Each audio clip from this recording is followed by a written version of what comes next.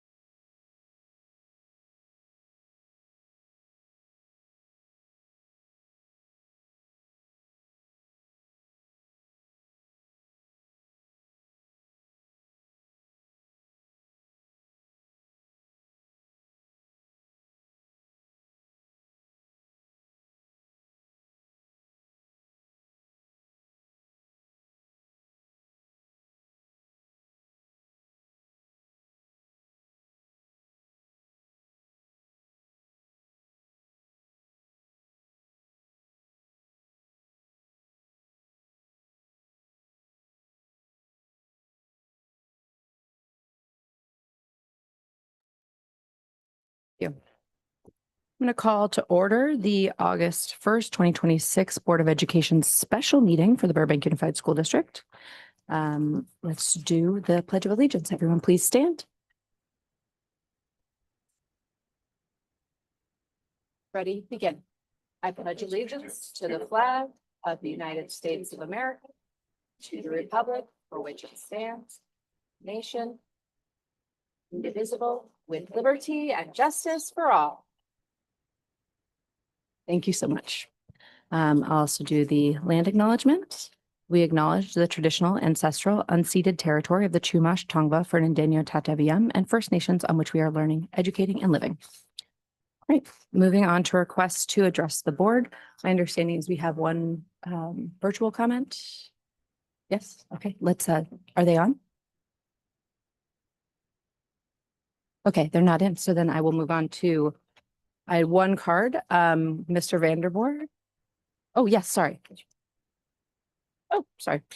Let me read the introduction to public communications. Those persons wishing to address the board may do so at this time and are asked to complete a speaker card. All public comments are to be directed to the board president. Individual speakers shall be allowed 5 minutes to address the board on each agenda or non-agenda item. However, in exceptional circumstances, when necessary to ensure full opportunity for public input, the president may, with board consent, adjust the amount of time allowed for public input and/or the time allotted for each speaker. Any such adjustment shall be done equitably so as to allow for a diversity of viewpoints. The president may also ask members of the public with the same viewpoint to elect a few individuals to address the board on behalf of that viewpoint. Please refer to the complete text of the Burbank Unified School Board Bylaw 9323 Meeting Conduct Public Participation. Due to the Brown Act that governs public meetings, the board cannot respond directly to public comment. The board can direct the superintendent and staff to meet with members of the public to better understand their concerns or points of view. With that, I have a card from Mr. Jeff Vanderborg.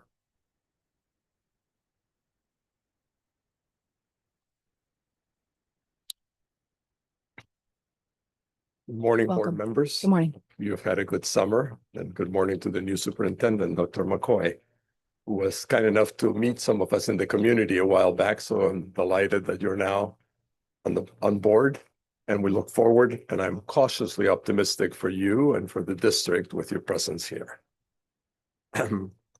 This Saturday morning meeting that you have is a critical one. Hopefully Dr. Arcanian will be here shortly so he doesn't miss the importance of it. Good governance is something that, as you know, we members of the public, or certainly I, have brought up on multiple occasions. They're incredibly important for the foundation of the work that you do. You know it. Some of you are on your maybe sixth time that you're doing this, or 10th time for some, or second time for others.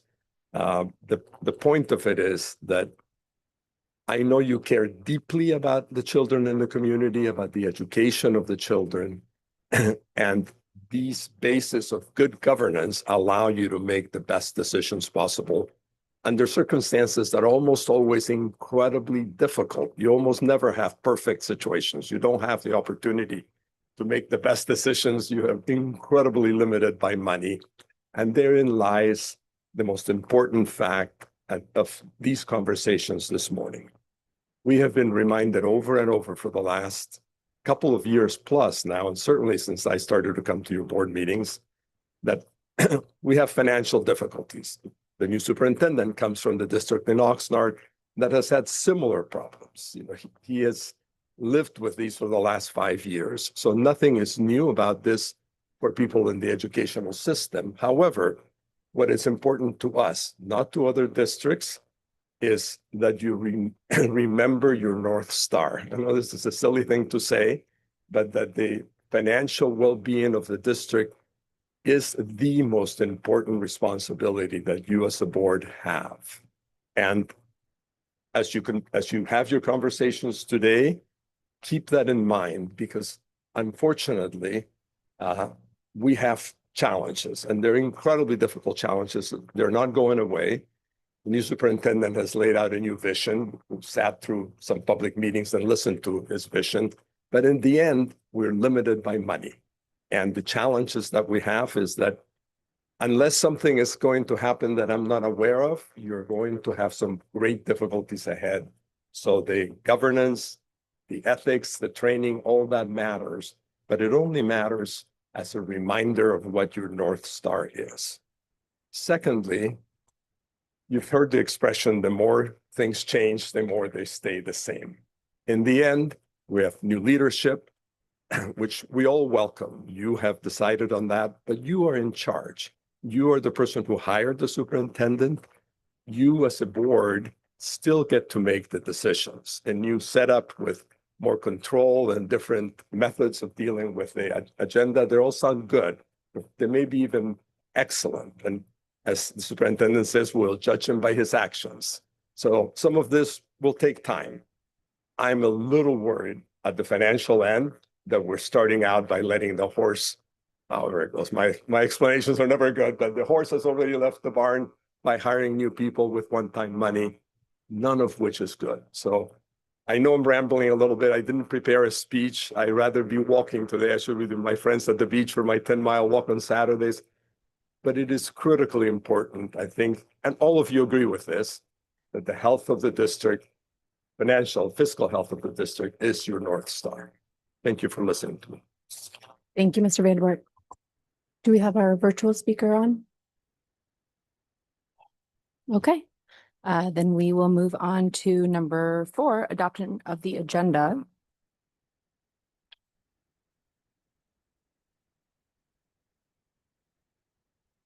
Can I get are there any changes that anyone needs to make, or can I have a motion and a second to adopt the agenda? So moved. Second. It was moved by Dr. Weisberg, seconded by Board Member Olson to adopt the agenda. All those in favor say aye. Aye. Any opposed? Motion passes. All right, discussion items. 5A, good governance practices. Dr. McCoy. Thank you, President Ponser Kamkar, trustees, staff, and guests. And welcome to our Good Governance Workshop today on Saturday. And really with appreciation for the trustees for being here. And this is something that's been discussed quite a bit over the last year. And really this gives us a chance to really set the table for the year in terms of how we're going to work together as a team. We have a new team in place. And we've gone through and started, I don't know if there's a way to pull up the slides or not in the room, but if everyone electronically could click into the slides on the agenda. The district started working on a governance handbook in March of 2026. And so where we're starting is with some of the basic information that was included in that draft handbook, the Good Governance Handbook. And so the first thing we were going to discuss today are the district's core values. And this is all our items today are discussion only. We won't be taking any action. So what we'd like to do is look at the draft of the core values, and I'll read them out as we're looking for this particular presentation in the room. So the 2019 district core values were as follows, and that's the last time the board took a look at redrafting the core values for the district. The 2019 core values: all students will learn and achieve.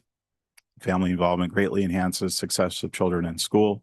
Highly skilled and effective teaching combined with positive personal attitudes and relationships are the essential factors in a successful classroom learning experience. The entire community is a long one, and all of its organizations and agencies play a vital role in the success of students in school. Schools, parents, and community must provide a social environment which enhances each student's ability to achieve a high level of academic success and physical and emotional well-being. It is essential to collaborate and maximize time, money, and human resources to promote shared responsibility for the health and welfare of all students.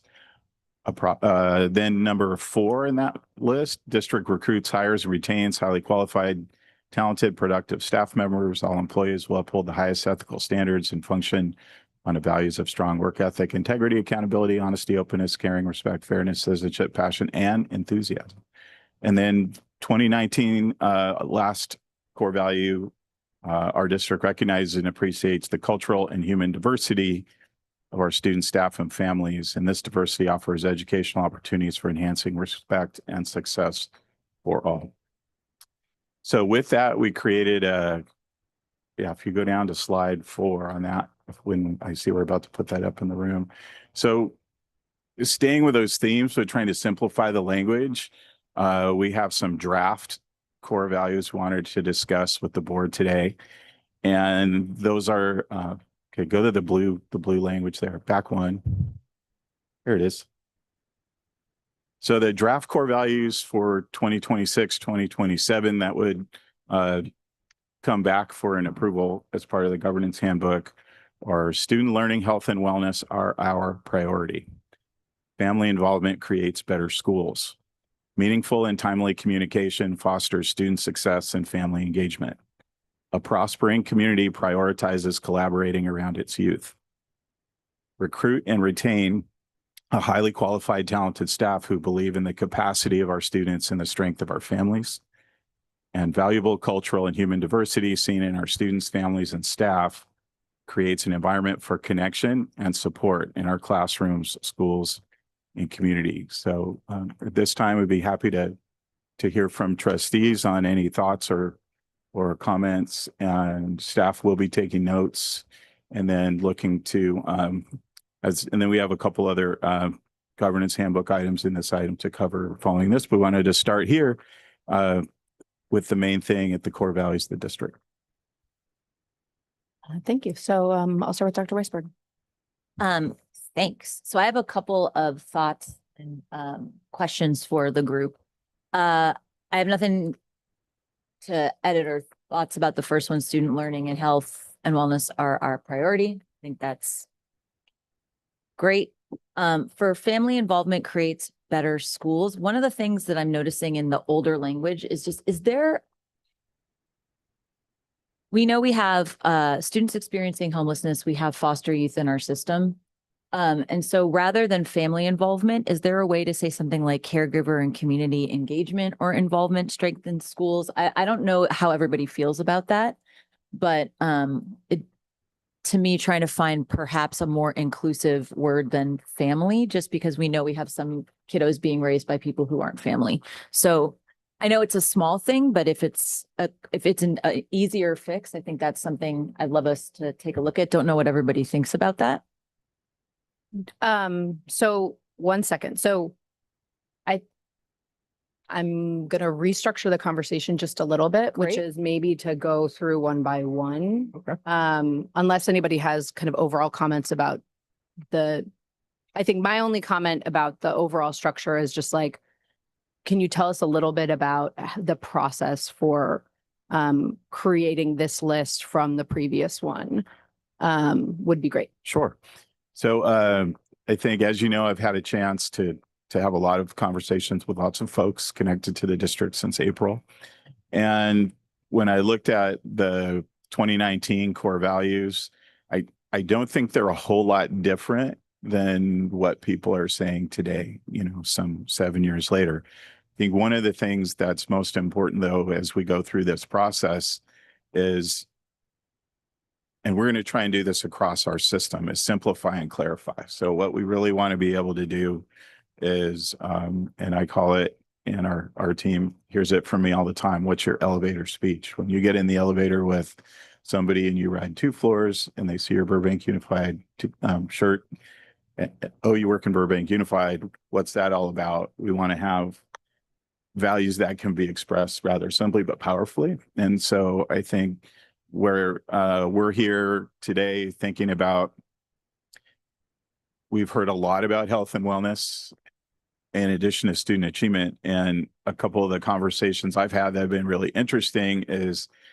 there is some thought that, mental health isn't the business of school districts. And I think anymore, that's certainly not the case. And so I think to clarify for us that in addition to having great partners and having great community members that help us with those issues that students face, that the district having a core value and then a core system around how we serve kids from TK through 12 in terms of helping them through all the components of growing up. That's the health, wellness, mental health. And then obviously the main thing, the academic progress that they need to make. So we've tried to capture that in these 6 core values. And also these frame the board goals. So we don't have the board goals. We're just going to touch on those today. Mm-hmm. But really we start with core values as a foundation. And then we look at there's most likely a board goal around student learning, health and wellness, around family involvement, around communication. They may not be separate goals, but they're all then the goals are mine to implement as part of my evaluation, but then become everybody's goals. So the thought is these come from a lot of the conversations I've had in the last 4 months, and really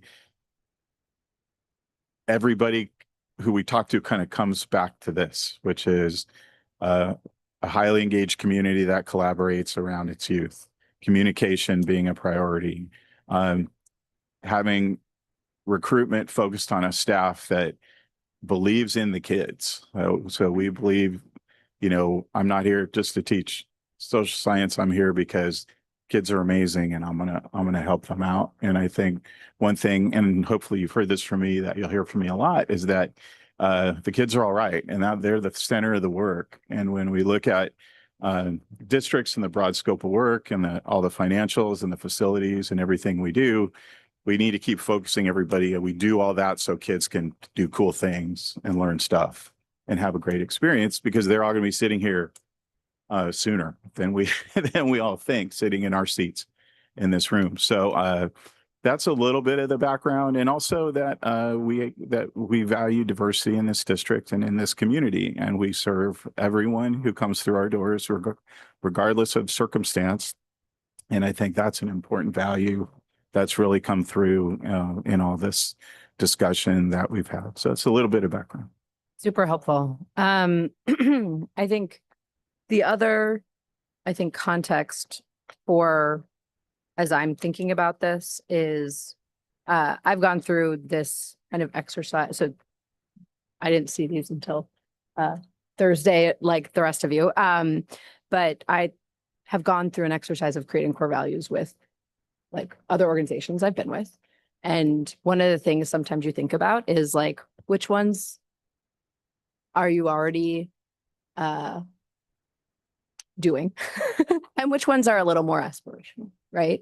And the example that we always give was like, oh, we really care about being punctual. And it's like, okay, but if everyone is always late, is that really a core value? Is it aspirational? Do you need to like set it aside, right? And this was in a corporate team context, right? But I think that's something to think about here. So then let's kind of take these one by one. So the first one is really about, first of all, I like that we have student learning at the top. Yeah. One of the things that came to me on this one, I do want to make sure that it's still learning kind of first as the priority, or that it's kind of learning and development, unless we are really, I know we do a lot of mental health services for our students, and that's really important and it supports their learning. I'm just trying to think about like, how do we, if someone were to see health and wellness, student learning health and wellness, would they think that like we do a lot more wraparound services than we actually are doing? And maybe that's an aspirational value for the district. Well, I think one of the things that's become clear for all of us over X number of years is that there's no way for our students to learn effectively if they're not in a space that feels safe and supported. So for me, there's no way anymore, I think, to disconnect the two. And because if we're not focusing on health and wellness, there's no way we're going to get the kind of student achievement and student learning and growth that we want.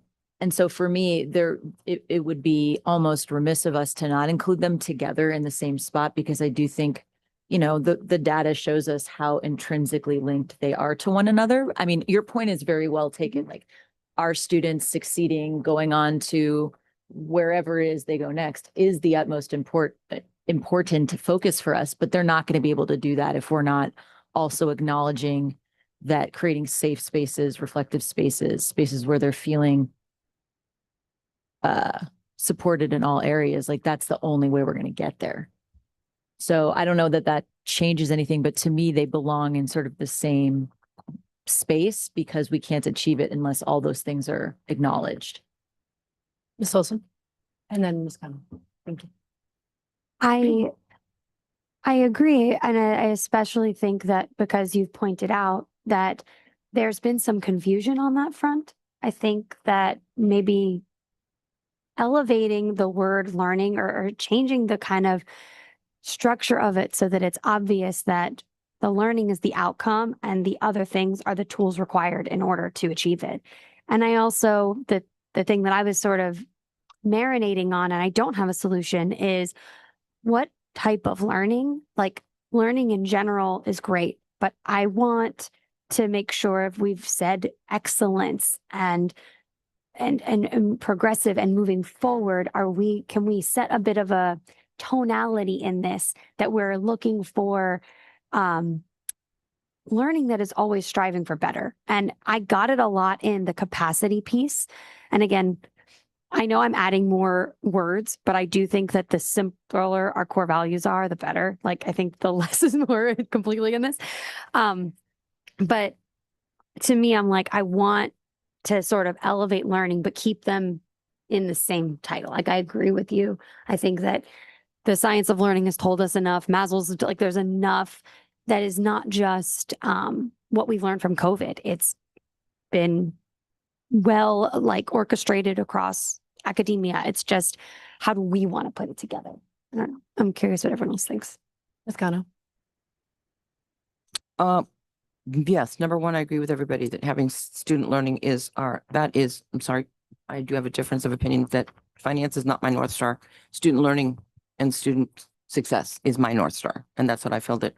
And that's, I think we're after, again, going back and reading the governance core book, I'd read it before. I think Dr. Macias, you gave us that book, right? And I know I looked and I was like, oh yeah, we were. But reading it again, really in depth, it was like, oh, wow, we didn't. Oh, we did. Oh, there was a lot in that book that it was a good second read. And again, going back to it is again, it's like the whole thing. We are all here, for student success, for student learning. So I guess looking at this and having been in teaching now for, like I've said, about 400 years, there's a lot of vision statements out there. There's a lot of mission statements out there, and we can put whatever we say are our core values. I do agree with Kelsey. Let's make it simple because they can get really, but as John Goodlad said again, 300 years ago, when you close the door, what happens. You know what I mean? Teachers are there's a lot of autonomy.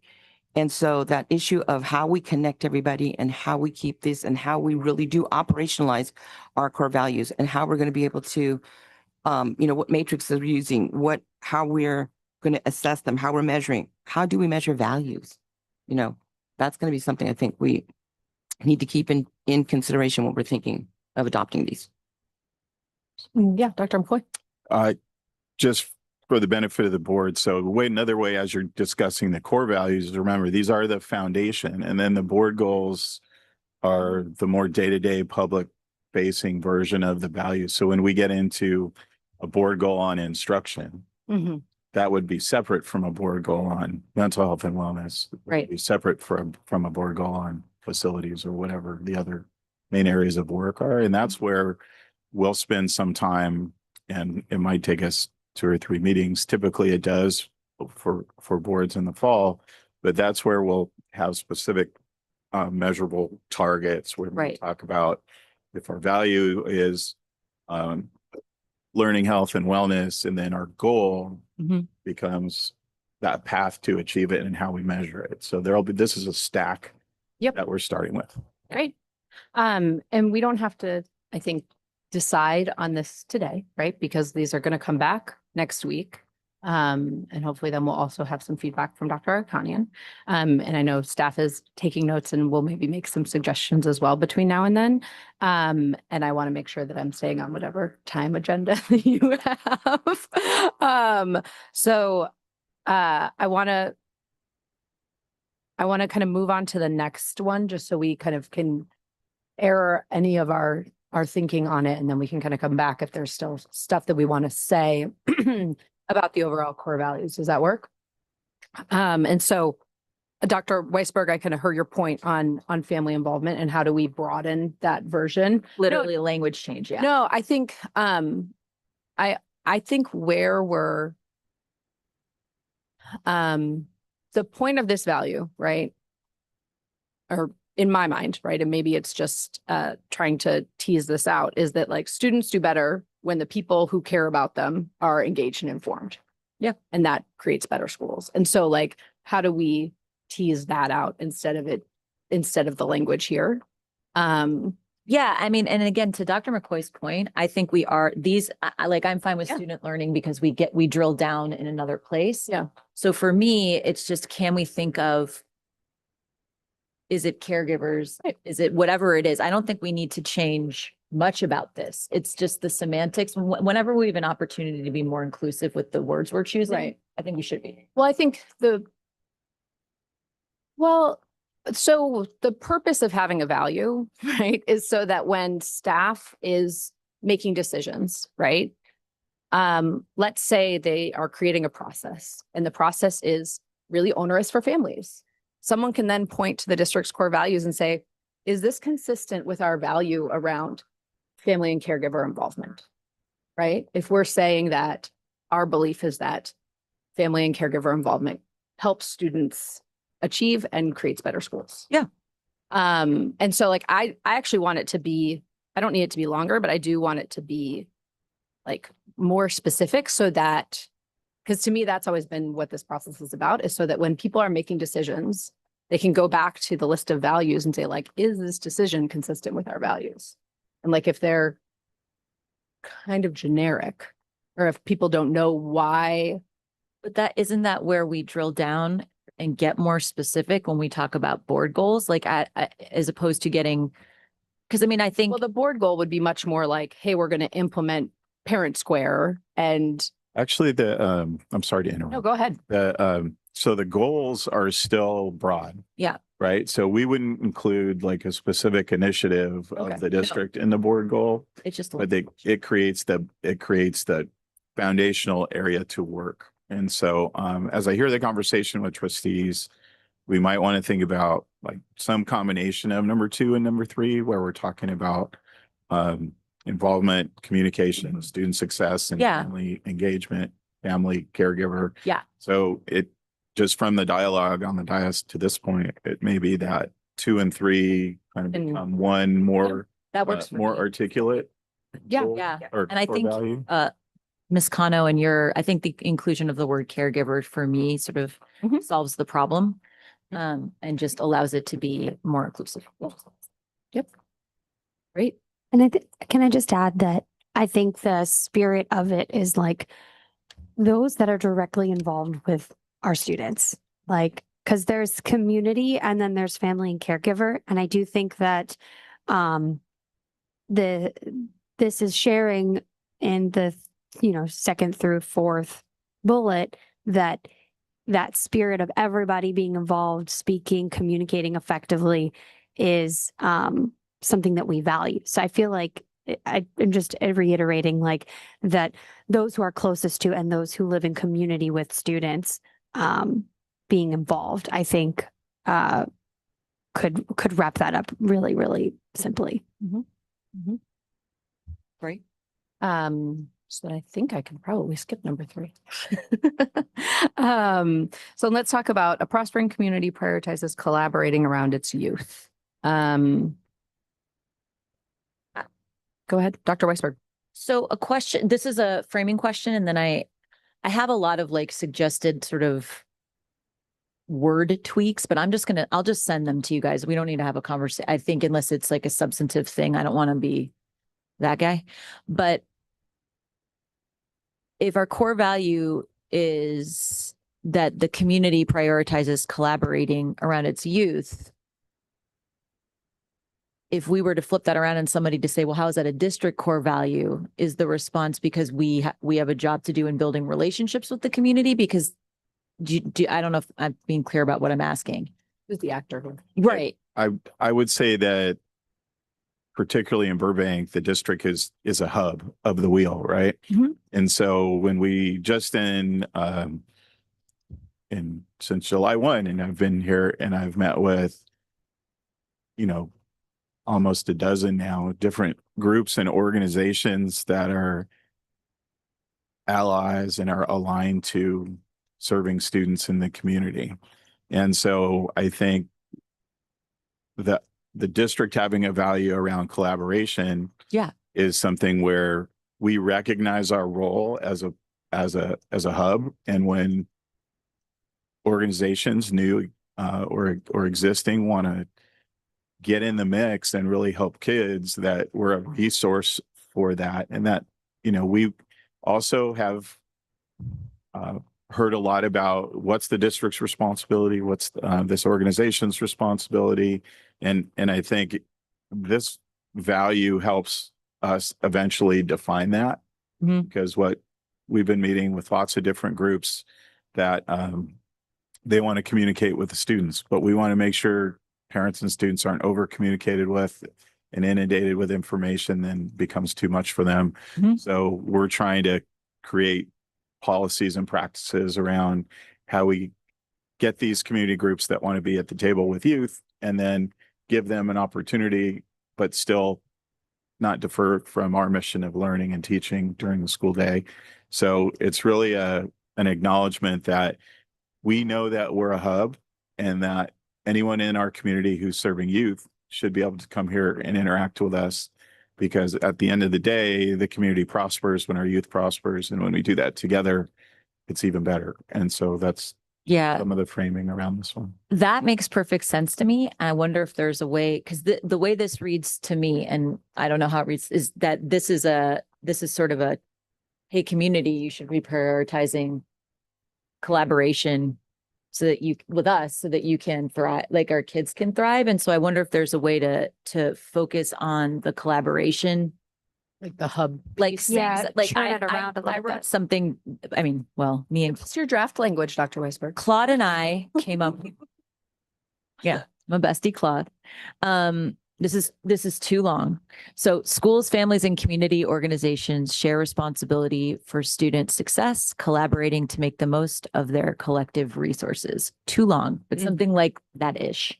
Can I, that was the same feeling I got too. But I think the reason for that feeling of like, hey, everybody, this is something that we all have to work on together. It's missing that ownership by that first word being community. And it should be us. Like we as the Yeah. district, like take, and this is not the right words, but like take ownership of the position we hold in this community in being that central hub. And I think the essence of what I want from that core value, minimal amount of words, is our ownership of that role that we hold. And then we expect the community to partner with us in that. And that we reach out to community organizations, et cetera, for that kind of partnership, right? And that, and that would be foster- later, Yeah, but exactly. the essence of that value is that like we take ownership of our role in that. I have a suggestion. So I think what we could think about is prioritizes is the verb, the action word for us. Yeah. As the district. So we say, how do we define ourselves? We prioritize collaborating and sharing collective resources or something like that. Yeah, but it's the district prioritizes collaborating with the community to better serve youth, something like that. But I really think that just as one person, for me, the most important words are prioritize and prospering, because I feel like one of the things that you know, and you'll hear me say this a lot, what's good for kids is hard for grownups. And sometimes if we can take two good ideas and create one better system rather than having to sort of work with adults about who owns this idea and who's getting credit and did they get an award and all that stuff, we can think about how if we serve as that hub and prioritize this collaboration, a lot of times through our resources, we can give folks, well, talk to this organization that met with us yesterday and talk to this organization that met with us 10 days ago. And then, you know, we can all have that great interaction around the youth in the community. So I would agree that I think we can reorder some of the words to create that effect that the district prioritizes collaboration with our community around youth or something like that. I would just say if we're using prioritizes there, then the first one should be something stronger. We were on the same wavelength, but as we look back Yeah. and I'm kind of like echoing that same feeling across all of these sentences, you know, at least the first ones, it's like we're starting with student learning and family, but maybe if we sort of, there could be a world where we say our priorities are, and like that's the off for every single one of them, something like that, because the priority is kind of coming up through it pretty. And I think we consistently. could have sort of those first 4 or 5 words and then the core values are all start with that preamble, so to speak. Okay. Next one is recruit and retain a highly qualified, talented staff who believe in the capacity of our students and the strength of our families. I like this one. Yeah. Except for that it's not a complete sentence and the rest of them are. And I am a former English teacher. Period after it. Which is correct. Yeah, that one got away from me. Sure. Last one is valuable and, or sorry, anything else on? No. I think that one's great. And I think it's, saying that that's important across the board, no matter where you sit in the district, I think is really clear, right? Valuable cultural and human diversity. Valuable cultural and human diversity seen in our students, families and staff creates an environment for connection and support in our classrooms, schools, and community. Go ahead, Dr. Weisberg. So I have like 27 suggested like edits, but which I won't go through, but I think it's just the wording feels a little confusing to me. The meaning does not feel confusing to me, right? Like the meaning, absolutely. But I think, something along the lines of hold on, connection and support.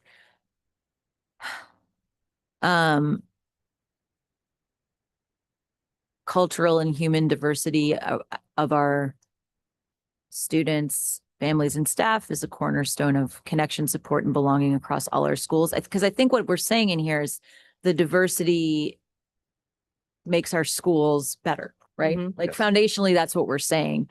And so I think human diversity is a weird phrase for me. I get a little stuck around human. Is that like neurodiverse, physically, Yeah, this one, physical able? this is a wonky sentence. Yeah. And so I think the themes you're expressing are, we clearly in this district value the differences our students and families have, in that it makes a richer Yeah. school district and experience for everybody. So we are very much open to suggestions on how to capture that in some words where it's not exclusive but inclusive, and that it's not so sometimes in a diversity statement, if we get into every single quality that makes our community rich, Yeah. then we leave someone out. And then, Yeah. and so I think we're looking for a way to capture that the diverse qualities and strengths of our students, families, Yeah. community, really support the work Yeah. that we do, because we can't work toward one strength Right. in our community. We have to understand that we have to have the capacity to address the strengths of everybody. And really, how do we continue to talk about that in the strength language and not a deficit language? So sometimes Yeah. school districts in the past, and I haven't seen that here, will have a diversity statement that speaks to the deficits of folks Right. that need to be closed. Like, we're going to close these deficits that you Right. have, and I don't see that here or hear that here. So the question is, how do we word that in a way that captures that value, which is, everybody comes with these amazing skill sets, and and this is why I like and the capacity is a big word for me, because I think, students grow differently, they learn differently, they mature differently. And at times the school systems only prioritize students who learn on a certain timeline in a certain way. And what we want to say is, if I can enter our district and leave knowing more about myself, then that's the ultimate goal. And it's not that, I got there in 5 years and someone else got there in 10. It's that we're highlighting to the kids in particular, like, hey, you're good at stuff. Yeah. This is how we're going to help you get even better. And so for me, this is about how we frame this and never tilt it toward a deficit that we're filling. So that's why the words are. What about the diversity of our community is a source of strength, one that deepens connection and enriches learning for every student? Or, You have so many suggestions. well, this one's a tough one, man. It is. Yeah. Can I ask I see, Ms. Yeah, go ahead. Wilson. I just Go ahead. I guess coming into this district, like, to take a little step back, I think one of my favorite feelings I left my interview process with was like, everyone was on the same wavelength when it came to celebrating and like acknowledging how diversity can be so positive. And like, I'm just wondering if, and this is just throwing it out there, but like, can we lean on that as an already pre-existing strength and build on it? Like, in taking language, making it simpler but more powerful, and saying like, diversity is our strength, and we're going to continue to make it our strength by the communication and the it doesn't need to be in communication, but I think we're in a very interesting time in our world right now where we want to make sure all opinions and beliefs and the diversity within human thought and background and culture are all acknowledged and celebrated.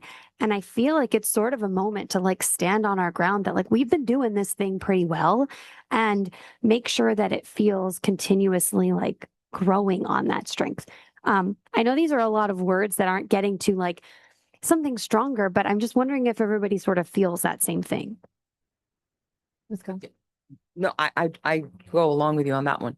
And I think that's a really good point because all the things we're saying, we have to keep coming back and going, this is what do we value? And I think we can say we do value that. We do look and celebrate diversity in this district. I mean, I work in a district that we're a much more homogenous, ethnicities and such. And, so we don't have as much. So coming here and seeing that with so much, there's a real celebration of it, so that we are doing something. So I have no problem with kind of not resting on our laurels, but kind of saying this is a value and you can see this is our value and this is what we value. And we want to be thought leaders in this value continuing forward. I guess it's sort of the essence that I want to get out of it. Maybe we celebrate that we value this diversity by celebrating and leveraging it for the purposes of connection and student learning. Something around those lines, right? That we show that we value it. We don't just say, demonstrate. Yeah. So that we're not just paying lip service to it. We're not just doing, we're doing Cinco de Mayo and we're doing, we don't. Yeah, absolutely. Yeah. It's much more interwoven. Yeah. This is one that it's made me think more about truly the spirit of our district and how unique it is. And so, yeah, I think just keeping to noodle on this one, it would be important. Because originally, my first feeling was can we combine this one with the staff? And then I was no, this has to stand alone, but it has to be powerful. I don't know. That's my nug. Anything else suggested? Okay. I just wanted to make sure we were getting feedback. No, for sure.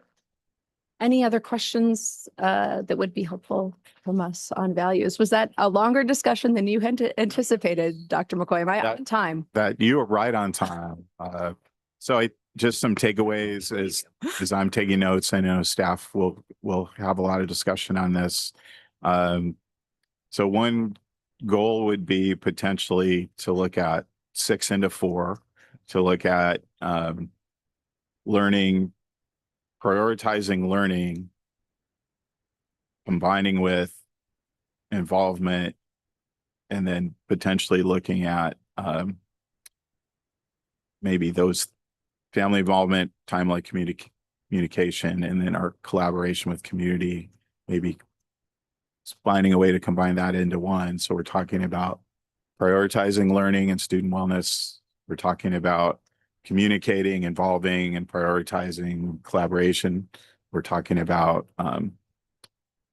highly qualified staff who believe in the I might suggest the true capacity of students. Mm-hmm. And then rewording our diversity core values so it reflects ongoing work based on we're in a good place there, and then moving on from there.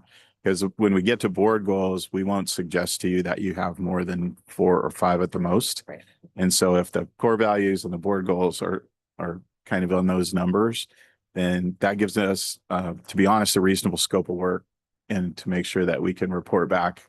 And because when we do board goals, we will have a year from today, we would be reporting out to you our progress update on board goal achievement for 26-27. So that's in an annual update to the board that we should have. And so if we pick a board goal on anything, we find a way to report back to you that it happened. So these are aspirational. The goals are how we implement. Okay. as we get there. I would just say I'm supportive of 2 and 3 combining around communication with family and caregivers. I do think community collaboration should be separate, just because I really want to make sure that like family engagement and caregiver engagement is its own separate thing, because I think that's something that we have struggled with in the past. So Yeah. That feels like an aspirational value to be in this particular moment anyway. Great. So governance norms. Can we go to the next slide, please? So in 2019, these are and were and are the governance norms the district set forth.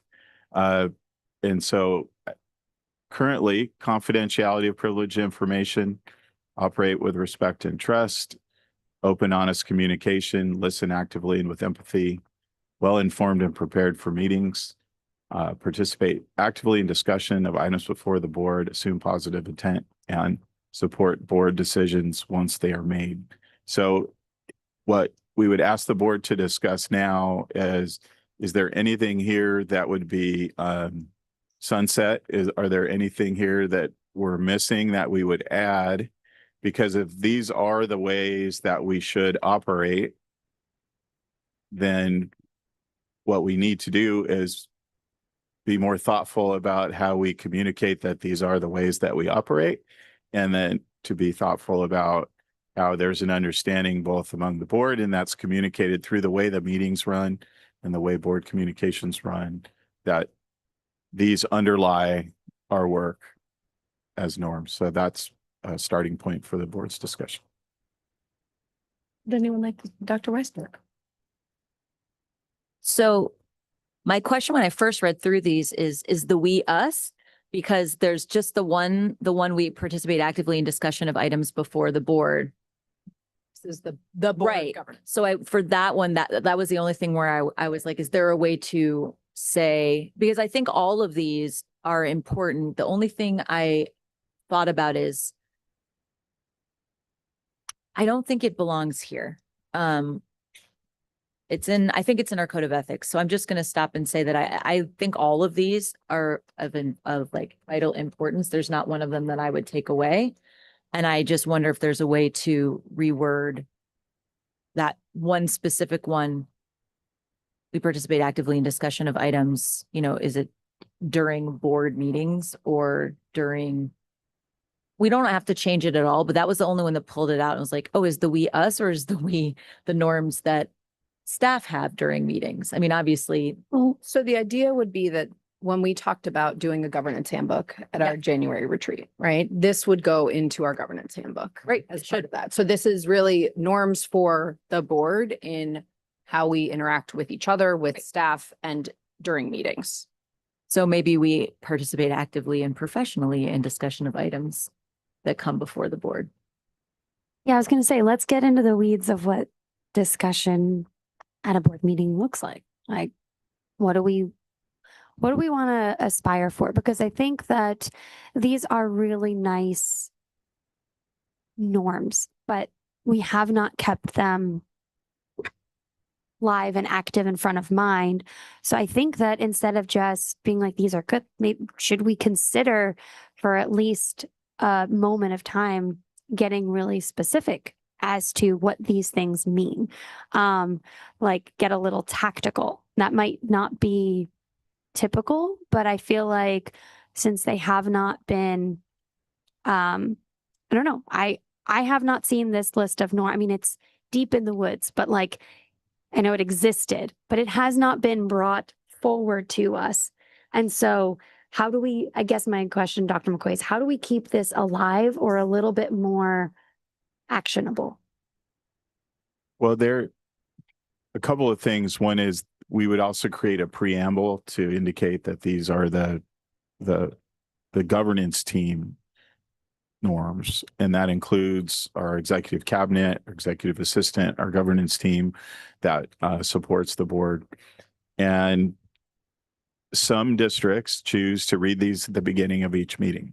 And so if we thought that was something that would be helpful to, as a reminder, just to us as the team about how the meeting is gonna go, and then we could along with some of the other things we read when we open the meeting, it is something where we could have the president say, you know, as a governance team, and we could have like a, you know, a more bullet pointed version that's read in the meetings, but we could, to keep that top of mind, do something like that operationally as part of our agenda if we thought that would help us with staying on task when it comes to these. I think the good news is a lot of these are designed for boards where we have a lot of bad behavior on the dais, which isn't this board. And so, but it's important that if a new person comes on the board, then they understand that this is how the board is approved and choosing to operate as part of its governance handbook. And so those are just different things we could do. I think you could, you know, have a little discussion about what active discussion means. Yeah. But I think the one that's most important is actually the last one. And that, you know, if there's a difference of opinion on an item and the board makes a decision, then we're moving forward with that item as approved. And that, and we haven't seen that, at least since I've been a part of Burbank Unified, meaning watching meetings and then becoming a member of the team. But in some boards, if there's an item and it doesn't go somebody's way, then it keeps coming back and coming back and coming back. So I think, you know, as superintendent, the one that I want to make sure that, you know, we've just said in public, because I haven't seen that from our board, is that, you know, so we're going to have differences of opinion, and I think that's valuable. But when we make a decision, that's the decision of the board, not of one board member or of three or whomever made that choice. And I think you're sort of, sorry, getting to something that we could maybe add, which is sort of the acknowledgement of we are a unified board. And I know that is board understanding 101, but sometimes it's just important to make sure that that's super explicit. I don't know. Sorry, Amy. Dr. Rice. I mean, I think one of the challenges in all of this is that we can't make anybody do these things. And that's really frustrating, right? And so I was thinking about this last night, that there was this innate instinct in me to want to get really specific about what well-informed and prepared means, right? Or what actively participate in discussion means. But I do like that there is room for this, but I do think that the hard thing for all of us is there's not going to be a way to make anybody actually do these things, unfortunately, right? Like I like the idea of reading them before meetings. I think it's important to remind the community that we are holding ourselves to these standards. Will everybody do it? I don't know, right? But it's like, it's tough because we are creating a foundation, we're highlighting this foundation, but we have very little ability to enforce these norms for everyone, right? And so I think getting more prescriptive for me, I don't think is necessarily the answer. I think that, so I would just say, yeah, I don't think that getting prescriptive is necessarily going to make these stronger. Well, I think what it does. Just 1 second. Yeah, Which for sure. is, so as part of a governance handbook, right, we would have norms, and then we can also get specific about what some of these things mean in practice, Yeah. right? So we can have some like specific meeting guidelines. And what I would say about the enforcement, right, is it's the same thing as having core values, right? Is that then when there is bad behavior, you can say, "Look, remember that the governance norm that we agreed to and that we all signed to in a governance handbook is open and honest communication, or, you know, treating each other with respect and trust. And I'm not seeing that from you. Can you correct your behavior?" Right? And there are enough current teachers and former teachers on this board that I feel that will have that no one feels uncomfortable saying that. But you know, I think that we can get more specific about some of these things in there. And I have one more thing, but I'm going to let Ms. Wilson talk. Well, I think it would be less to get prescriptive and just level set to what each other's meanings are of things. Like, for example, I was listening to you and I had like a trigger of a thought and I did something disrespectful, which was I'm listening to you, but I already put my mic on. I did that by natural. I don't think that's a respectable thing to do because if I'm listening actively and with empathy, I'm not doing that. And it's setting examples like that. Or if somebody is speaking, what are we doing? How are we showing that we're listening actively and with empathy? I think we could all use a refresher on what that means for each other. I have a feeling we'd have differences of opinion. And so it's like, I think we could get, you're right, inside the protocols, I think expectations broadly. Yeah. But based on this board today, and it doesn't need to be in this discussion right now in this moment, but I think that getting a little bit deeper and like, and even you just said, we operate with respect and trust, but to each other is not there. So maybe that needs to be added too.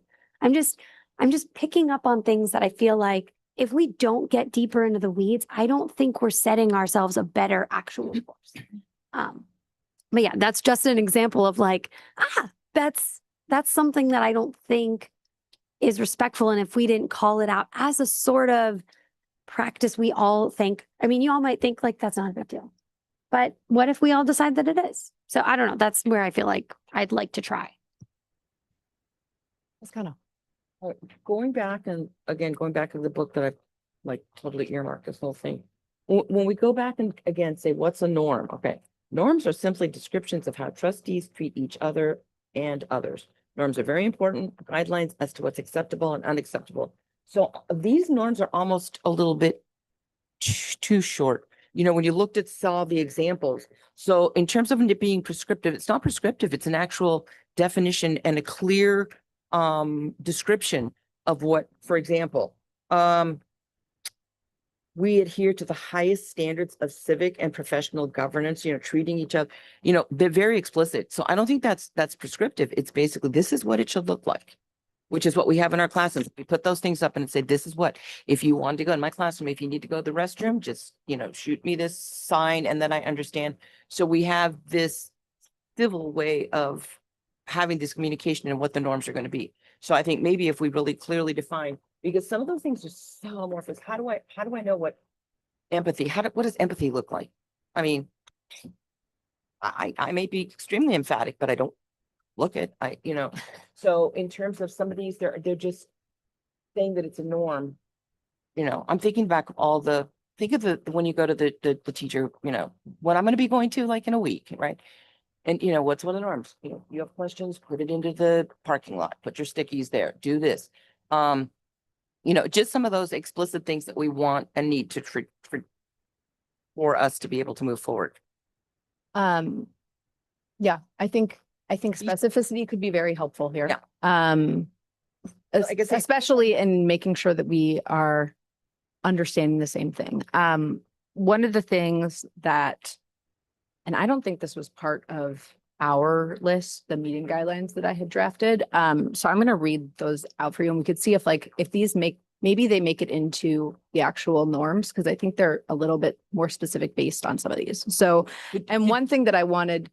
Yeah, like I say, even this in the book, some of these things like we are aware and responsible for our nonverbal and verbal behaviors when Love communicating. that. You know, Mhm. we're going to be aware of our eye rolls. We're going to be aware of our, you know. Is this? Bylaw about meeting conduct? Potentially. Okay. So the meeting guidelines, and the one that I would definitely like to ask or to add is we'll keep our focus on the best interest of students. Right. That's not in there anymore. And I do think that or at all. And I do think that being able to say like, is this conversation at all in the best interest of students? The next one is we'll communicate openly and honestly with each other and avoid hidden agendas.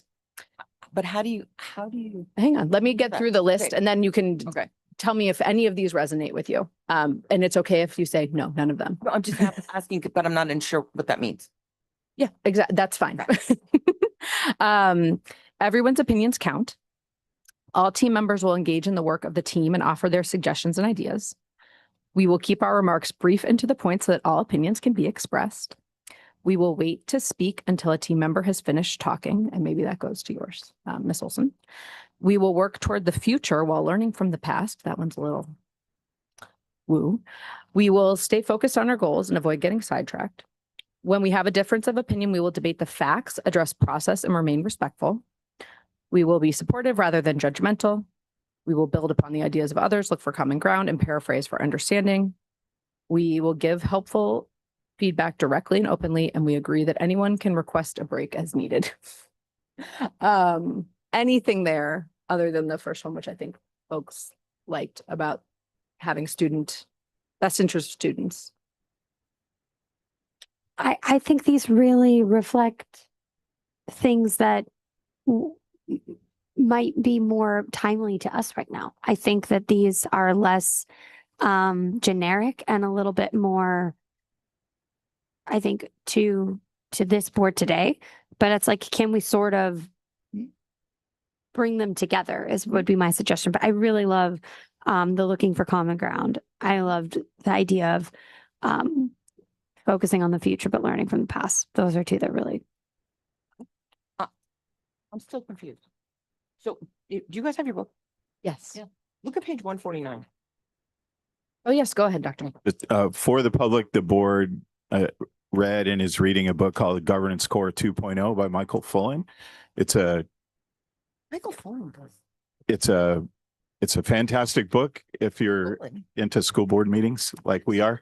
There's an and extra copy it's because I a- had one anyway. It's actually an updated post-COVID version and has a lot of good things to say. So we did want to let the public and the community know that we're working from a defined research base in this work as we work to establish our handbook and our norms and protocols. So if you look at page, 148, 149, I like that they kind of put it in through their governance principle, what their norm was into that. And so for me, I guess this is something that I do think maybe we're going to be openly thinking about more after, I know where we're going this year. For people like me who are very literal, I do not do well with figurative language in terms of people giving me, it's very amorphous for me. I'm like, okay. So people with, like ADD people, we have to really have it spelled out to us because then I kind of go over. So when you look at point 148, 149, it was very clear. We commit to upholding and working within the board adopted governance. We strive to understand different opinions expressed, but we are aware of and responsible for our nonverbal. And then you go to the next page, 150, and it was something that this would make me, I would lose my marbles. I wouldn't be able to do this because I'd have so many, we respect and support one another. What does that look like? How? I'm sorry, what? Oh, Sorry. see, I'm like, what? See, I told you, I will get totally thrown off. I'll tell you what happened. Yeah. I got distracted by ADD. Yeah. I asked Dr. McCoy who it wasn't. Oh, Please continue. so look at 150. We welcome input. We communicate openly. What does that mean? How does that look? I mean, how is that? Because it gets so much wiggle room for people saying, well, that's fine. And I don't think that's a norm. A norm is like how very specific in terms of how we're going to be treating each other, how we're going to be doing how we work with each other. And when you give me something like that, I can totally yell and scream and say bad words at you. And I go, but that's how I communicate openly. You know what I'm saying? So for me, norms have got to be a little bit more, and they're not prescriptive, Emily. I'm saying they're just more like, remember how we talked about earlier, that idea of prescriptive, and I agree with you. Prescriptive is not what a norm is. A norm is just going to be kind of just a definition or specifically what you're going to see people doing, how we're doing it. Yeah. I mean, both of those examples are given in the book as good examples, to be clear. Yeah, I know. So, and one that I had kind of forgotten about that was in here as well, and it's on both of these, is really around, we don't surprise staff, nor do we expect to be surprised by staff, right? I think and I think on the other one, it's called like, we stay focused on our goals, follow the no surprise rule, and agree to maintain a sense of humor. We come prepared for board meetings and use the time to listen, discuss, and seek consensus as we make decisions. So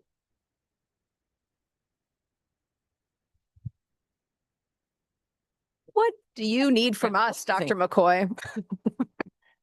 Well, uh, so I think this is the purpose of today, right? And these are from 2019, and we've sort of had a global pandemic since then and a lot of things happening.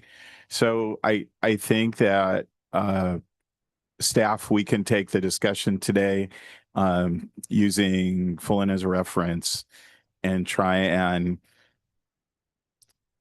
get to some language that has some of this clarity that the board is discussing right now, that is something that we can point people back to if they step off the line, so to speak. So I think what we're really looking for in a norm is it's apparent when someone violates it. Yes. And I think that's to Trustee Kano's point is that, you know, the way I talk is I just cuss at people and yell at them, or is that violating a communication norm that we have? So I think we can look for some language as we update these, and these will all come back as part of the governance handbook. So the goal is with the core values, the norms, and then the protocols in a moment, that when these come back to you, they come back as part of the handbook for different parts of discussion. We would have that for you on the 20th. So we actually have some time because we posted the 6th already last night. So I think this is the kind of discussion that staff we were hoping you'd have today. Dr. Weisberg. You said something about just now about communication norms, and I think that I was trying to figure out where I was getting stuck, because I think for me, when I'm looking back at the governance norms, the well-informed and prepared for meetings and actively participate in discussions of items before the board, like those to me are the most important. And then a separate conversation is, how do we conduct that? How do we show that? How do we communicate that in meetings is sort of a second conversation, right? Because so I'll say that I think that there's two big issues, which is one, are we doing our jobs as trustees, right? Are we doing the reading? Are we doing the research? Are we asking the questions? Are we coming ready to engage? And then when we're here, are we staying engaged actively in the items that come before the board? And then to me, the sort of offshoot of that is how are we embodying that? Are we being whatever else it is, right? Are we operating with respect and trust? Are we, those kinds of things? And those are the more amorphous things that are harder to sort of pinpoint because they look different to different people. So I do think that there are norms that to me aren't subjective, right? Like coming prepared to the meetings. So is there a way for us to sort of separate, I don't know, and maybe there isn't, like the foundational pieces, maintaining confidentiality, well-informed and prepared, participating actively in the board meetings, because those to me don't, and we can drill down on what that looks like, but right, that's sort of the job description. And then the other elements of these governance norms are like, how do we portray that? I don't know. So to me, it's sort of two different things, because if we're not coming to board meetings prepared, I don't really care that you're being respectful on the dais, right? Like I care a little bit. Well, right. I mean, I don't want you to be disrespectful, but if you're not reading the board agenda and and then you get up here on the dais and you waste staff time because you're asking questions you should have asked in the weeks leading up to the board meeting, to me, that's that is a hugely important norm. And I want you to be respectful, but I want you to do the freaking work, right? And to me, that's foundationally what we as board members are supposed to do, which is the work to support student learning and the success of the district. And so I don't know if they belong elsewhere, but like I am significantly more, I feel like for me, and again, I'm not advocating for people being jerks. We've seen what happens when there are board members being active jerks, right? But I am saying that doing our job that we were elected to do, to me, is foundationally like that's the norm. And maybe it belongs in a separate category than how we communicate those things in board meetings. I don't know. I think they can all live together, Okay, right? Because I think even the scenario you're talking about where it's okay, someone's not prepared, they also cannot then be also violating the norm of being disrespectful, right? Sure. Like it's not a two wrongs make a right kind of situation. I know you're not, but I'm saying I think they live together because you've got to be able to Dr. McCoy's point, like it theoretically, right? It should be pretty obvious when a norm is violated, or when you can say like, hey, I have a question about whether we're being consistent with our norms right now as a group or individually. Ms. Kano. Well, I'm thinking also this norms are going to be, always think of us, we just said, think for the future. Mhm. You know, it's clear, you know, we're going to have new board members. So when we do, what do we want them to understand? You know, how are the norms going to assist them? So in terms of, I know we're looking kind of backwards of this has happened. So I got that, but also then how will that support them in understanding coming in to go, oh, this is what I got to do. And I might, you know, hit the ground running. What do they expect? What's happening? What should I be seeing in a meeting? And therefore, and even for the public, for community to look and see, oh, those are the norms. The board should be doing that because that's, you know, that's the norms and what they're supposed to be. And they voted on it and they've signed a governance handbook saying that they've all agreed on this. I absolutely agree. And I think, like the idea would be that when we have 2 new board members next or in December, right, that they're able to just kind of, all we need to do is teach them how to turn on their mics, right? That they've been able to like look at the whole governance handbook and they say, okay, I know what this is supposed to look like. I know what I can hold my fellow board members accountable to. What we would have loved to have seen. What we would have loved to have had, right? Okay, great. Then let's do governance protocols is the next one, I think. So can we move down to the next slide and Dr. McCoy? Yeah, we have a goal of about 15 minutes and then a quick break and then the next presentation. You got it. So these are also from the current draft of the governance handbook, and protocols start to get a little more operational. So norms are aspirational, but should be implemented through our behavior. Protocols are typically around implementing rules and how we conduct the day-to-day business of the governance team. So adherence to the Brown Act and annual Brown Act and ethics training, and that's happening today. Professional development and onboarding, which you're just talking about. How do we onboard someone who's new in the role of a school district board member and trustee? And then having the board take advantage of professional development opportunities through CSBA and other organizations. Agenda development. How do we develop a clear, concise, consistent agenda that's understandable to the public? Board questions on non-agenda and agenda items. So how do we, as was stated earlier on the dais, how do we make sure that board members have answers to the questions they need? And that goes back to that no surprises rule, which would probably be good to include in the norms. Responding to concerns and complaints. So as trustees, when we receive concerns and complaints, what actions do we take? Meetings with staff and site visits. And that comes to understanding the impact that that the trustee has. And we have this all the time with our management team. So we tell our principals when they're new that people react to you as the worst leader they've ever had until you prove that you're not. And that has to do not with you as an individual, but has to do with the title principal or assistant superintendent or superintendent under your nameplate, your name tag. So I think it's important for board members to understand they change the room, just like you do when you're in any leadership role. And then how can we help board members stay engaged, stay trusted by the community, have the community members wanting to communicate and reach out to them, but also being aligned to the no surprises rule for staff. So I think that's a good point of discussion. Board commitments, assignments, and event attendance. So there was a time when the board served on, had board committees that then brought recommendations to the whole board. We haven't done that for a while. And there's a question of whether that should continue. Also, event attendance. So like we're going to organize ourselves so that we're not all at the same school on the first day of school on the 13th, if we want to go to visit schools, like things like that.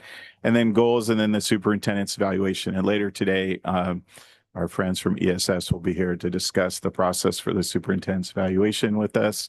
But really, the superintendent's evaluation is the implementation and conduct of the board goals. And so these are, and these would have sort of discussion, short paragraphs in our handbook that give a little more. So these are just the topics and the titles. But we wanted to hear from trustees today. Is there anything that needs to be added? Is there anything that's a particular pain point we want to discuss a little bit while we're here in this meeting? I'm going to go Ms. Olson and then Dr. Weisberg. Sounds good to me. Thank you. A couple things that, as the newbie, I think could use specific attention as you kind of write out the paragraphs. The first was site visits. I think what was really great as I went about trying to go and visit all of the sites, it was a very helpful thing to do, but I do think it was very interesting kind of how it was perceived by all of the admin. It was sort of in some ways it was like, why are you here? What do I do? What is the best use of this time? And I'll be honest, I didn't know either. So I think some kind of guidelines for board members and also guidelines for staff to understand what is the value, and when a board member does come, what are sort of the similar types of things? And because I had sort of a list of questions that I asked everyone just as I was trying to learn. But I think just some guidance for new board members on, what can be expected, and then the same back to staff. And then I would say the similar cadence and what is appropriate in regarding meetings with staff. I think that some very clear guidelines on that would be very effective to understand, how do we get the information we need, and how do we maintain the professional relationship that is respectful to the hierarchy of the governance setup. I do think some more structure on that would be beneficial. And then in agenda development, I think that there should be some more learning as to what is the process and protocol to how something gets on the agenda, and how does it evolve, change based on agenda prep, setting meetings, and when it reaches the rest of the board, and how does an agenda item be added or removed. Some of those are more explicitly obvious than others, but I think those are some things that were and still are challenging to me, even how many months has it been? And just, from a consistency standpoint, I think that the obvious one might be responding to concerns and complaints, but I think we have some work to address that later too. But those were the things that I hope are a little bit more etched out. Dr. Weisberg. Don't know if this belongs here, but in professional development and onboarding, something I'd like for us to discuss is making the Masters in Governance course mandatory for board members after a set period of time. And I think that goes through, and again, I don't know if this is here or somewhere else, but I think that also is a conversation that we should have in relationship to automatic rotation. As far as when someone becomes board president or board vice president, what are the expectations in regards to attending agenda review, having completed Masters in Governance? And so I think we need to professionalize that and not work from the assumption that just because you've been on the board for X number of years that you automatically move into one of the officer roles, because they actually do require a lot of work. So just, I think it's a good idea. And in conjunction, then looking and seeing, so if somebody is thinking of that thinking about, okay, if it would be rotating you up, so are you getting yourself ready? Maybe there's Right, maybe there's a checklist of timeline. Yeah. If you haven't, then, Well, when I have when to I go to was plan B or something. when I got elected, no one even told me that Masters in Governance existed, right? So it took me about a year. There's with zero onboarding, right? So I couldn't have known. We don't really do a great job of that, right? And so this is something I think giving those details is hugely important. Right. To your point. Yeah, and I agree. Because like I wanted to do the classes, they're so expensive. I was like, ugh. Well, it's an investment in us as effective trustees, right? I agree. The last thing that I would say about this is, and we'll get into this more, I think, when we talk about bylaw 9200, but in relationship to meetings with staff and site visits. I do agree, like, the practice that I've gotten into is emailing. I never make surprise visits. The worst thing you can do to anybody ever of all time. And so the protocol of like including the superintendent whenever you are going to go visit a site or have a meeting, I think is really, really important. I do want to talk about the difference between that and when staff reaches out to the board because they want to have a conversation about something and feel Want it confidential. and want it to be confidential. I think there's a differentiation that we need to establish between those two things. And I think that's really important for us as effective board members. So I love that you brought up the staff and site visits because that was also something that I just sort of figured out. And not having to figure that out, I think is going to be really important to have those things sort of codified. Yeah, I think these, I don't know that I have additional ones here, but I do think like making sure that the professional development and onboarding kind of links back to the job description, the job, quote unquote, job descriptions and bylaws for description of the role of the president. There's not currently a bylaw for the role of the vice president, but we should have one. Or for the clerk. Yeah. Would be kind of my only particular feedback on this until we see kind of like what the protocols actually are. Ms. Cano.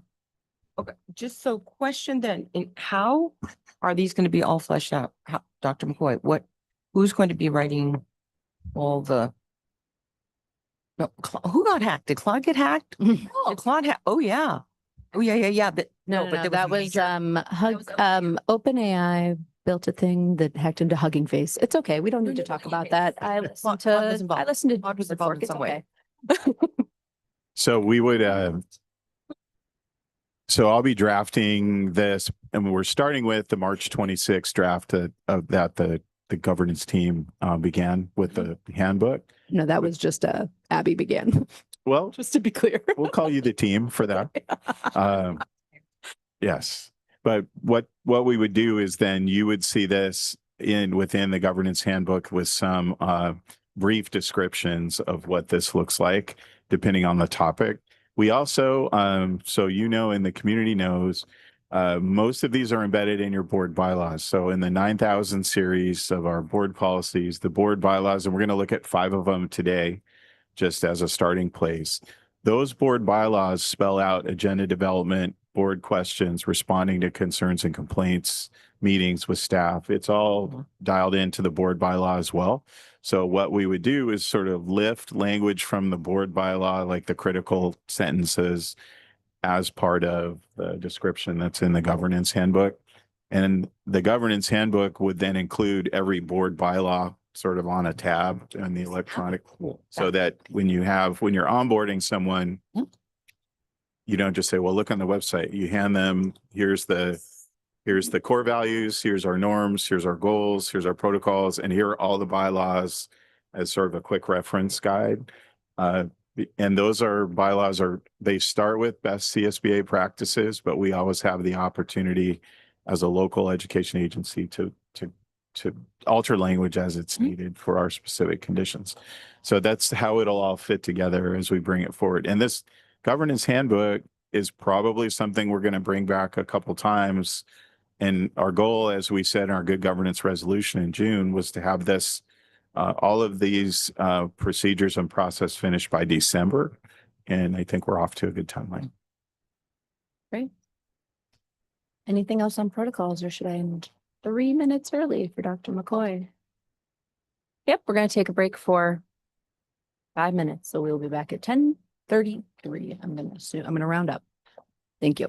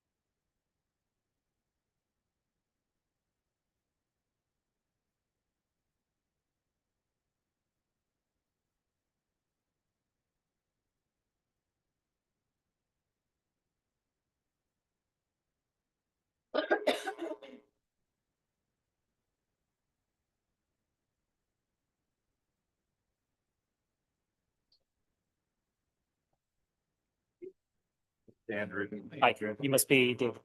So you'll be able to advance the slides with this. When it's time for you to present, I'll set it to the full screen and you can just yeah, use this to advance. Okay. Yeah. You'll see me on there remotely right before you start, so. Yeah.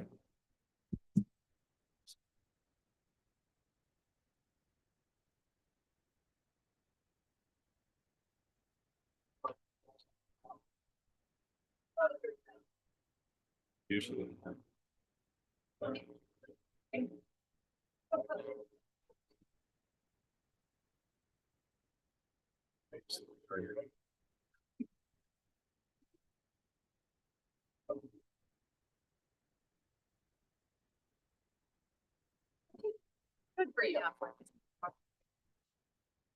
So you're not doing it funny.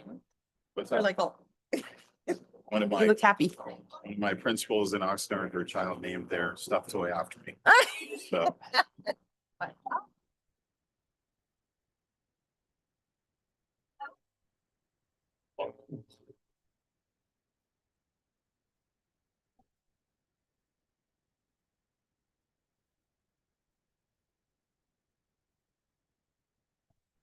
Another one.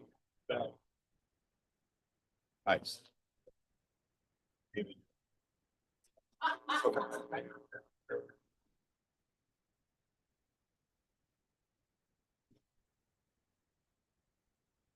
All right, we will come back Uh-oh. to 5B, AB 2058 ethics training and Brown Act training. Wow, what a great time. Hooray. Dr. McCoy. Thank you, President Ponser Kamkar, trustees, staff, and guests. We'd like to welcome to Burbank Unified our legal counsel, David Soldani from AALRR, who's here today to provide the board the AB 2158 compliance ethics training. And David will also be doing a Brown Act training refresher for us today.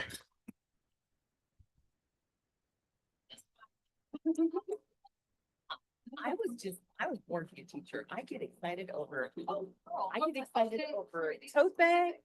Oh. Emily, Wait, where did you say? there's a certificate. You get a certificate. Oh, Kelsey Olson.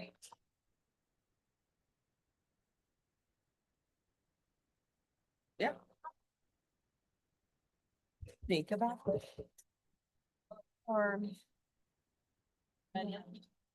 Hey, David, welcome. Thank you very much. Good morning still, everyone. My name is David Soldani. I'm an attorney with the law firm of Atkinson Andelson. We are the largest education law firm in the state of California. We have over 300 attorneys and 10 or 11 offices. Our closest office to you is in Pasadena. I work with school districts up and down the state of California, and I've been doing this for 26 years. Grateful to be here. Thank you, Dr. McCoy, for the invitation to conduct your 2 hours. Yes, it's required by law to be 2 hours. Yeah, I know. Ethics training, which is a really exciting topic, I know, but the law has changed recently and it now requires members of school boards to take this training. Here's the bad news. Yes, it's 2 hours, but here's the good news. It's every 2 years. So after today, you guys don't have to do this again for another 2 years. Okay. Also, in front of you in your folders, you will find a copy of the presentation. And the intent there is it's, a lot of slides, but there's some information that you can use in the event that questions or situations arise in the future. It's a good little resource. And so keep that wherever you keep your other board member things in your little special folder at home. Okay, got to check the time. Okay. So AB 2158, the reason we're here expands the ethic presentation requirement to schools, county offices, and charter schools. So wanted to give you an overview of what we're going to talk about today. Yes, I'm sorry. Let me adjust that. Oh, that is louder. I want to make sure everybody watching from home gets their 2 hours worth of ethics training as well. Thank you. Yes, thank you. That's a good reminder. Okay. I'm just going to move this here.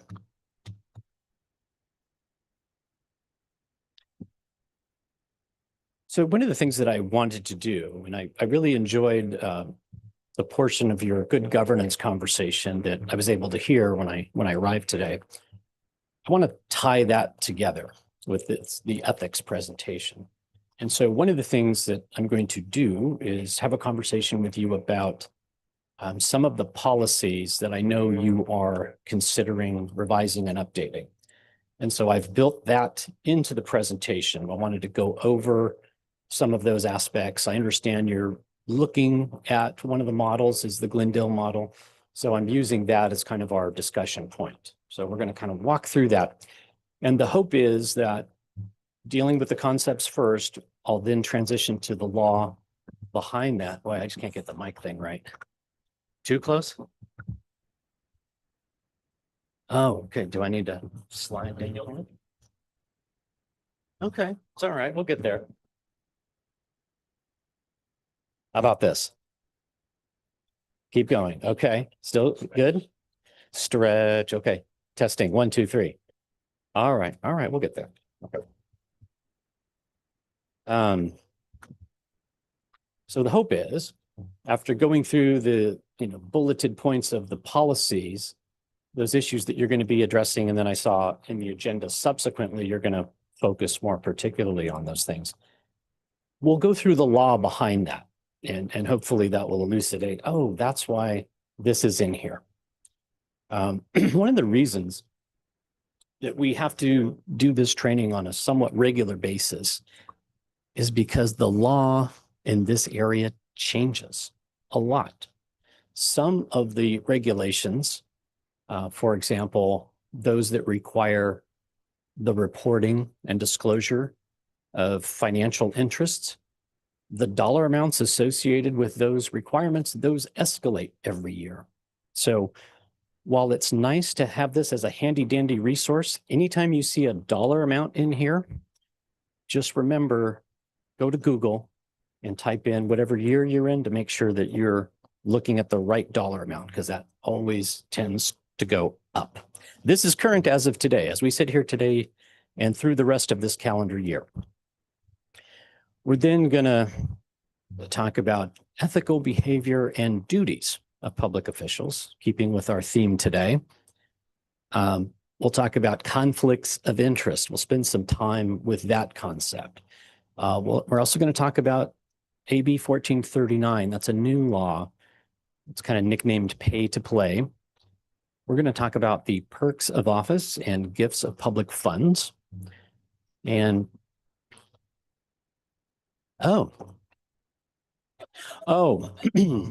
the ironically named perks of office. Yeah, we'll get there. All right, transparency laws, which are going to cover Brown Act, Public Record Act.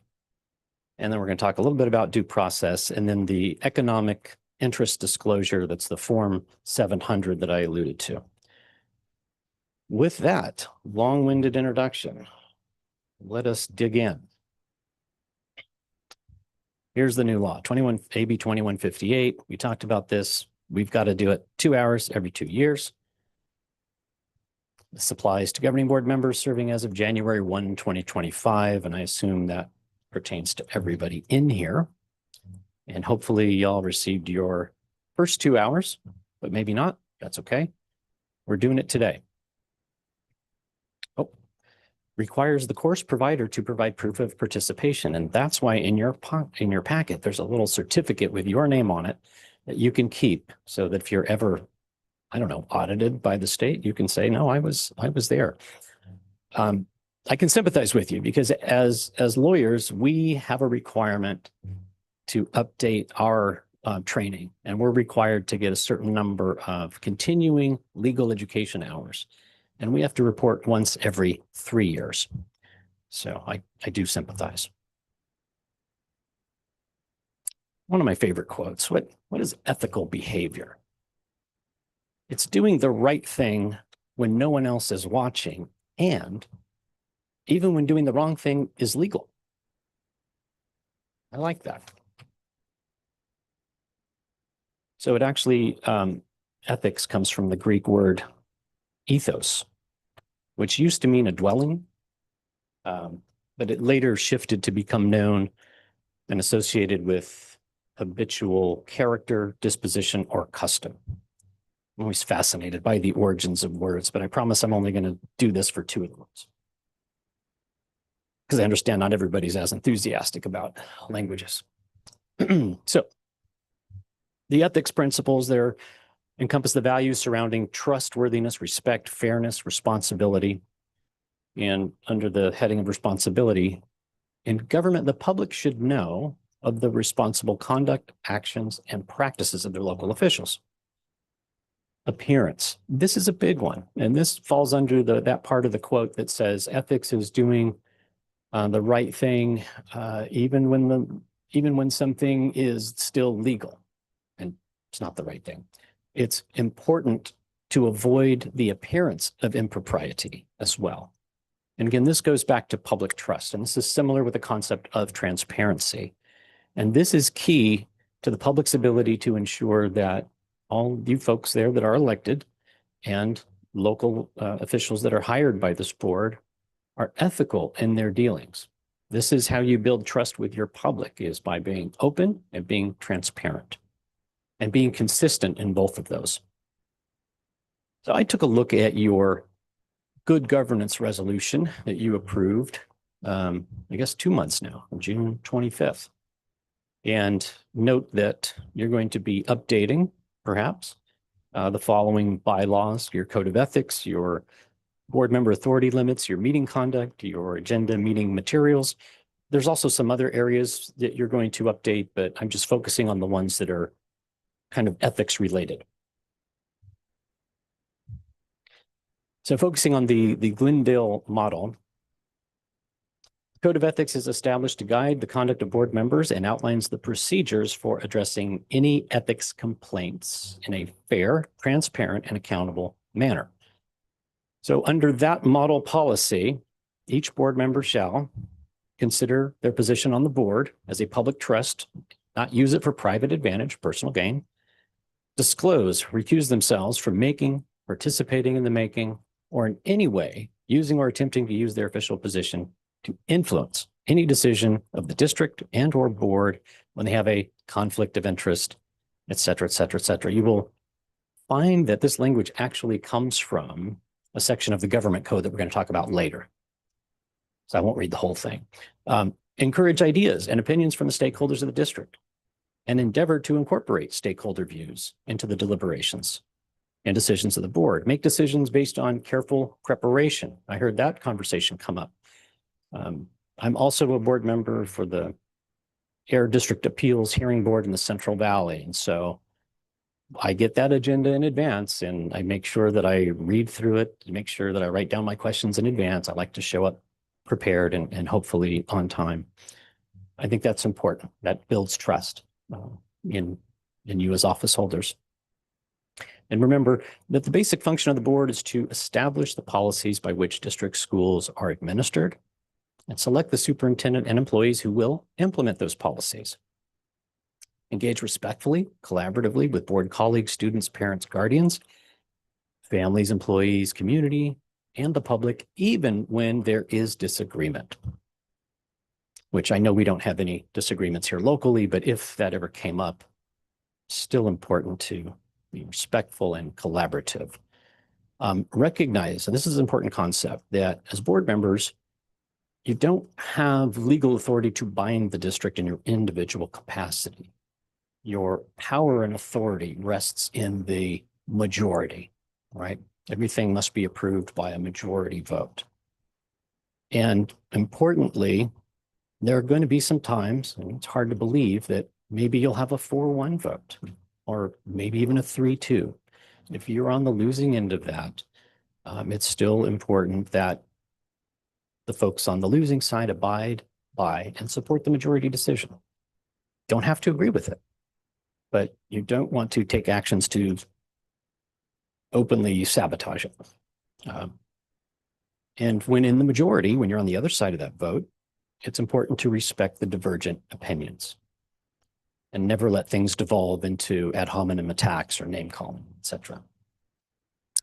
Importantly, refrain from making statements or promises on how a board member will vote on any matter which should properly come before the board as a whole.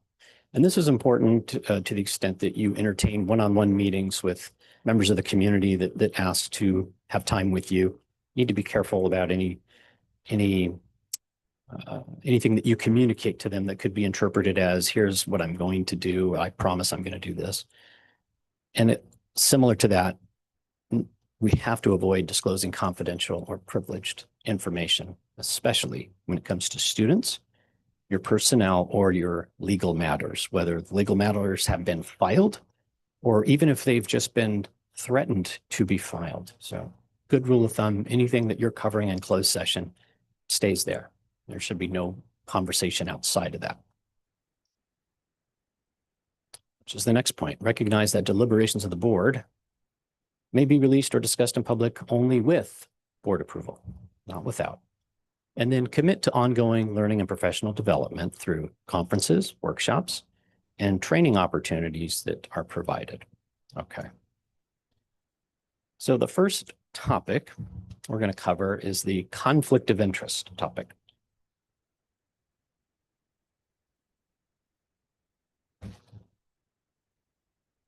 Now, to conceptualize this, there are basically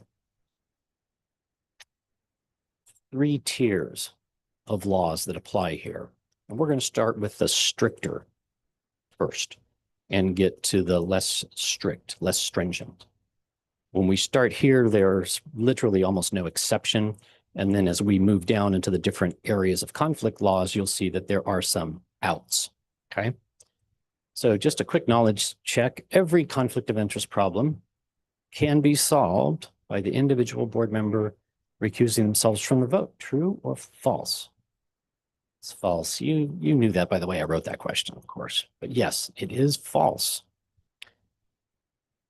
I talked about the order of things. Here is that order. Penal Code 68, prohibition against bribery. This is the most outrageous level of conduct, which we'll talk about.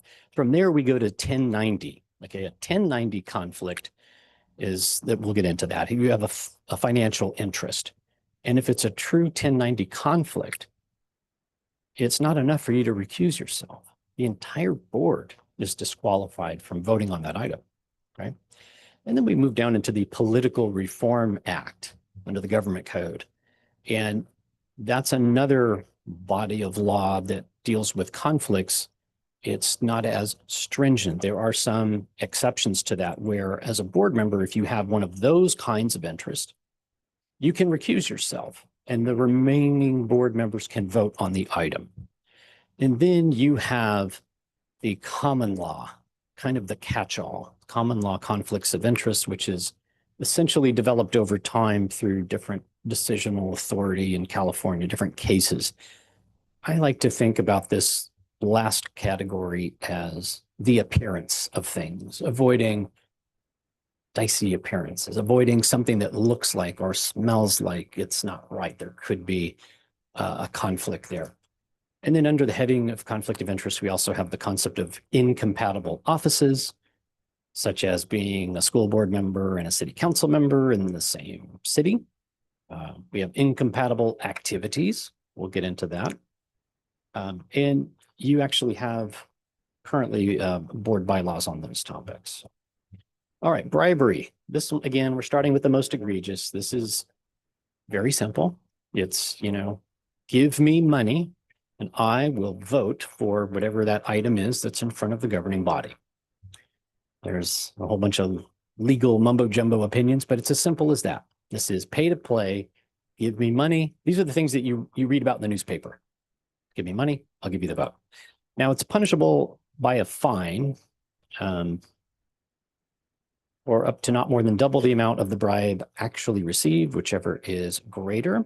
And also, if convicted, the public official forfeits their office and is forever disqualified from holding any office, employment, or appointment in this state. You cannot be a public employee if you are convicted of bribery. You can't be appointed to serve on a board.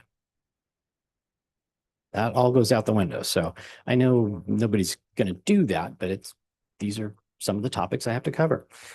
You can go to prison. You can be fined anywhere from $2,000 to $10,000 or double the bribe received, whichever is more. And of course, you forfeit your office and lifetime ban. So that's the most serious, most egregious. Doesn't require that a specific official action was even pending when the bribe was given. It could be, I'm going to give you this, and then sometime in the future, something's going to come across your desk, and I'm going to need your help with that. It doesn't even require that it was intended to influence any specific act. So just, what do they say? Beware of people bearing gifts. When you're in this role, like nothing's free. There's always some ulterior motive, right? Penal Code 67.5 criminalizes the giving or offering of a bribe. So even the person that's offering that bribe can be convicted of a crime.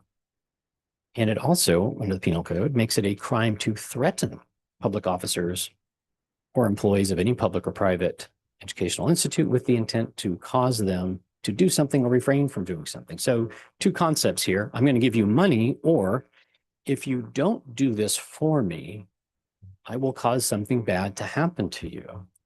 And I've been doing this 26 years. I've only seen this happen once. And it wasn't, I'm going to give you money. It was, I'm going to do something bad to you if you don't go my way. And I'm going to circle back to that example because it really covers a whole host of these concepts. We had a situation, it's public now and it's been some years, but we had a contractor was notorious for filing claims against school districts that awarded him contracts. And during the pendency of one of his lawsuits, he decided he would run for board because in his mind, he was thinking that would give him kind of a front row seat to drive the settlement of that case. Spoiler alert, that's not what happened. He did get elected. He did try to sit in on closed session discussions about his case with a straight face. I know. Eventually, he was arrested for making the threat. He was booked, and for a while, I had his mugshot on my wall because he'd caused my district some grief for some time. So we'll kind of cover the laws that touch on those things. Not that that's ever going to happen here, and I've never seen it since. It's pretty egregious. All right, 1090. Now, this says that you shall not be financially interested in any contract that is made by you in your official capacity or by any body or board of which they are members. That's the disqualifying thing, right? So not only you, but the board. So there's two components. Okay, one prescribes the individual board member who has a financial interest, and the other is it prescribes the board itself from being involved in the contract. So the purpose of this, again, it prohibits self-dealing by public officials as applied to contracts. Out of the Thompson v. Call case, it's no man can faithfully serve two masters whose interests are or may be in conflict. They ripped that off of the Bible. Courts do that sometimes. Quick question on that one. Yes. Presumably the board would need to know that the contract was in the financial interest of a board member, or It would be really hard if they didn't know. Yeah. Yeah. Okay. So who is covered? You as board, but not only the board. Your superintendent is covered. Some of your cabinet members, anybody that's involved in the decision-making around the contract. What is covered? written contracts, contracts in writing, oral contract, and even purchases that are made outside the formal contracting process. So the concept of a contract, it's interpreted very broadly by the courts under Section 1090. It includes just about everything having to do with a contract, not simply the signing of a piece of paper, but it covers negotiations. It covers discussions, reasoning, planning, and the give and take, all the things that go factored into that piece of paper that ultimately goes across your desk for you to sign. So it covers that whole continuum of conduct. Now, a violation will be found if there is a direct or indirect connection between the financial interest of the official or employee and the beneficiary of the contract. So here's an example. Let's say you are, I don't want to pick on anyone individually. So let's just say one of you owns a business and what's that? We're familiar with Government Code 1090 from a from a experience of about a year ago, as I okay. think you may or may not be aware, but I'm willing to entertain the hypothetical. I'm pretending that I'm not aware. So one of you owns a business, and as a board, and I'll just use an actual real life example, a little bit up north. So one of the board members has a printing company, and they print things. They print logos on mugs and t-shirts and everything else. And they wanted to know if the school district can approve a contract with this printing company to approve the printing of like high school mascot logos and stationery and all of those things. Well, pretty straightforward. Not only can he not participate in that vote, but the board can't even entertain that. Right? And that was the opinion that was given. So there's two categories. There's remote interest, two categories of exceptions. There's what's called a remote interest and what's called a non-interest. But they're very specific. They're not broadly applied. So the statutory remote interest, it's where the public official has a remote interest in the contract. You, as the board, can still approve that contract if that individual discloses their interest to the agency or the board, has it noted in the official records of the agency or the board, and disqualifies themselves from voting on the contract and does not influence or attempt to influence a colleague's vote on the matter. So, for example, let's say that we're going to change the facts. You don't own the printing company, but you're an employee of the printing company. Is that a remote interest? Maybe, maybe not. Because now we're gonna refine that down a little bit, because it's not that being a mere employee is enough. Only if you're an employee of a company and it has 10 or more other employees.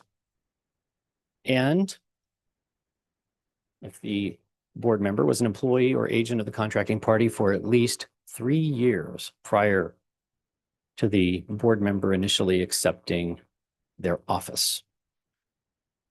And the officer owns less than 3% of the shares of stock of the contracting party, and the employee or agent is not an officer or director of the contracting party and did not participate in formulating the bid, if this was a bid process. So this is very, very, very narrow. Most of the time, you're not going to see these exceptions apply. There was an amendment, though, to 1090, and this goes to the settlement agreement. So think about this. You're in a lawsuit. You need to settle the lawsuit, right? You don't want to be forced to take the case all the way through trial and spend all that money and have an uncertainty of result. But what if one of you board members is involved in that lawsuit? Under 1090, without this exception, the board could never approve a settlement agreement. So the legislature recognized this and said, okay, you can approve a settlement agreement where the board member would have a potential fiscal interest. However, the agreement has to be entered into as part of a settlement of litigation in which the body or the board is represented by legal counsel. And after a review of the merits of the agreement, a court finds the agreement serves the public interest. So that's a little additional step that your lawyers have to take during that litigation to get that before finalizing that settlement. And on top of that, the member with an interest has to recuse themselves from all participation, direct or indirect, in the making of the settlement agreement on behalf of the body or the board. Doesn't come up a lot, but did come up with that particular contractor example that I used. While this individual didn't participate in the settlement conversations, once that agreement was made and proposed and approved by the court, the board, absent his participation, could and did approve that settlement, ending the litigation. And the legislature, these are what's called non-interest exceptions under 1091.5. And these are concepts that for policy reasons, the legislature thought we should probably exempt these from the real stringent requirement under 1090. One is an officer being reimbursed for his or her actual and necessary expenses incurred in the performance of official duty. That's fairly routine, right? You're going to like a conference or something that's been approved and you have some kind of expense. That's not a 1090 conflict, right? That's you and your official duty as a board member. You're not required to go out of pocket on those things. And then there's the spousal exception, that of a spouse of an officer or employee in their employment or office holding, if the employment or the office holding has existed for at least 1 year prior to election or appointment. The general rule, employment of a spouse after election to the board is prohibited. And a public employee whose spouse is a member of the board of trustees of the employing entity may not be promoted. Again, Government Code 1090. Because again, there's a direct financial interest, right? Board member, spouse, live together, combine your assets. This person now being promoted, they're going to make more money. That's same problem with that. There is, however, an exception, and this is the collective bargaining exception. And that's where this was through an attorney general opinion that we got this, and it's a spouse that's basically a teacher. You're approving the collective bargaining agreement, which yes, it does happen to cover this teacher, but it covers a whole large class of employees. And so the attorney general in this instance thought, okay, that we don't want to prohibit a board from being able to approve a collective bargaining agreement. And then there's this concept called the rule of necessity, which in 26 years of doing this, I have seen 0 times. And that is where yes, there is a conflict, there's a financial interest, but there just is no other alternative to accomplish the needed action. And if that's true, the board can still approve it, but the member with the financial interest has to abstain. You don't even need to worry about that. That's almost never going to come up. I can't give you an example because I would just be making it up. But you have to approve something, even though this person has a financial interest. There's no other alternative. And it's not one of the statutory ones that are very specific that we talked about. Again, the rule of necessity rarely, and I would say almost never, applies.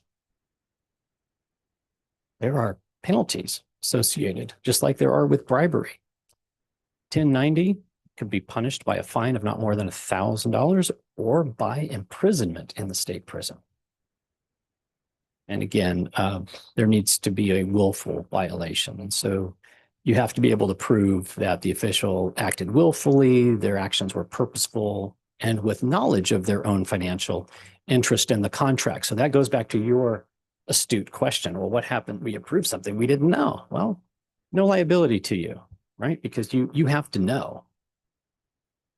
Individuals, again, may be forever disqualified from holding public office in California, just like with bribery. And here's the kicker.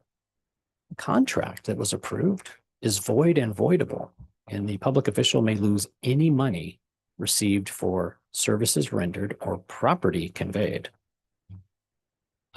Recently, though, there was a California Supreme Court decision saying there's no private right of individuals, no private right of action to sue for a 1090 violation. So that's really handled by the Attorney General's office, or it could be handled through the local district attorney if you have like a public integrity unit, for example. But it's not just any member of the public can file their own 1090 lawsuit. What usually happens is if it's discovered, it's reported to the district attorney's office, or there's a grand jury investigation. There's usually something that precedes that. All right, so we have bribery, first category. That's the most egregious and easiest to conceptualize. We have 1090, which is the next most egregious, and there are some exceptions there. And now we get into what's called the Political Reform Act. So we're going to take a step down. Big difference now. If there's a conflict under the PRA, not to be confused with the Public Record Act, but the Political Reform Act, the board can still vote on the item. The board member just has to recuse themselves.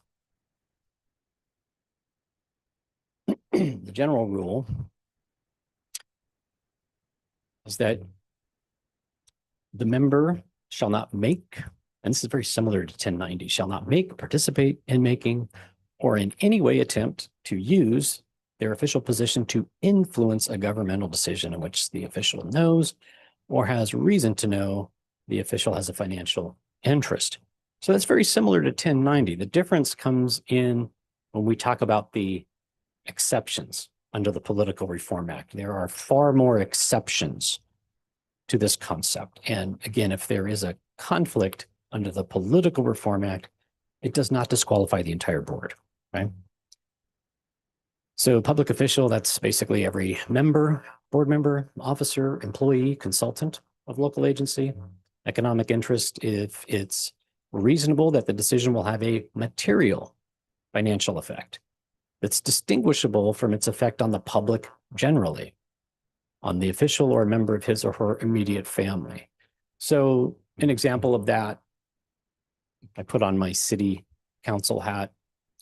If you have the approval of a development project, and it just so happens that you're one of 1,000 landowners in that project area, there's a benefit, but that benefit goes to like all 1,000 people. It doesn't benefit this person in a different way than it benefits the public in general. So it's very similar to the collective bargaining exception, where the spouse is one of the members of that collective bargaining. Immediate family is just that, spouse, dependent children. There are different types of interests. There's investments, $2,000 or more in real property qualifies. Sources of income aggregating at least $500 in the past year. Receiving a gift, which we're going to talk about under the gift limitations. Aggregating $630 or higher. And again, this amount is adjusted, but this is the dollar amount that is good through the end of this calendar year. And then very similar to 1090, it's an interest in a business entity for which the board member is an officer, director, or employee, whether or not they get income, even if they get no money for their service. And the interest in personal finances and those of their immediate family. So if, for example, they live in the household with a sibling and that sibling contributes to the rent, there's a financial interest in that situation. Again, the big difference, it does not prohibit you as a board from acting. You can still act, but the official themselves is prohibited from being involved. And here's the steps you have to take. That impacted individual has to publicly identify the financial interest. So it's not enough to say, I'm not going to vote on this. I'm going to recuse myself. I have a financial conflict. You have to identify and delineate that financial interest with details sufficient to be understood by the public. This is one a lot of boards get wrong. They remember the recuse part, but they forget about, well, what exactly is the financial interest? You then have to recuse yourself and leave the room until after the discussion, the vote, and any other disposition of the matter is concluded, unless it's on consent. The public official may speak on the issue during the time that the general public speaks on the issue. So if the official is an employee rather than a member of a board, the official's announcement is required to be in writing. So if we're not talking about a board member's interest, now we're talking about Dr. McCoy's interest or Matt's interest, that has to be put in writing and has to be delivered to the board or their supervisor, depending on where you are in the chain.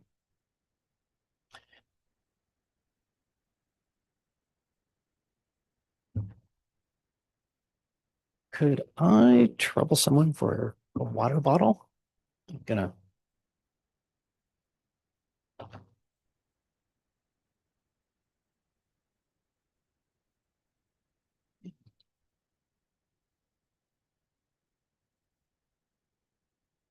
As much as I love hearing myself speak, it's 2 hours is a long time.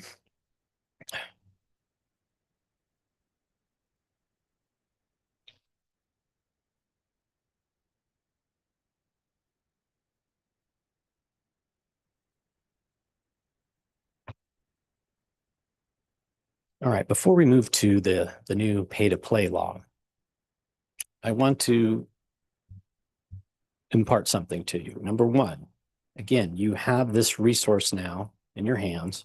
You have questions, you can refer to that.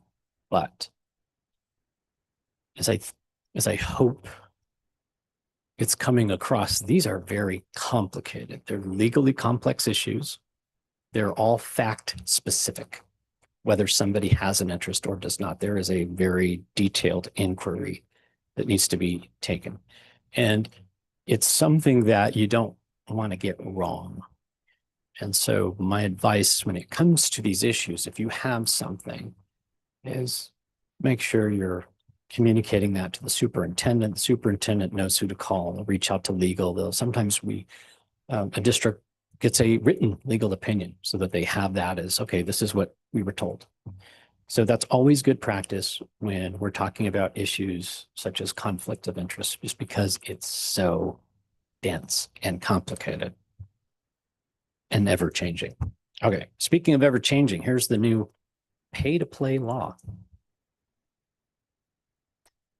First of all, public resources can never be used to advocate either for or against a candidate.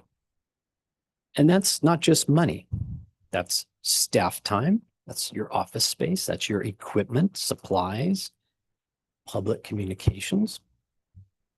Just like with 1090, violations can result in criminal prosecution, personal liability, and fines from the FPPC, that's the Fair Political Practices Commission. The money thing is easy. Where we sometimes get into trouble is the staff time. Hey, can you run a copy of this flyer for me? Or can you send an email to so-and-so about this campaign meeting that's coming up? Like, we want to make sure that we're avoiding not only monetary resources, but resources that belong to the district in terms of their human capital, their employees, their staff, their equipment, their supplies, etc. Now, you can, first of all, before an item gets on the ballot, you can use public resources for it, right? If you do like polling, for example, we pay consultants to do polling. If we're considering a bond measure, we can do that. Once it's on the ballot, there's a shift. And you can't use public resources to advocate for or support that item that's now on the ballot, okay? And it is never acceptable to use public funds for campaign materials or materials that contain express advocacy But you can, and here's another area that's super gray that people get themselves into trouble all the time. You can use public funds for nonpartisan informational materials. Yeah, and there's a test for anything in between. And this is where I get the phone calls when it's not clear cut. And courts will look at the style, the tenor, the tone, and the timing. Give you a real life example. One of my districts to the north, there is a ballot measure that has to do with approving a large scale development in a city. So it's not even a school district ballot measure. And the district was worried because they were talking about enrollment projections. And they needed to talk, there's a big difference if this 1,000-unit development goes in from an enrollment perspective versus if it does not. And so they were, can I talk about that at the board meeting?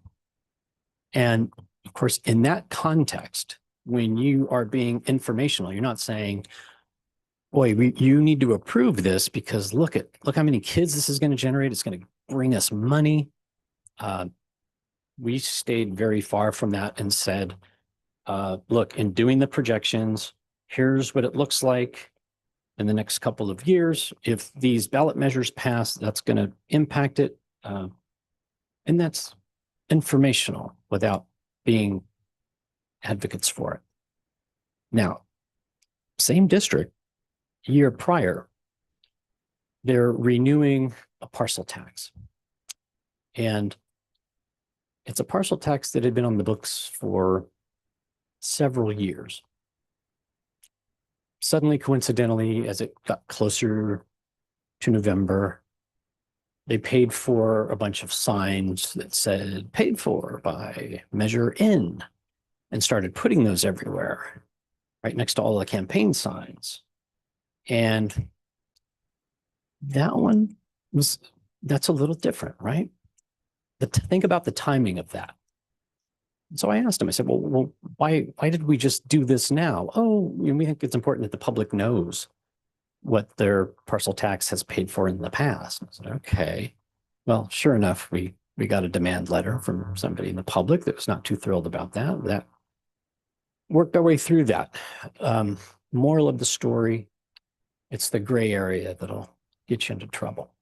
So if you just stick to the facts and not advocate for one side or the other, you'll be okay. But just like with the conflicts, run the messaging. If you're going to pay for it and you're going to send a flyer out, make sure that your PIO is running that stuff through the superintendent's office, who's running it through legal. Yes. So it sounds like one of the things I'm thinking about in this context, right, is if there's a state proposition for education funding generally. Different. Tell me how. Yeah, because and tell me what that means. so boards do have the ability to weigh in support of like a statewide measure that impacts them. And you'll see this quite often, not only school boards, but city councils too. Like, let's say there's a measure to increase school funding. The board supports this and they adopt a resolution at a meeting. Again, the difference there is that it's a statewide, it's not just you, it's not just your voters, and it's an interest that directly impacts the educational purpose of the entity. That's different than putting a tax measure on the ballot that's going to reach into the pockets of all the voters in your specific area that's for a specific purpose tied to your school district. So you'll see those quite commonly. You'll see resolutions in support of, proposition, whatever it is at the state level. It's different, however, but even then you're not going to send out, you're not going to. Yeah, that was my question. send Is so mailers and we, things. No, we do a resolution. Let's say we do a resolution that's and the that is beginning it. and the end of it. That's the end of it. It's Yes. not then, by the way. Okay, got it. Right. And then my other question was around, I know it talks about not supporting any, advocating for or against a candidate. for example, we have elections coming up and there would be candidate forums. Is the district okay to provide space, for example, for the PTA to host a candidate forum? Or do we need to go, like, should we be thoughtful? In what way should we be thoughtful about that in terms of complying with these laws? Well, of course, the easy answer is just to not let them use some of the facility. But if they are going to use your facility, it needs to be open to everyone. And for example, if it's run through a separate campaign committee, providing them a space that's related to your educational mission, that's the candidates. That's different than having just one candidate saying, we are hosting a candidate forum for this board member. What I tell my clients is just don't have campaign things there's plenty of space here. Just have them do it somewhere else. I think in the past, we've done like panels of all the candidates were invited by either PTA or League of Women Voters, et cetera. Yeah, that's not uncommon. Okay. But you don't love it. I don't love it. I mean, there's so many other spaces, right? There's so many other spaces to use. Use somebody else's space. Just like, yeah, I think I already said that. Run the messaging by legal first, just to hopefully avoid some problems. So this is the Levine Act, the pay to play. And the idea here is it seeks to prevent local officials from being influenced by large campaign contributions. And large used to be $250 was considered large in this context. But it's been raised. Now it's more than $500. It's made by persons with business before the agency. And it places a limit on the size of the contributions. And here's the kicker, it requires disqualification of officials who accept large donations. So if you have somebody that's contributing to your campaign and they exceed that amount and their printing contract comes in front of you, you got to recuse yourself. You have to identify the nature of the, campaign contribution, recuse yourself. Now, there are exceptions, but again, they're very specific. Competitively bid contracts that are required by law to be awarded pursuant to a competitive process. So this happens all the time. Large construction companies will contribute to your campaigns. That doesn't prevent you from approving a construction contract with this company to build something for you. And that's because you have to, if you're doing like a hard bid, you're going to award it to the lowest responsive bidder. Labor contracts, personal employment contracts are exempted, and even contracts that are less than $50,000. So if your printer person that donated to you has a $20,000 printer contract, that could be approved. You can participate in that. And do I love it? I don't. I think personally, under the heading of avoiding the appearance of impropriety, if somebody has given in excess of the statutory amount to you, I would recuse I wouldn't, even as an exception, I would just recuse myself. Now, under the law, you are entitled to these exceptions, but again, personally, I don't love some of these. Also exempt are contracts between two or more agencies, because then it's not just you, it's another agency. And then periodic review or renewal of development agreements, unless there's like a big material modification. So who enforces the Political Reform Act? The Attorney General, the FPPC, district attorneys, and private citizens. So remember, private citizens cannot bring a 1090. Private citizens are authorized to enforce the PRA through criminal sanctions, civil liability, and civil penalties. How do you get immunity? Let's say you are facing a situation that you are uncomfortable with and your legal counsel is uncomfortable with. That there's a degree of risk, and you decide that for whatever reason, you're willing to take that risk. One way to eliminate or reduce that, if it's a truly gray area, you can get a formal written opinion from the FPPC. And that opinion, if it's in your favor, it will confer immunity from liability under the Political Reform Act. I have had that come up once or twice. So if there is something and you just, I need this and I know there's a risk, I'm not comfortable with the risk, can you reach out to the FPPC, see if we can get an opinion? And if that opinion comes back and says, yeah, this is appropriate because, then you can do it and you're fine. The private citizen action is similar to like a private attorney general action. They can sue for injunctive relief to stop you from approving something. And in this context, those private individuals who sue you and prevail can get their attorney's fees. And oftentimes, as is the case in California, defendants who prevail usually don't get their fees unless they can show that the action was objectively without foundation. So if it's a totally frivolous action, you can get your attorney's fees. But the people that bring these actions tend to know that. And so the situation hardly ever comes up. Perks of office, we say tongue in cheek. Years ago, when I started giving this presentation, I thought this Percocets word was a typo. I thought that was a made-up word. Turns out Perks is kind of the nickname for perquisites. So of course, and I said I'd only do this one more time. I wanted to know, where did that word come from? And I know you're dying to know as well. I can see it. It dates back to the 15th century, and it meant property acquired by means other than inheritance. Remember, in those times, inheritance was everything. So a perk is kind of a bonus. So you didn't get it. You didn't really earn it through inheritance. It was a bonus. And so we've kept that word since the 15th century. And at some point in time, because it sounds weird, sounds too close to Percocet, we now call it perks, P-E-R-K-S, perks. What is a perk? Well, it's a payment or profit received in addition to. So again, here's that concept. Because some boards get remuneration for their service on boards. That's not a perk. A perk is something over and above what you would be entitled to under the law.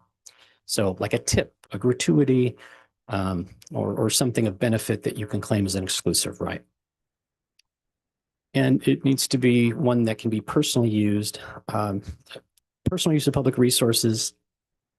Those are activities that are for personal enjoyment, private gain, or advantage. And use means the use of those resources that is substantial enough to result in a gain in advantage for the use and a loss to the local agency that can be estimated as a monetary value. So even personal use, if we set aside the whole money thing, personal use of public resources can also be a perk. Use of public resources for campaign purposes. Can't do it. Prohibition applies to campaigns to elect candidates and campaigns in support of or opposition to ballot measures. Agency credit card. This is one that every now and again folks will run afoul of. Agency officials should think carefully when using agency credit cards for personal purchases, and that's even if you plan to reimburse the agency. And here's why. Using a real example, there was a trustee at a community college, and this individual would make purchases for themselves on the card. Now, they would reimburse the agency every month, but it looked bad when you're approving the warrant and you see 42-inch at that time was a big TV. It's 42-inch television, like tennis shoes and other things. Just don't do it. I don't love it, right? Don't use the card for stuff like that. Staff time. This is the one that is not necessarily intuitive, but you can't use your staff's time. First of all, as board members should never be showing up and, telling, hey, I need you to do this, or I need you to do that, do my dry cleaning, make copies for me. That should just never, ever happen. Mass mailings, I see a hand. Yes, please. Use your mic, Ms. Kano. Just in terms of use of staff time, does that only apply then to the board? Or are we talking about, say, if someone was an assistant super, someone, even a director, if they were to use, can you come and set up chairs at my house and something, or put up a fence? There we go. Yes, it applies to any employee, right? So it could be a supervisor telling their administrative staff, I've got a function at my place. Can you, during your lunch break, come over to my house across the street and just set up some chairs for me? Or can you print this flyer for me? It's a no. And how long has that law been in existence? At least for the 20 or so years I've been doing this. Thank you. Yeah. Now, the reality, employees in public education tend to be very nice individuals. They tend to even volunteer to do things for people that they work with. And there's nothing nefarious, but again, you have to be careful, and you don't want to put someone in a position where it can be viewed by someone else that you're asking them on their district paid time, using district paid devices to do something for you that's personal to you. It has nothing to do with district business. And sometimes, this is their job. This is their 9 to 5. And sometimes that stuff kind of gets mixed because this is everyone's lives. And so just maintaining that separateness is important, because it becomes like a lot of these things, right? It starts small and then it can become a problem that usually comes to light when there's a falling out of the friendship between the employees. And that's when we hear all the things they've been, coincidentally, the person's been keeping track this whole time and a record of it. But that's I'm sure you guys have never heard of something like that. But another thing that was happening so much that the legislature thought, we need a law about this, is mass mailings. Mass mailings is 200 or more identical pieces that contain the name or pictures of elected officials. Items prepared or mailed at public expense may not generally feature an elected officer affiliated with the agency, or include the name, office photograph, or other reference to an elected officer. Now, there are some exceptions. If you are mass mailing an announcement about a public meeting, obviously sending out the agenda, you can have the name of the board members. You have to be listed on that agenda. Letterhead. So if you are a county superintendent, you can have the Office of Education thing, and county superintendent, you can be on the letterhead. Maybe you don't want to be on other items other than that, but again, the concept there is a fine line, and at some point it crosses over into campaigning, because how convenient. Here's something I don't have to pay for if I'm a board candidate, sending out a mailer, and it's got my name, my face, my title, just puts my name out there.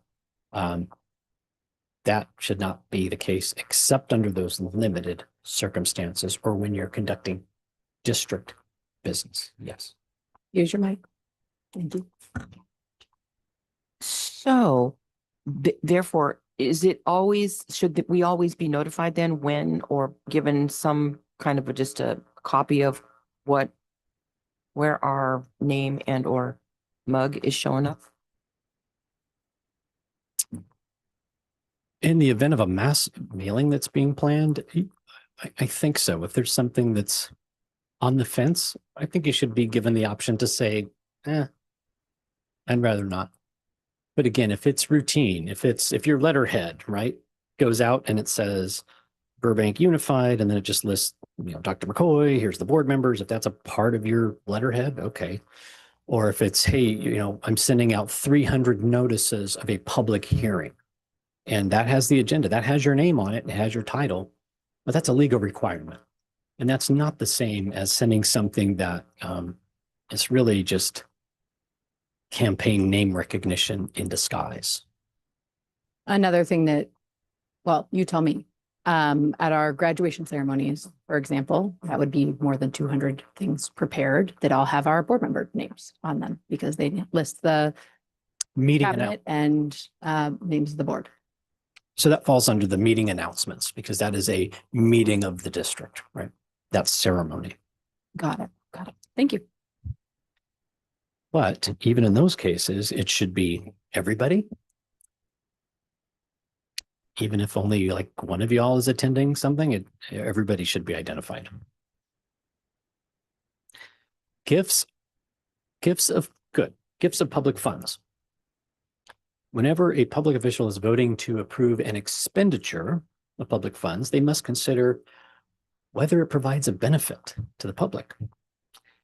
If it doesn't, then the expenditure can be construed as a gift of public funds. Now, there is a test under the law to determine whether a gift is prohibited as a gift of public funds or whether there is a valid public purpose justifying the expenditure.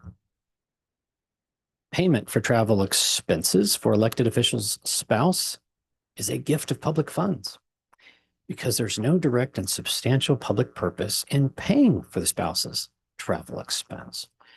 So I call that in your world, I call it the CSBA rule, right? A lot of times the board members will travel with a spouse or a child or a friend.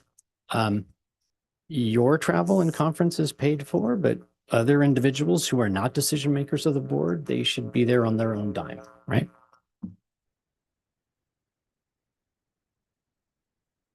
A public official shall not assume it is acceptable for a public agency to make even a donation to charitable organizations. Is a donation, if the donation would not constitute a gift of public funds, the governing board of the agency should make findings about the benefit to the agency associated with providing resources to the charity. So what I'm going to say about this concept of public funds is very similar to conflict of interest.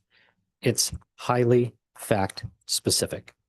And if you are considering using district money to support something, even a nonprofit, Red Cross, whatever it is, if that's something that's under consideration, get a legal opinion on it. It's a complex analysis of whether there's a public benefit, whether that public benefit is tied to your agency's purpose, et cetera, et cetera, et cetera. So for example, in the charity context, when the charity provides a service that complements or enhances one that you guys provide, so it's a charity that serves your students in some educational capacity. When there's a identifiable secondary benefit to the agency, when the charity, let's say, provides a service to the public agency that your agency could provide, but you choose not to. So those are some different examples of when it would be okay. And then there's a concept of honoraria, and that's the PRA prohibits the receipt of honoraria by elected state and local officers and candidates by any source of income that is required to be reported on their official statement of economic interest. So if you are, how does this apply in the real world? If you are asked to give a speech, if you are asked to be on a panel, you can be reimbursed for travel expenses, but you don't get a speaking fee, right? You don't have to be out of pocket, but you should not be getting paid because you are a board member. You shouldn't make a profit on it. Now, we've wound our way all the way down to the common law prohibition against conflict of interest. Now, this doesn't go so far as to prevent you from voting on matters as long as you are not personally biased in the particular matter. Now, the courts in California have repeatedly held that the conflict of interest laws apply not only to actual conflicts, but also to the appearance of impropriety. And again, a public office is a public trust. This is a taxpayer-supported entity. Everyone that lives in this district pays money out of their pocket to support this entity. And so there's a trust created in the interest and benefit of all the people that live here. And as such, public officers are obligated to discharge their responsibilities with integrity and fidelity. And avoiding appearance problems is a part of building that goodwill and trust with the public. If it's on the fence, if it's close, my advice, don't do it. It's always best to avoid even something that doesn't look right. Even, again, this goes back to the definition of ethics. Even if it's legal, if it doesn't look right, if it potentially harms the public trust in you as an elected official, even if it's legal, I would avoid it. Okay, are we still good, everybody? Okay. Doctrine of incompatible offices. I alluded to this in the beginning. City Council, Board of Education in the same jurisdiction. That's an example. This law prohibits board members from simultaneously occupying incompatible public offices. And when are they incompatible? Well, if there's any significant clash of duties or loyalties between the offices, if the dual office holding would be improper for reasons of public policy, or if either officer exercises a supervisory, auditory, or removal power over the other. So what happens is if somebody actually assumes two incompatible officers, the officer is deemed to have forfeited the first office upon acceding to the second by operation of law. Like it's gone, that you've lost that office. And it's enforceable pursuant to the civil code, so the government code. Doesn't apply to a governmental body that has only advisory powers. And note also that an individual may not serve as an elected or appointed member of a local agency governing board if you're also an employee. I assume none of you are employees of the Burbank Unified School District.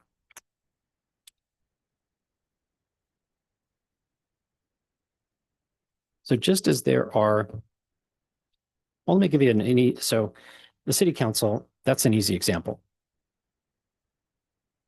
Here's a more difficult example.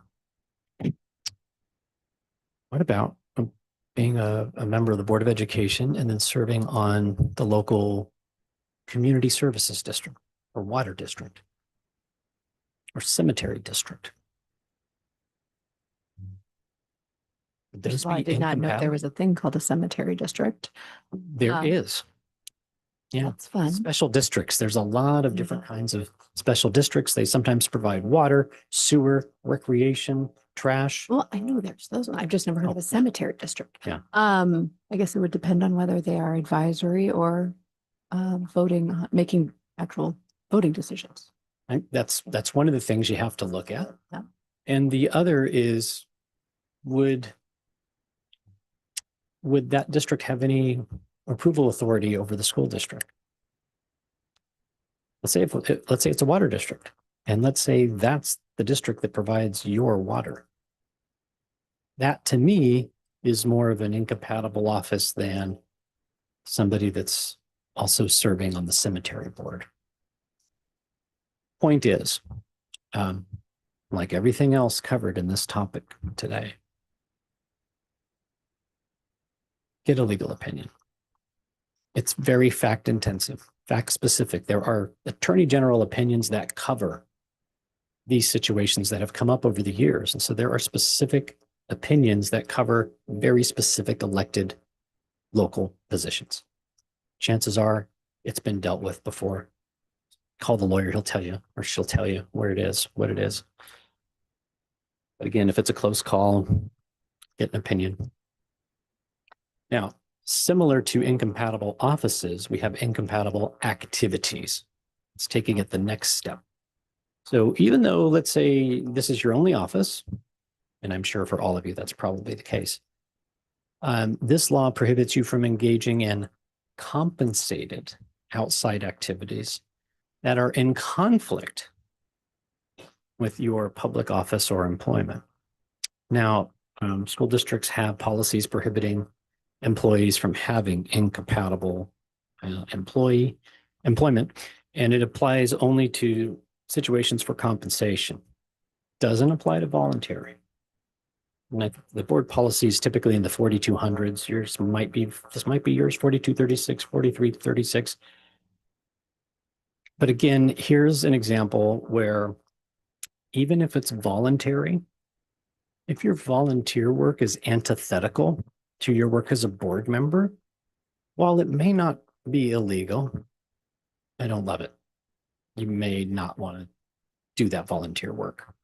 Again, it goes back to public trust and your duty of loyalty to the local agency that you represent, the school district.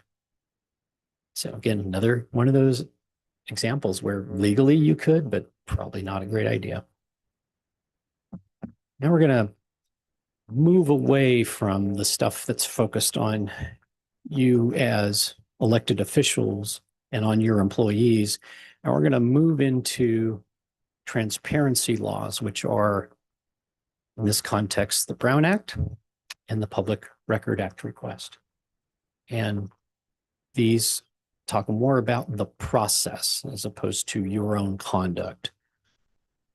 And the whole idea behind having transparency laws is, again, this is a public entity supported with taxpayer funds.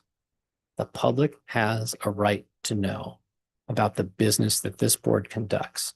They have a right to know how items were decided. It's never passes the smell test when there's a very controversial, complicated item that comes up and there's no discussion. And it's never been on the agenda before, but somehow everybody knows how they're voting, right? So these laws are really designed to shine a light on public agencies. And it's the same thing with public records. Folks ask you for items, your expenditures or whatever it is, your communications on a certain topic, subject to certain exceptions. We want to be able to provide those things. Again, it builds public trust and confidence in the organization. So the CPRA and the Brown Act. There's an expectation that public officials will make fair and impartial decisions without the possibility of personal gain. So we have all those conflict of interest laws, and these laws are the trust but verify component. Here's how you know. You have a right to ask for documents, and you have a right to know what business is being transacted at your meetings, which should be open and public. Let's talk about the PRA.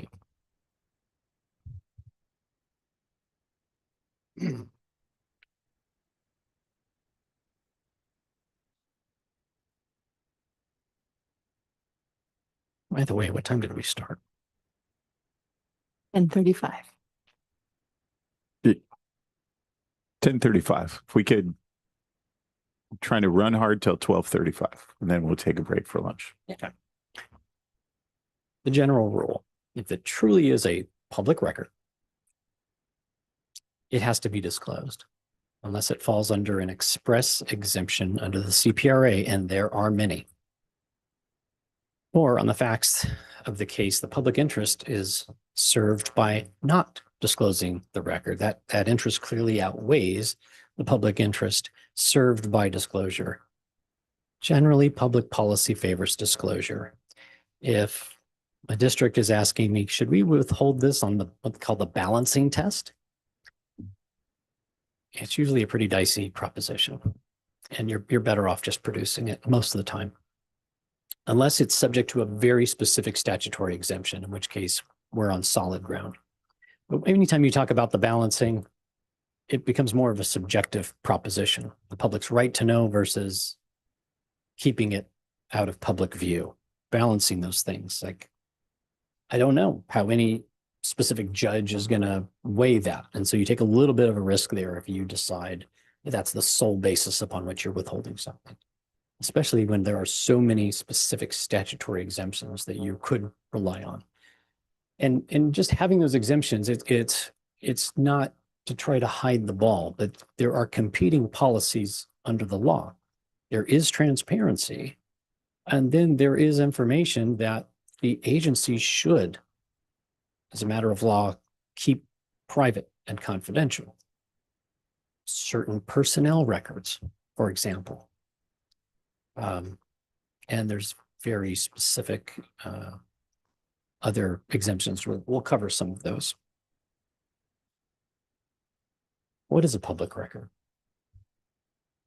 It's any writing containing information relating to the conduct of the public's business, either prepared, owned, used, or retained by the local agency, and it's regardless of its physical form or characteristics. So writing could be a recording, could be a recording of a board meeting.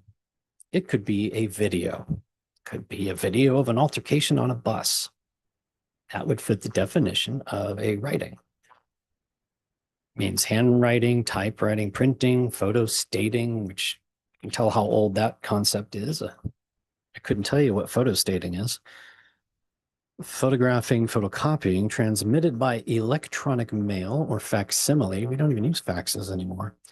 Every other means of recording upon any tangible thing, any form of communication or representation, which now is the cloud and on our servers.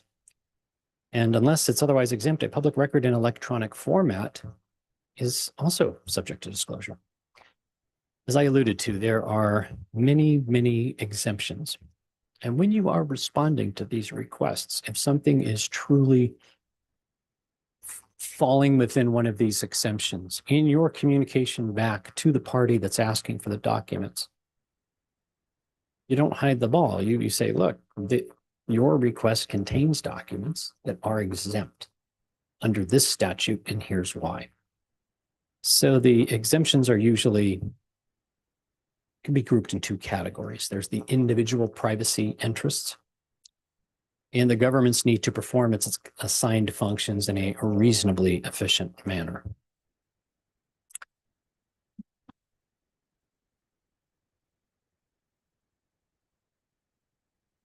The identity of the requester. Let me just say this. Anybody that sends you something, they're probably going to be counted as a person under this law and under the cases. It's pretty broad. So it can be a human person. It can be a corporation. It can be a nonprofit association sending this to you. Where it gets tricky, I've seen more and more of this AI. People are now, I can tell you anecdotally, we have seen a huge increase across the state in Public Record Act requests. And it's because folks are activating these AI agents to make these requests on their behalf. There have been recent attempts to temper the Public Records Act a little bit, because in some districts, you could have a full-time position of somebody just responding to these requests, and they would have to work overtime and they would need staff. Sometimes it becomes oppressive and it interferes with the operations of the district. And so with the advent of AI, folks are able to exercise this force multiplier of now it's not just me, but it's all these agents that I've created. Because it's all done by email. They don't walk into your office and ask for it. But do we get to look behind the asker and say, we don't think that you're a real person, so we're not going to give it to you? That's a risky proposition. Now, we don't also have to take abuse if it becomes oppressive, and there's a legal metric for that. And usually, we've been through this within the last year. There was an individual that would send a request after request after request in a region. And this was somebody that was dismissed from their employment. And so they were just sending request after request for all kinds of things, having nothing to do with their employment, but technically fitting within the district business technically fitting the definition of a public record. And he was doing this to punish the districts because he was mad that he was fired. And he saw this law as a tool to abuse the district. We got together, the 4 districts of us, and decided enough was enough and that we were prepared to go into court and say, this has now become unreasonable. We think a judge would agree. Now, what helped us is this individual put in writing in one of his latest requests that just want you to know, I will continue to ask you for public documents for the rest of my life. And when I am deceased, there are others that I have already asked to take this up in my place. And I thought, okay, under the definition of reasonable, I'll take that to a judge. And so that's how we responded back. And he said, thank you very much. I've accomplished what I wanted to accomplish, and I'm now running for school board.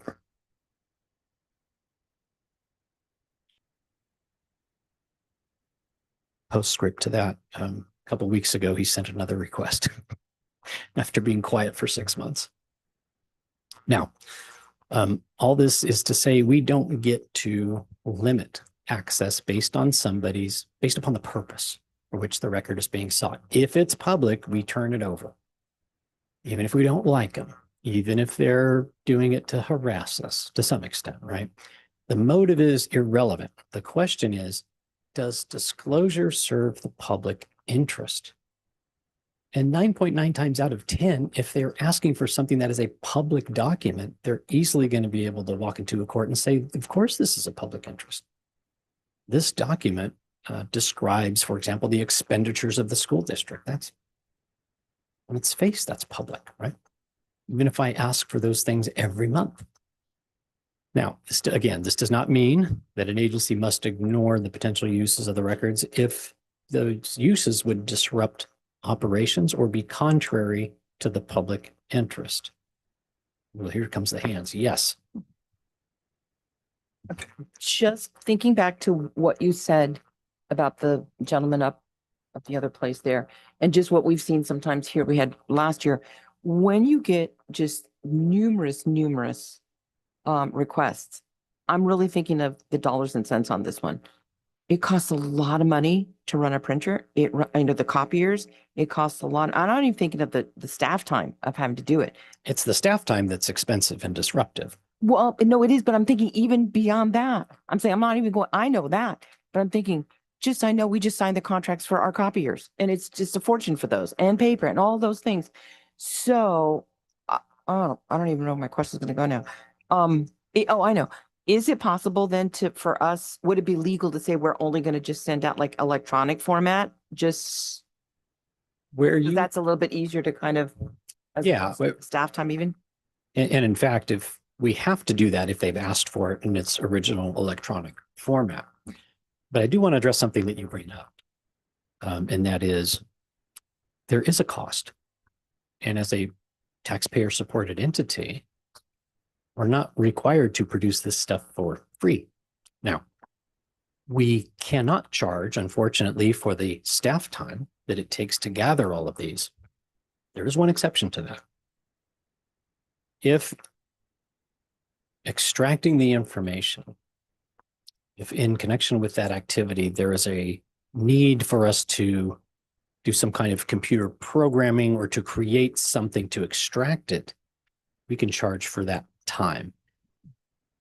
Typically, we don't, just because everybody's busy and now you have to keep what your time card, how much time you spent, and what did you devise in order to extract these documents. Instead, I would encourage you first to update your policy that talks about how much you charge per page. Some districts don't have a policy. And a lot of policies I see have not been updated in 20 years. I still see a practice of charging 10 cents a page. Do you know what you pay per page for your copy contracts? I don't know. Now, maybe you're thinking, well, golly, why don't we charge $1 a page? Well, there's a limit to that. And what I would tell you is it should approximate the actual cost. Again, providing PRA should not be a profit center for us. We shouldn't be charging the public. And where we can provide it for free electronically, we should. I think that's good governance and that's sufficient. And that's probably less time that our staff has to take because they don't have to stand and run copiers, right? Yes. If a requester is asking for something that is disclosed or released frequently as part of meeting records, right? So for example, like our warrant reports, our POs, et cetera, but they just want them in a different format, or they don't want to have to go and look at all of the different meetings requests.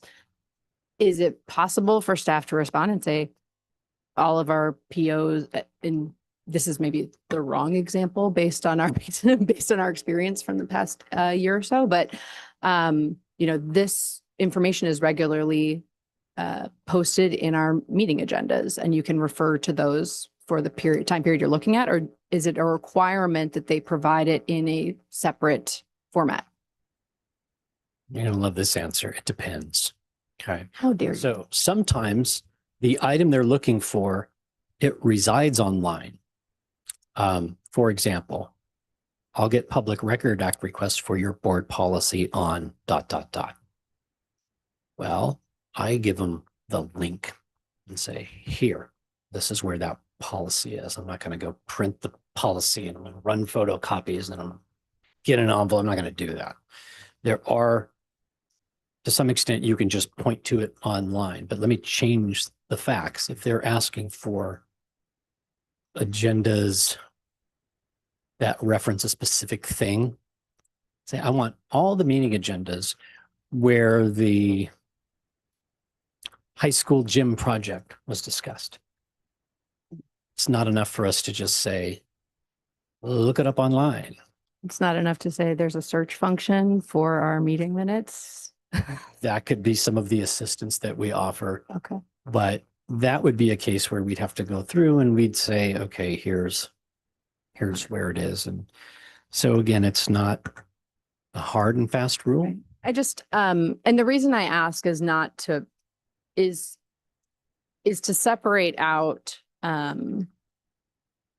requests for information versus, I actually think that a lot of the AI requests are not necessarily coming from AI agents, but because AI has made it very easy for people to couch things in very legal terms, right? And to say, okay, you want to know the information about the high school gym, you should write the email like this so that they have to give it to you, right? When you could actually have a conversation as human beings and say, oh, you want to know the information about the gym?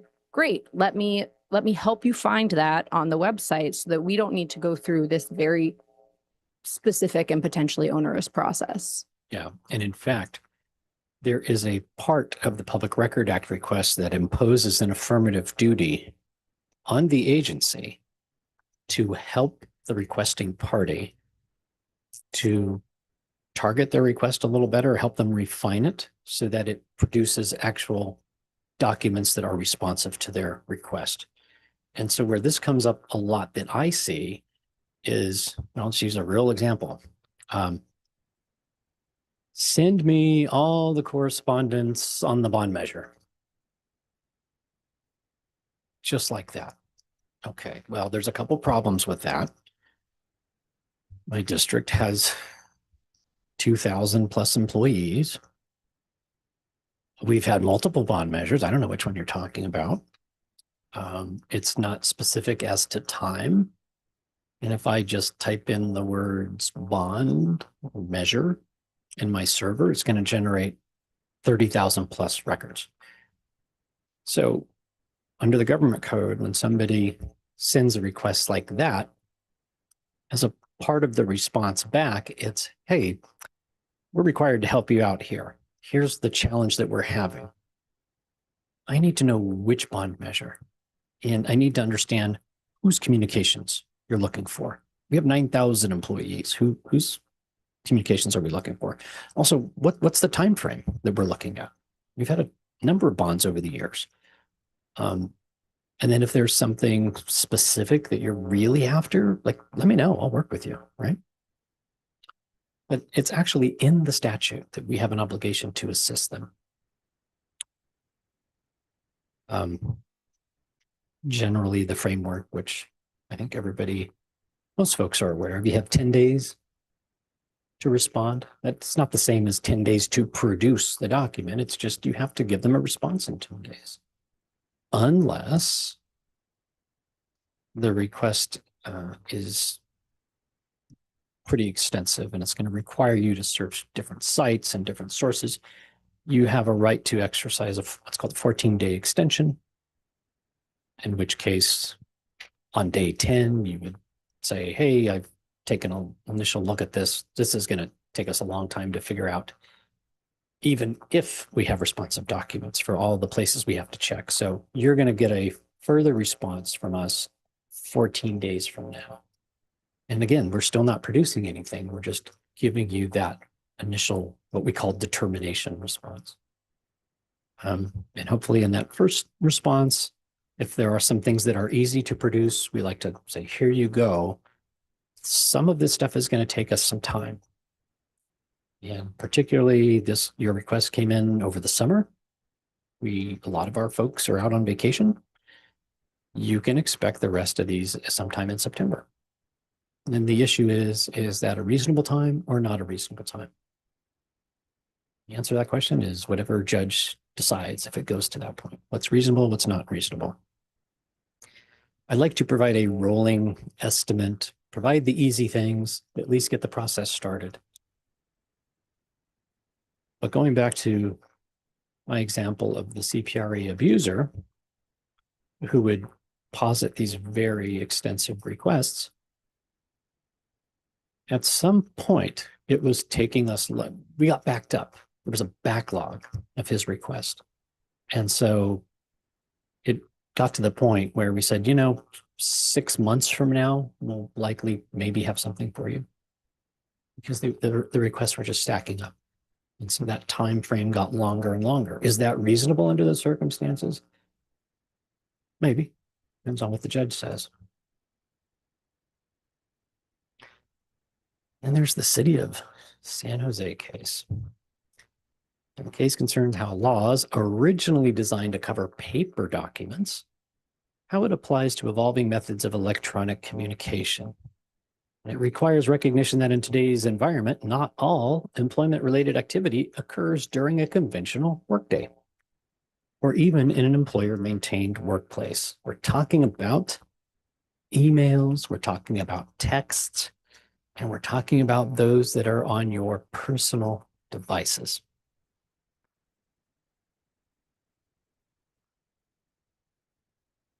So, can we withhold documents under the CPRA because they were sent on your personal device? No. When a public employee, officer, or board member uses a personal account or device to communicate about the conduct of public business, the writings may be subject to disclosure. And that's the city of San Jose case, because they were having these deliberations occur offline, outside of the confines of the public meeting, thinking, well, this is my personal phone. This is not a record that's retained by the district. The court said, nah, not so fast. This is against the policy of the Public Record Act request. So what do you think my advice is to employees and elected officials when it comes to your personal devices? Don't mix it. Don't. Here's another reason. I got a request one time for the superintendent's calendar for a couple of months. That's a record. It's maintained. It's public. Superintendent liked to, or their assistant, I don't know how it happened, but you know how you can designate things as personal appointments versus district appointments? Something went out, it was commingled, and it had some personal events on there that someone, if they knew who the physician was could figure out what was going on personally with this person's health. So sometimes, even though we can redact certain things, it's much easier if you keep it off of your work stuff.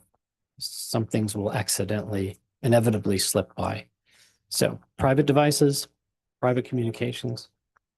Are you issued district cell phones or district laptops, iPads?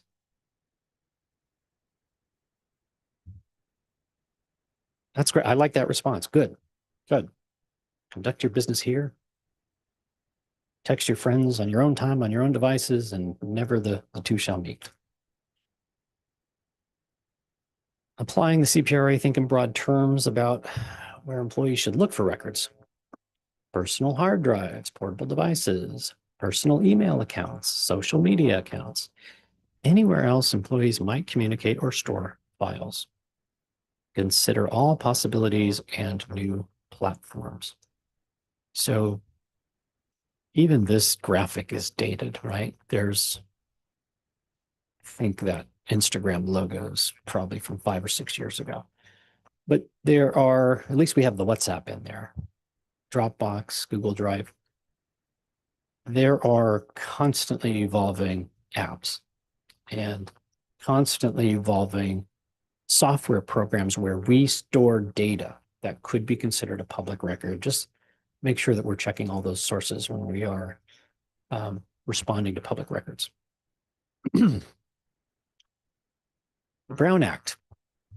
Now we're talking about transparency, but as to the conduct of the public's business as opposed to the documentation of the public's business and decisions. It requires elected officials, decision-making bodies to conduct their business in an open and public meeting. And that's to assure the public is fully informed about local decisions. What is a meeting? Rule of thumb, if it's a majority of y'all and you're talking about district business, that's a meeting. That's a problem if that conversation was not noticed under the Brown Act. So you want to talk about district business, talk about it in this room after it's been agendized. There are some exceptions to that. Of course, you talk to a minority, not the majority of the board, but you have to be careful because even if you talk to individuals, if you somehow let it slip, well, I know how so-and-so is going to vote on this. And even though you're only talking to one person at a time, you've now developed a consensus outside of that meeting. So can you talk to an individual person? Yeah. Again, borrowing the president's terminology, I don't love it. Right? So avoid those things. Avoid the reply all email stuff. And it's tough because sometimes members of the public, they will email all of you. They'll copy the superintendent and I don't even reply to those. As if you reply back, well, I think you're right. And I think as a board, we need to take this up. And here's what I think about it. And you've replied all, you've now created a virtual meeting. So you want to be careful. And it doesn't matter how that conversation happens. Can't get around it by having it in person somewhere else, right? If it's district business and it's a majority of the board, subject to limited circumstances, exceptions, it should be subject to a noticed public meeting. So today, for example, this was, I believe, a special meeting, right? Because this is not a regular meeting.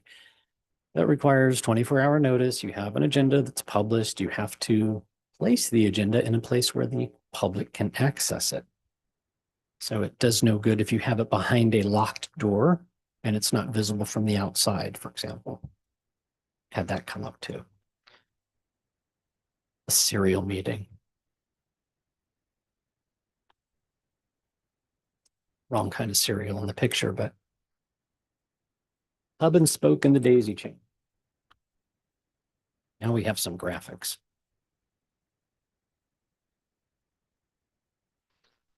Discussion again. even if you're talking to one person at a time, if you are sharing what you've learned along the way, you're developing a consensus outside of a duly noticed meeting. This is also not okay. This is the reply all. And the arrows are information. So you can see which direction the information is going. The circles represent each of you. And this is kind of the hub and spoke. And then we have the superintendent as the hub in the middle there. But what's not a serial meeting? So you can engage in separate conversations or communications outside of a meeting with members of a legislative body in order to answer questions or provide information regarding a matter within the jurisdiction of the agency, if that person does not communicate the comments or position of any other member to other members of the legislative bodies. And so sometimes members of the public will ask to sit down with you and talk to you about something. And sometimes we have those meetings. And you're okay to have those meetings outside of a notice public meeting. But here's where you get into trouble.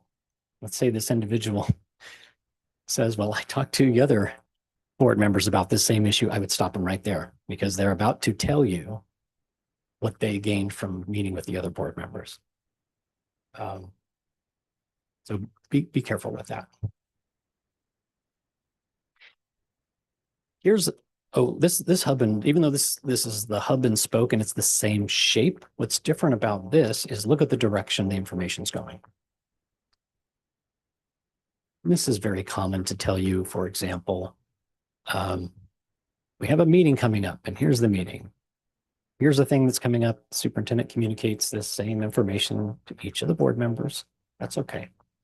Because the superintendent is not saying, here's that meeting at which I know so-and-so and so-and-so are going to have a problem with this bond measure we're trying to put on the ballot. Dr. McCoy would never do such a thing. And even the back and forth, you can do the back and forth, but notice that there is no intersection, right? Agendas.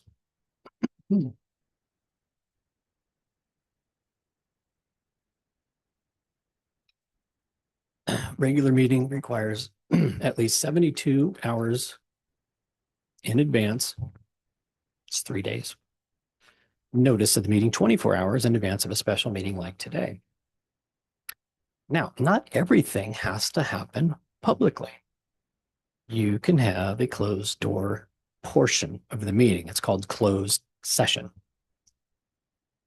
But you can't use that for items that are just controversial or uncomfortable to talk about or potentially upsetting to the public unless it fits within one of a few very narrow exceptions. And even those exceptions require you to post that you're talking about one of those items in the agenda itself. Not only that, but as you know, you also have to afford the public the opportunity to comment, even on the closed session items on your agenda.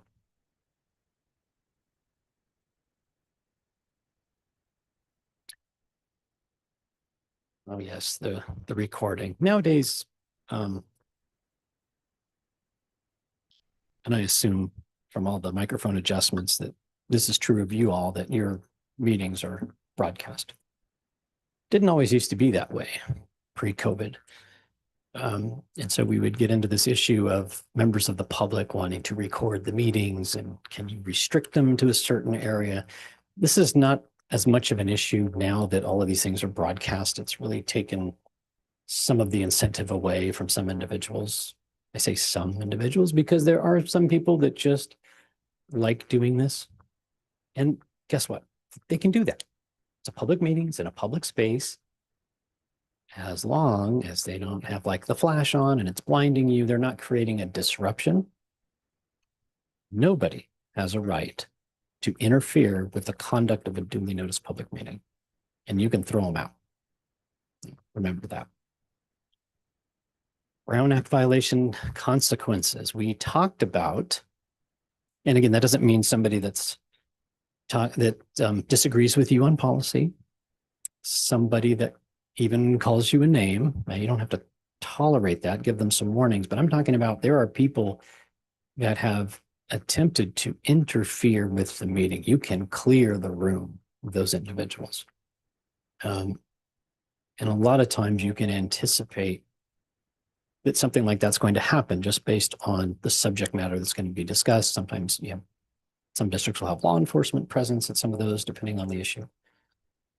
Brown Act violations, just like with conflict of interest, there are civil and criminal penalties. If you violate the Brown Act, let's say that you award a contract in violation of the Brown Act. Well, contract is voidable. Let's say that you hire somebody in violation of the Brown Act. That decision gets undone. They are unhired. Now, that's not to say you can't then do it right, cure and correct. You can go back. You're not forever barred from making that decision. You just have to do it the right way. You have to put it on the agenda. You have to notice it. You have to have the conversation in public. You have to follow all the steps. If you intentionally violate the Brown Act, you could be guilty of a misdemeanor and or a fine of up to $1,000. Yes.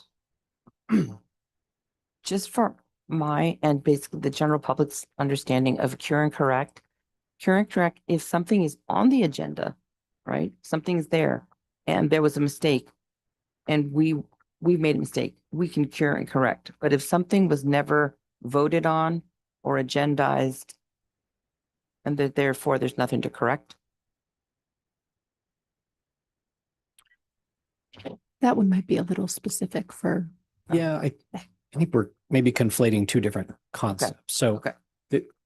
When I use the term a cure and correct, that's a specific concept under the law. And where that comes in is when there has been a decision made that violates. That's not like correcting the agenda. That's a different, and I don't know if that was your question, but that's a different concept. If you, for example,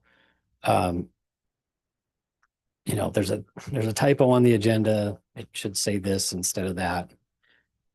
What I'm talking about when I say cure and correct is you will get a letter from the district attorney's office, the public integrity unit, saying it's come to our attention that you have settled a lawsuit and made that decision some other place other than a duly noticed public meeting. And so until you agendize it appropriately and have those things carried out at a duly noticed public meeting, that settlement agreement is null and void. So the cure and correct is to, like the redo. Let's go back. Let's get it on the agenda. Let's, do all the things we need to do so that it's public.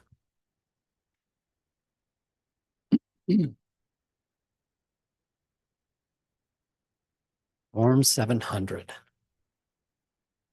Every year we get to file this. I wish it were a more user-friendly document. There's all the different schedules on there, and it's quite a bit to go through. So who's required? And by the way, you sign those documents under penalty of perjury, and those are expressly public records. So any financial interest that you declare on those Form 700s, that people can ask for the Form 700s. Okay. There's a concept of mandatory filers. As an agency, you can, to some extent, dictate who has to fill that out. It can be more than just the board. It can be more than just the board and the superintendent. You can designate, and in your conflict of interest code that you're going to adopt or modify, you can identify the positions, the titles of the individuals who are required to fill that out and submit that on an annual basis. And usually, there's a bunch of different schedules. Some of those are connected to the job duties of the specific position. And not only your own employees, but now your consultants in some cases. So for some districts that I work for, I have to fill out Form 700. I'll get a notice from them every year, and I will disclose my financial interest to that district because they've added consultants to the list of individuals who file. Again, falling under the category of other officials designated by local agency conflict of interest code. New for 2025, new positions. How do you handle, let's say it's not on the list, it's a new position.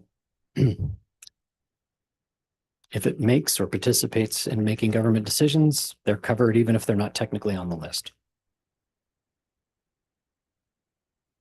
Appointment on other boards, commissions that receive $250 or more. You now have another form to fill out, the 806. So where do you get the form?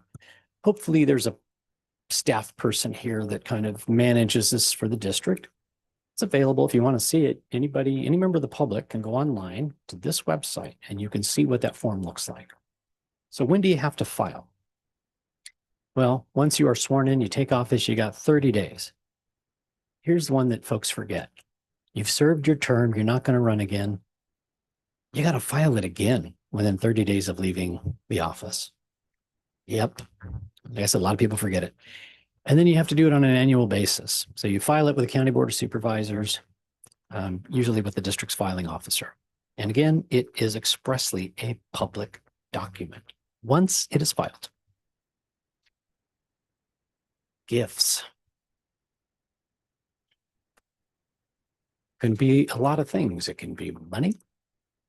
It could be anything of value. It could be tangible, intangible, personal property, real estate, goods, service, anything that confers a personal benefit for which the official does not provide full consideration for the value received.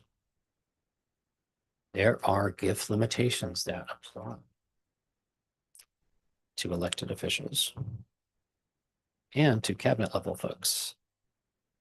This includes presents, meals, including drinks, tickets to sporting events, entertainment events, musicals, concerts, plaques, travel, hotel stays, forgiveness of debt, or even a rebate or a discount if it's not given to the public in general. You can tell folks have kind of tried to get around these over the years as we've added more and more categories to what is considered a gift. And gifts to a family member, they thought of this too, also counts as gifts to the official, unless there is a working social or similar relationship between the donor and the family member that is separate. So if I'm going to give your spouse, any of you, I'm going to give your spouse a gift. I can't get around the gift limitation by saying, well, it's not for you, it's for your spouse or for your partner, unless I have a separate relationship. I serve on the board with them at the other place. Okay. Doesn't count against you, still counts maybe against them, depending on what their role is. And family member, under the regs, it's spouse, registered domestic partner, dependent child, 18 to 23-year-old living with parents. There's more and more of those. This is a number that goes up from time to time. So while this is a handy dandy resource, if you're looking at this in 2027, do me a favor, just Google what's the current gift limitation amount. And Google will produce it very readily. So right now, if gifts of $50 or more are aggregating $50 or more from a single source, so I can't get around it by giving you 6 gifts of $10 each. So if it's in the aggregate more than $50, you have to report that. There's a space on your Form 700 to acknowledge that. There's also a limit. There's a ceiling. There is a thou shalt not. So there's the floor and the ceiling. The floor is $50. Report that. And then there's a limit for the calendar year. That ceiling is $630. After that, do not accept any more gifts from that single source or pay for the thing that was given so that it's not an issue. Again, what am I going to say? Don't let it get that high. Even if you're going to repay it, it's probably just easier to avoid that. Stay well under that limit. Previous limit was $590, so It goes up a little bit every year. Now, there are so many exceptions to this. There are actually more exceptions to this than there are exceptions to conflicts of interest. Public Records Act, there are a lot of exemptions. So just a few. Sorry, Wedding. should that second bullet point be may not accept gifts from any one source Sorry, where are you at? for May. 2025 and 26? Oh, there's an important word missing. You're paying attention. Yeah, may not. Okay. Yes, sorry. That'd be weird if that was the opposite. You can only if it's worth more than 630. If it's less than that, they're cheap. You're not taking it. Yeah. All right. Well, wedding gifts Told you I read. do. Wedding gifts may exceed annual gift limits. They may. And on top of that, they're valued at 1/2 the amount. I don't know why, but I always think of the Godfather wedding scene when I read that. Anyway. Gifts do not include campaign contributions. The reason for that is campaign contributions are covered under their own set of regulations. Prizes that are received in a manner not related to your status in a bona fide competition. You enter a raffle. You won the prize. You didn't win the prize because you're a board member. You won the prize because you bought 100 of the 300 available raffle tickets. Now, tickets for the official and one guest for admission to an event where the official performs a ceremonial function. Personalized plaques and trophies, but they better not be more than $250. It's been a long time since I purchased a trophy for anything. It seems like a lot of money. It's $250. We can probably get a whole bunch of stuff for less than that. Now, of course, gifts from family members, those are exempted. It also includes first cousins once removed and in-laws and former in-laws. That can be dicey the smaller your community is and the more your family in the generations has kind of stayed local there. And if some of you all are involved in leadership, but you guys are big enough here. I don't think you'll run into those issues. Admission, food, minimal items when making a speech, you know, the little conference giveaways, the stress balls, the golf divot thing that there in your packet. Acts of neighborliness, feeding your cat, for example. And the benefits, I don't see this as a benefit, but benefits of wedding attendance like Jordan Almonds, not a fan. Just makes me think of Bridesmaids. The movie. Gifts do not include a bereavement offering. Home hospitality, reciprocal exchanges. So if I give you something and you give me something, the value kind of washes out. We talked about compassion, gifts from existing relationships where the official has no likelihood of having a material financial effect on the donor. Those in a dating relationship, which can implicate other issues, travel, lodging, if it's connected to a conference, for example, benefits exchanged in a social relationship with whom an official participates in repeated social events or activities. Lunch, dinner, birthday, holiday, sports, etc. So parties typically rotate payments on a continuing basis so that each party pays for approximately his or her share of costs over the reporting period. So it washes out.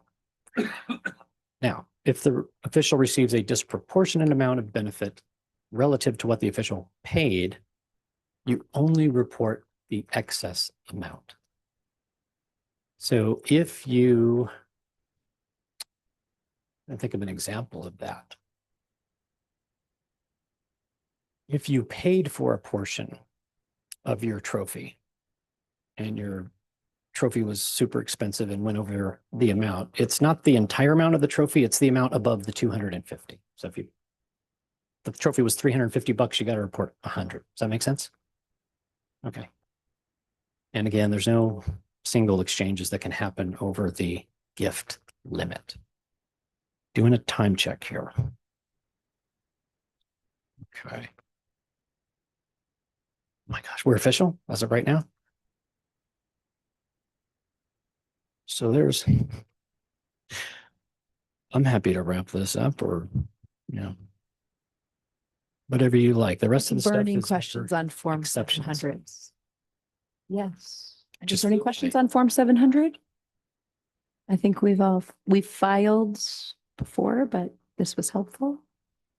Thank you so much for the very thorough training and many examples and for answering our many questions. My pleasure. Are we now taking a little break until what time? Or, We're recommending half an hour. so we will be back at 1:09. 1:10. We'll call it 1:10, guys. All right, thank you.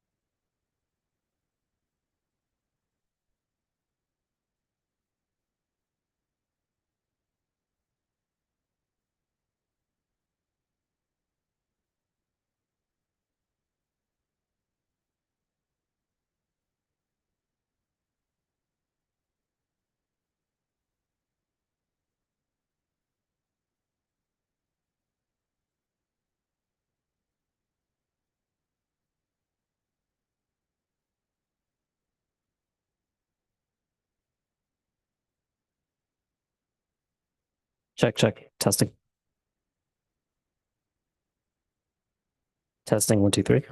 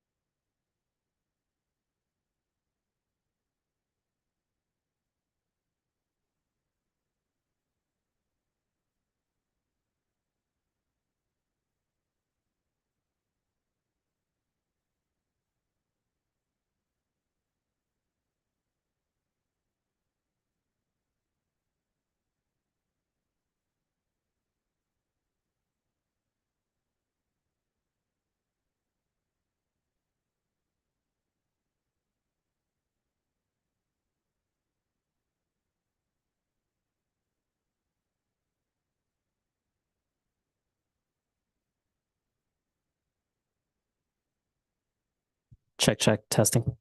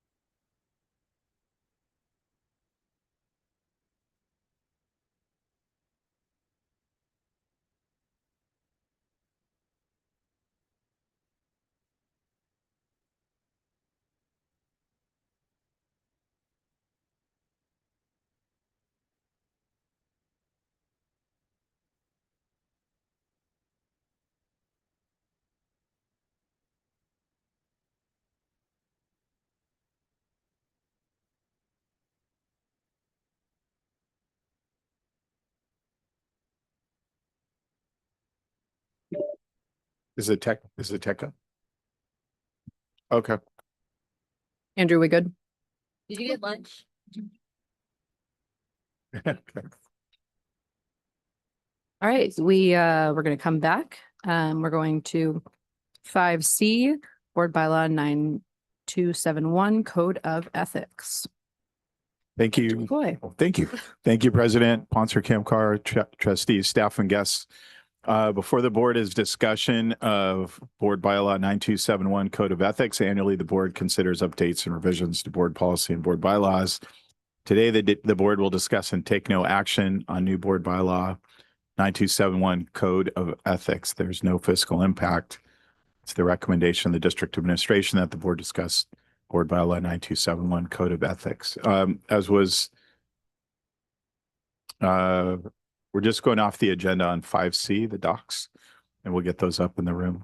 9271 is currently a policy we do not have in our board bylaws called Code of Ethics.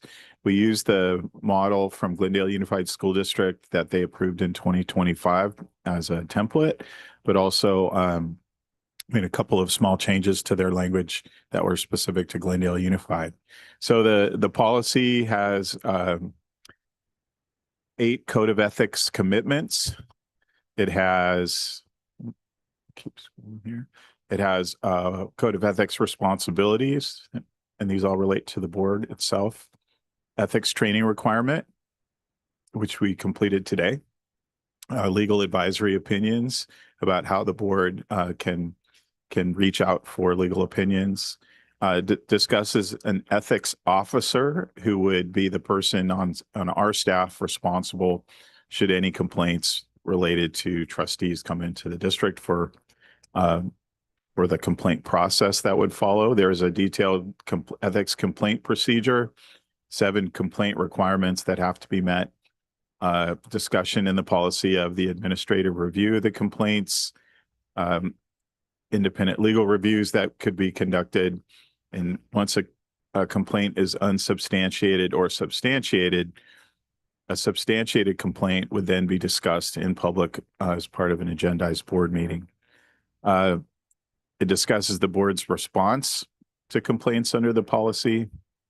It also discusses vexatious complainants, meaning if there's language around receiving similar complaints in certain time periods, and how that would not be acceptable. In other words, the policy doesn't allow someone to weaponize the complaint policy. There's an annual reporting. So should we approve this policy a year from now in a board retreat or similar first meeting, we would report out on any complaints received under the policy. And then we would recertify our compliance with renewed training. And then there's non-retaliation language in the policy. So it would be, this is for discussion. Be happy to answer questions or hear comments from trustees. This would come before the board for action on our regular meeting, August 6th. Dr. Weisberg. Let me start by saying I'm really glad that we're introducing this. It has been a long time coming. So I wanted to say that. I think it's unbelievably necessary. I have one question, which is who the ethics officer will be and what happens if in some random universe that appointed officer is somehow involved in the complaint being made against the board member. Who does that default to? So in our model, the assistant superintendent in human resources would serve as the officer. If there was a conflict of interest, meaning if that person was involved in one of the complaints submitted, we could appoint another officer, meaning another assistant superintendent in the district. It wouldn't be the superintendent, Right. Or it would allow us to go out and ask our legal counsel to serve as the complaint officer for the ethics policy. Thank you. Glendale has an in-house counsel, so their in-house counsel is listed in their policy. But in our case, the policy does allow us to appoint rather than permanently appoint as the cases come up. Great. The only other thing that I had in reading this was just on the very first page where it says the Code of Ethics commitments. This may seem like a small thing, but I wondered about reordering just the numbers so that, and tell me what you all think about this. So I would actually strike individuals because I feel like we cover individuals in students, community, parents, guardians, and families, employees. So I didn't think we needed number 3, but just my feeling. And then the order that made sense in my brain was students, then parents, guardians, and families, then employees, then community, then colleagues, laws and policies, decision-making. I wrote it, I can send it to you too, but just, I think if we're talking about sort of the stakeholder groups to which we're committed to all of them, but somehow that felt, yeah. So those were really my big things, which is I didn't think we needed number 3 because it's covered in the other ones, and redoing the order and just getting clarification on the officer. So I'm happy about this. I appreciate the thoroughness and the inclusion of the process for complaints. That's all I got. Thank you. Interested? Ms. Cano, Ms. Olson? I had also questions about the, oh my goodness, the ethics officer. I was curious if we had a conversation with Glendale, in reflection, they've done this for a bit. Did they have any feedback? And I was curious who their ethics officer was, but you answered that. And I was just kind of curious if that's something we should consider, but I think that it makes sense, assistant super of HR, but. I spoke with some of the Glendale board, one Glendale board member at CSBA this year, and asked her about how it was going. And she said that it's been going very well. I do not know if they've had any complaints, but she was somebody who supported the creation of the policy and was happy that it was introduced. But beyond that, that's all I know. I don't know if they've had anybody actually file a complaint and what that process has been like. That is something that, Dr. McCoy could reach out to Dr. Watson, and I could reach out to the other board members in Glendale and kind of get some feedback. Dr. Weisberg and I met with the former board member in Glendale who in many ways drafted this policy when he was creating it last summer, and kind of right on the cusp of them adopting it. And one of my pieces of feedback was like, so much of this seems predicated on having in-house general counsel, but the idea of having an in-house staff member serve as the ethics officer makes a lot of sense to me, because I was very worried initially when I saw their policy that it was going to cost us a lot of money in legal fees. But if we're able to include that in the job description of someone, then that makes me feel a little bit better. Yeah, that was my main concern, was the cost of some of that. I think initially, but I do think that these are the right pieces. Dr. Weisberg, your piece about whether individuals is already covered. I think you're right there, that it's already covered in community, right? And in the other various That also stood out to me. individuals. I do like this idea in there that is concern for the least influential as well as for the most influential member of the community. So I wonder how that could potentially fit into the community call out. Because, the community one talks about, it's not just about their organizations they belong to, whether they support your election, but it could also be about their level of influence in the community, right? So maybe it's adding kind of a piece around influence into that paragraph on community. Yeah. Does that sound okay? Yeah. And I would say that, so the Assistant Superintendent of Human Resources is our complaint officer for the district. And we will be updating our board policy on complaints with a complaint matrix that actually shows the type of complaint and how it could be filed. And that'll be something available within our board policy. So this is something we can include in our complaint board policy as well, that basically states these are the different types of complaints we accept. Because a lot of times folks will use sort of the term uniform complaint over broadly, and not every complaint applies to uniform complaint policy. So we'll have that for you this fall. We're going to be bringing that forward just so that there's clarification for everyone who, particularly employees, about those processes for them. And then if this policy is approved, then we could put that on that matrix as well. So it would spell out that the assistant super of HR is the ethics officer for these types of complaints, with an exception where we would go to either another assistant superintendent or an outside legal counsel.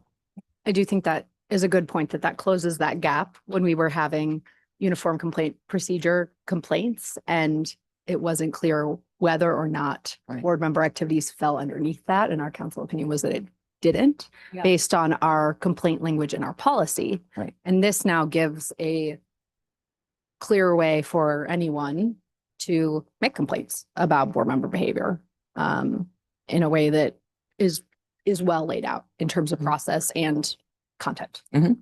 Ms. Connell. I also like this because I think the idea of even saying that it cannot be used basically to weaponize.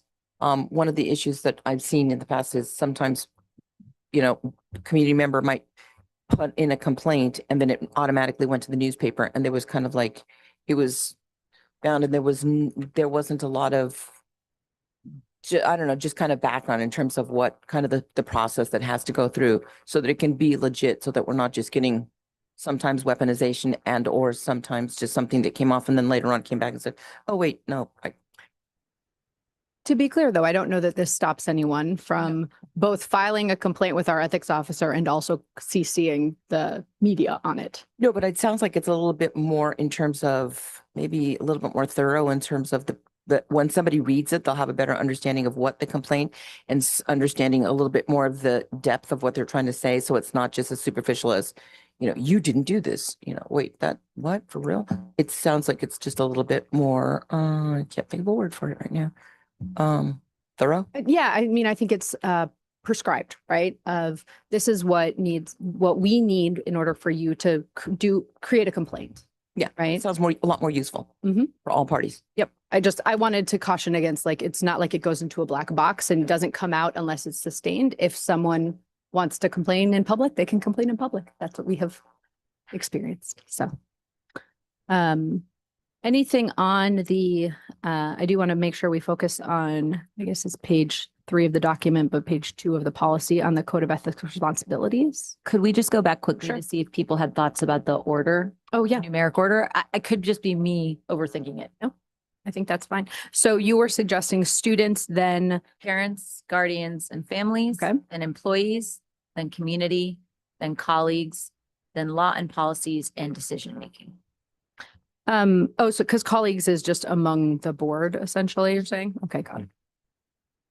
I think that's great. Yeah, okay, cool.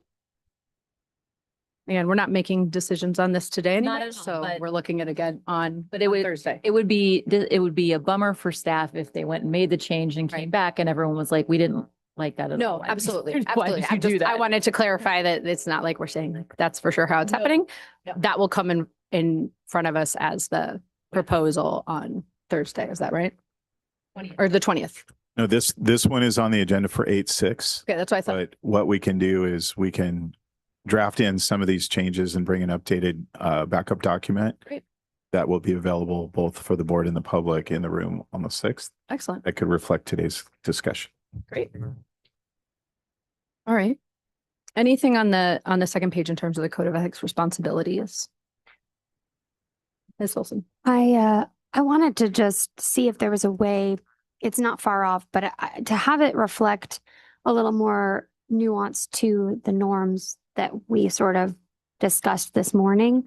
When those are codified, I think it would be really great for them to kind of echo each other.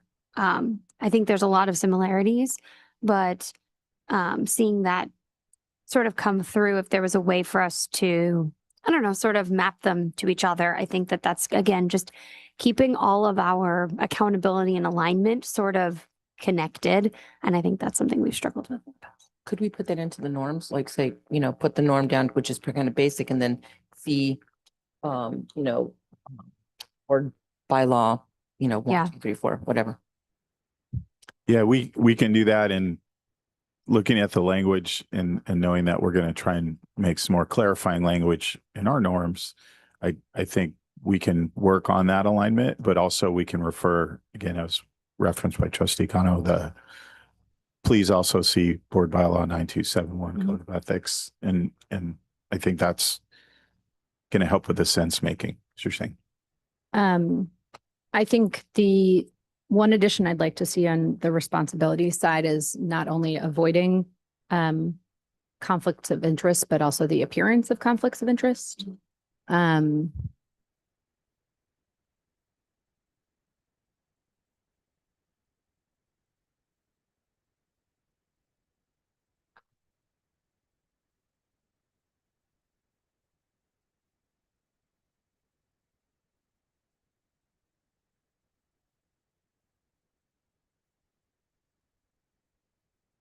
Actually, as I'm going through this, the bullet number 2, Mhm. after the great training we just received, disclose and recuse, maybe the disclose is obviously front and center. But maybe we just add more description to that, because the recusing yourself and providing that very intense description as to why was something that I learned today. So maybe we just disclose, explain, and recuse, just to make sure that that's, did I get that right? You look confused. No, I was just, my confusion and my enlightenment sometimes looks the same. Would we want to put, would we want to put in just the reference to the law? I mean, it's Yeah, a that's- law. As So, like, yeah, I'm thinking like, Just the number, like, Yeah. you know, since don't remember the numbers specifically, but just, you know, in like accordance with, public. Yeah. Yeah. That's something we can do, is we can tie it back to the different government codes Yes. that cover these Yeah. different conflict of interest policies, so that folks know that there's a crossover between the board policy and the state laws that support the board policy. Mhm. And then I want to check the bottom. You also will see a lot of those same policies referenced the very last page under legal references, but we can bring them forward into a couple of those bullet points as well. Yeah, it was mostly just the explanation, rather than just reclusing, that I thought was interesting. Yeah, that you can't just say, I'm not going to vote on this, but that you need to say, I'm not going to vote on this because I am an employee of this company, or because my Yeah, husband is, and or whatever it is. A best practice for us is, if there's a need for recusing a board member for that type of interest, we would actually, moving ahead, create a script that would be read by both the board member who's recusing themselves and then the person providing the agenda item. So the way I've seen it done in the past is, so if I was working for a nonprofit that we contracted with, I would say, I am recusing myself from the vote because I am the vice president of this nonprofit, and I cannot take action on this item because of my position. Then the person would leave the room. And we would do that when we set the agenda, as we would pull the agenda item and say that. And then we would say it again at that agenda item, and then wait for the person to go out, and then someone to get them when they come in. So we would create that as a best practice, sort of practically in the meeting. So we would say that from the dais and have the person say, this is why I'm recusing myself formally. And then that would be in the minutes and all that stuff.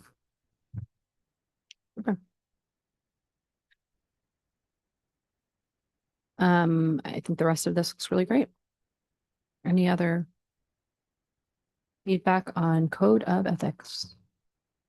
I just had a couple of, I'm not going to read them here, but a couple of just like edit verbiage stuff that I can send to Dr. McCoy.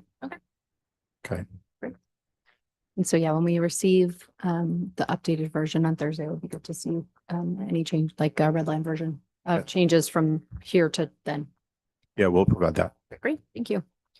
All right, so then next is 5D, discussion of board bylaw 92.7B.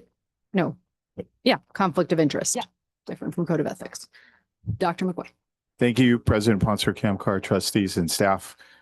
Before the board is a discussion of board bylaw 9270, conflict of interest.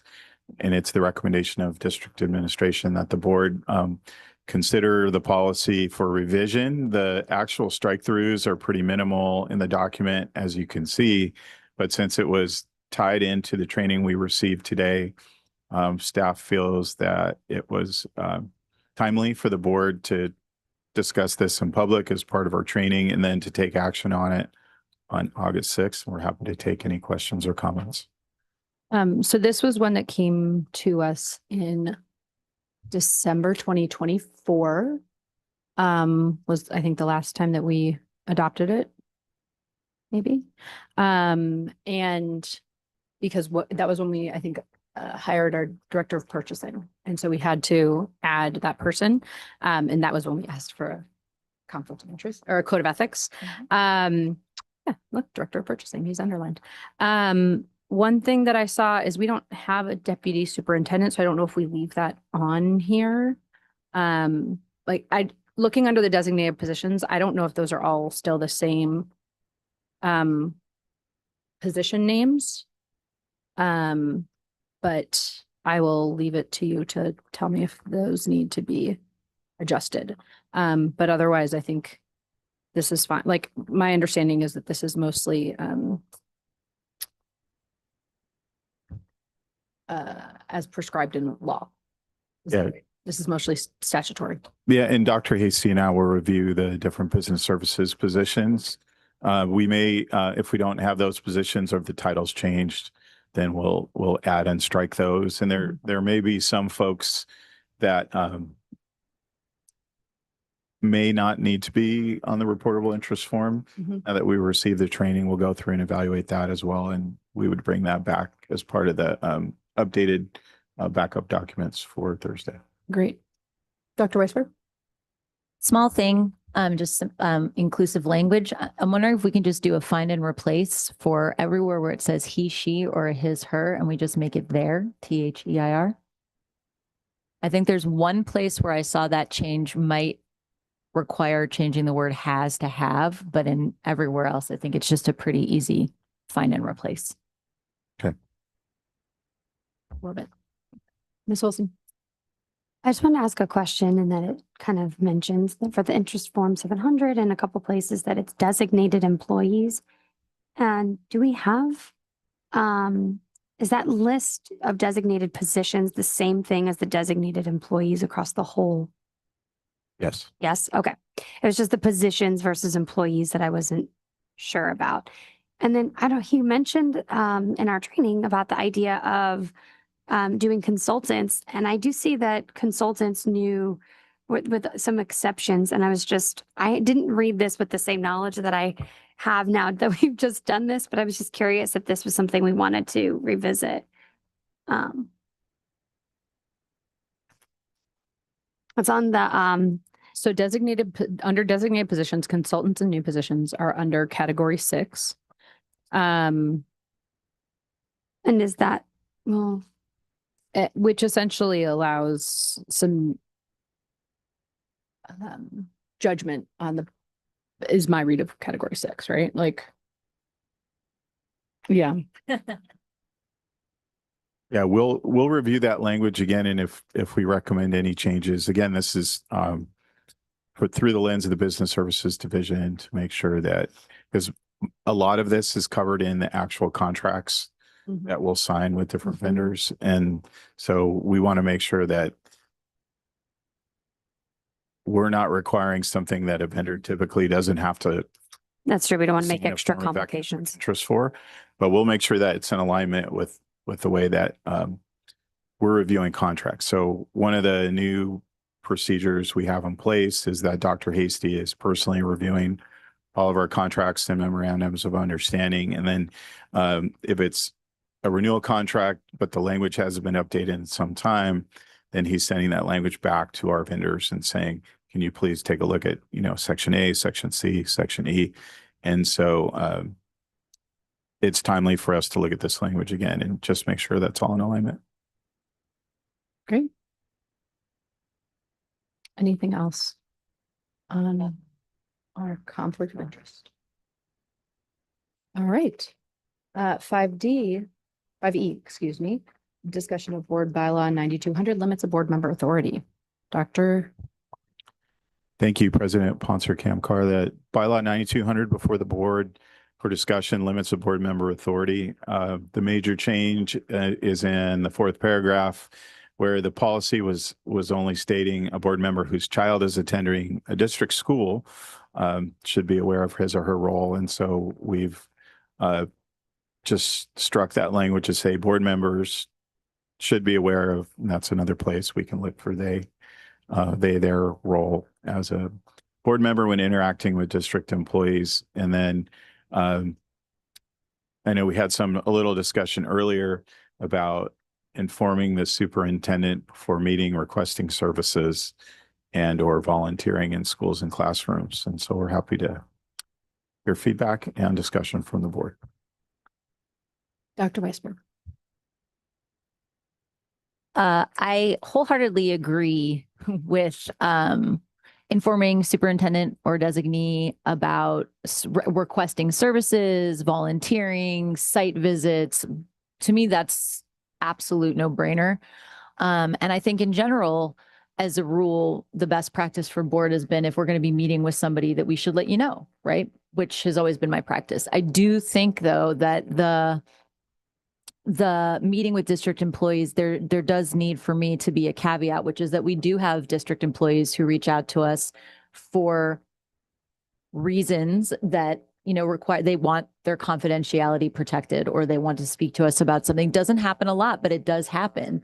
And, if the rationale in this paragraph is may inhibit the performance of school personnel, I absolutely see where the rest of this makes sense, but I don't believe that I actually think it inhibits the performance of school personnel if we are now off limits. And again, this is not a situation that happens with regularity, but it is a situation that happens. And I think creating this sort of roadblock or fence when somebody feels the need to come to talk to us is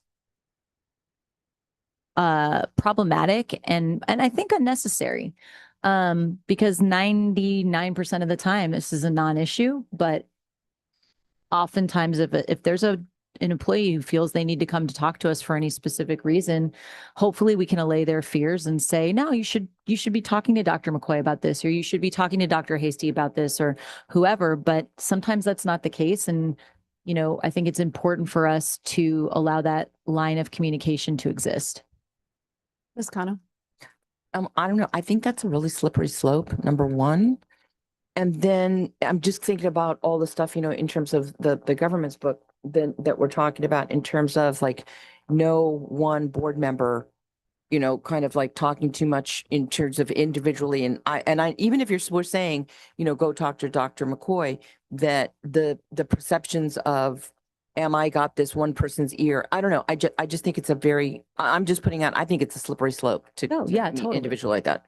So, as I was thinking about this, right, there's a concept in the book of really making sure that the board is taking a high level view, right, with enough touchdowns to be able to understand what's happening on the ground, right? And so,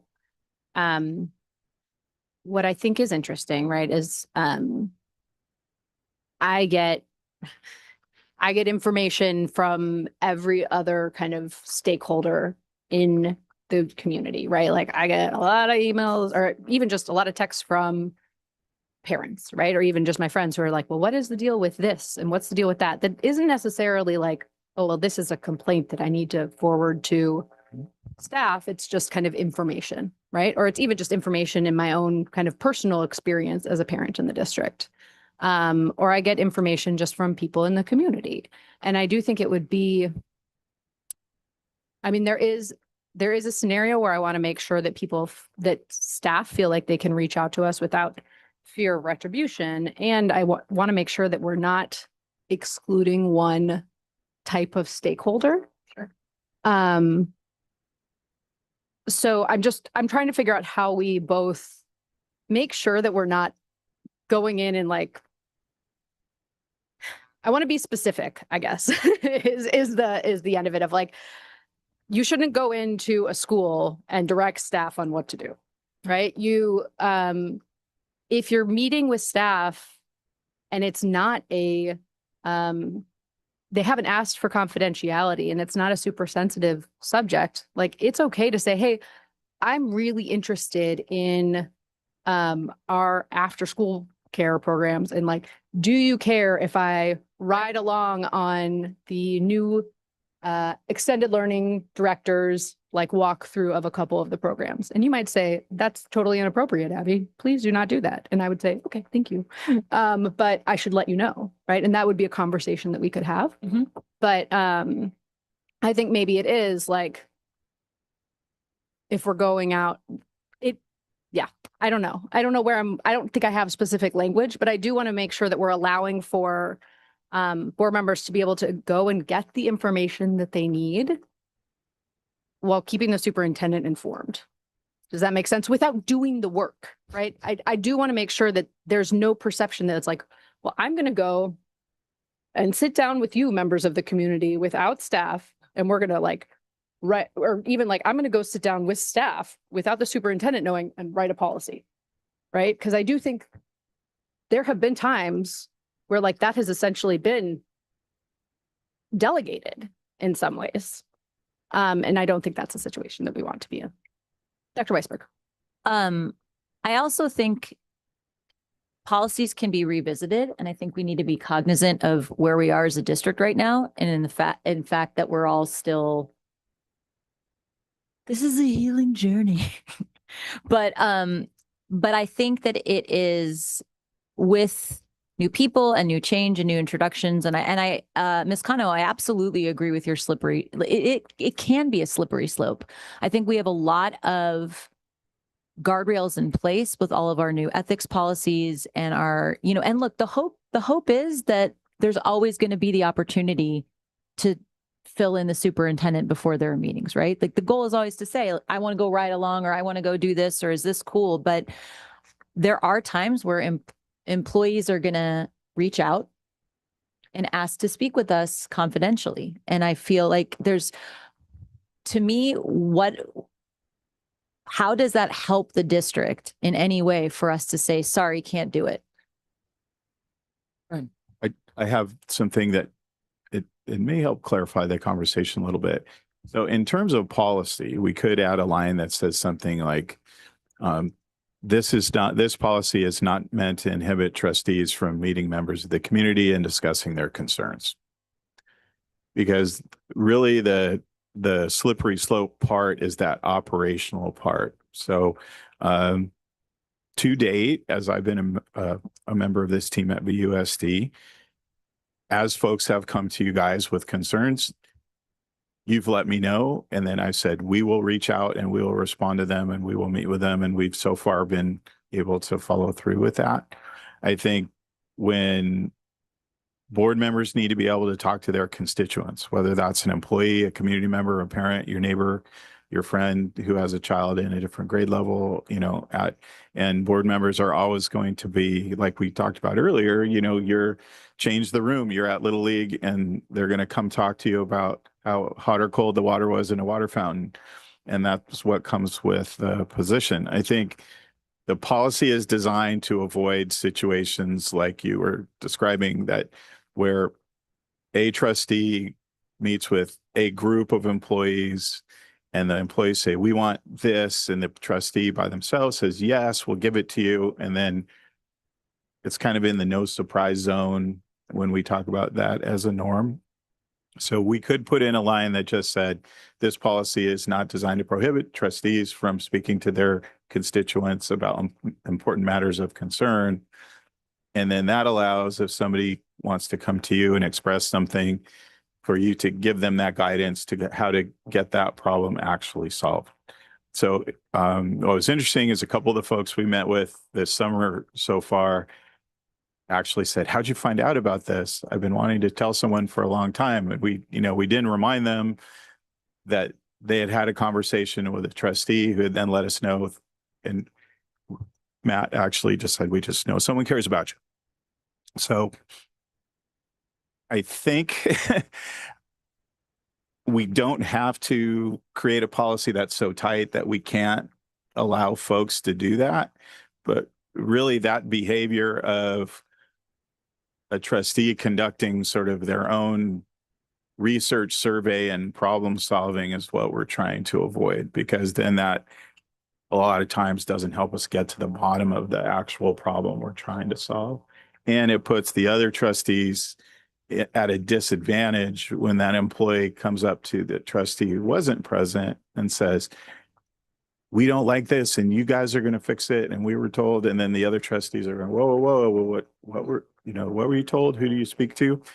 So this intersects with our norms and protocols in a way that what the policy is saying is don't request service, don't have people come to your home and do your windows, don't do those things that that are taking advantage of the office, right? And that power imbalance between employees and trustees.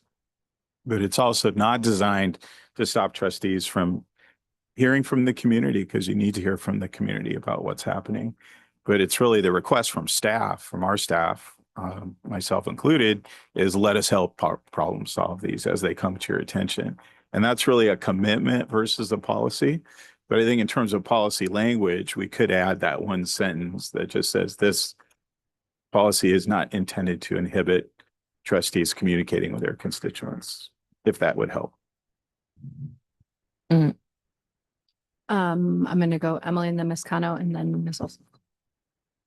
I think so. Agreed on all counts. I absolutely agree with this. If we're adding that, why keep meeting with district employees? I mean, could we reword that to say, meeting and making promises, or meeting and trying to solve, like He's not saying don't do it. He's saying you're just going to inform the superintendent before meeting. Right. But this goes back to, so my concern really just lies with, if a staff member or whoever reaches out and says, "I really want to talk with you. I would like to keep it confidential." And when that has happened in my case, my first thing I always say is, I really hope you will go and talk to whoever it is, right?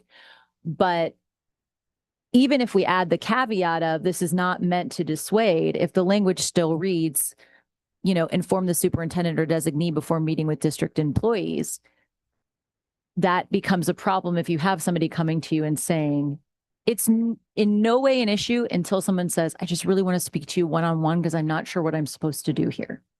Right. And I want there to be space for that. I think it's important for there to be space for that. And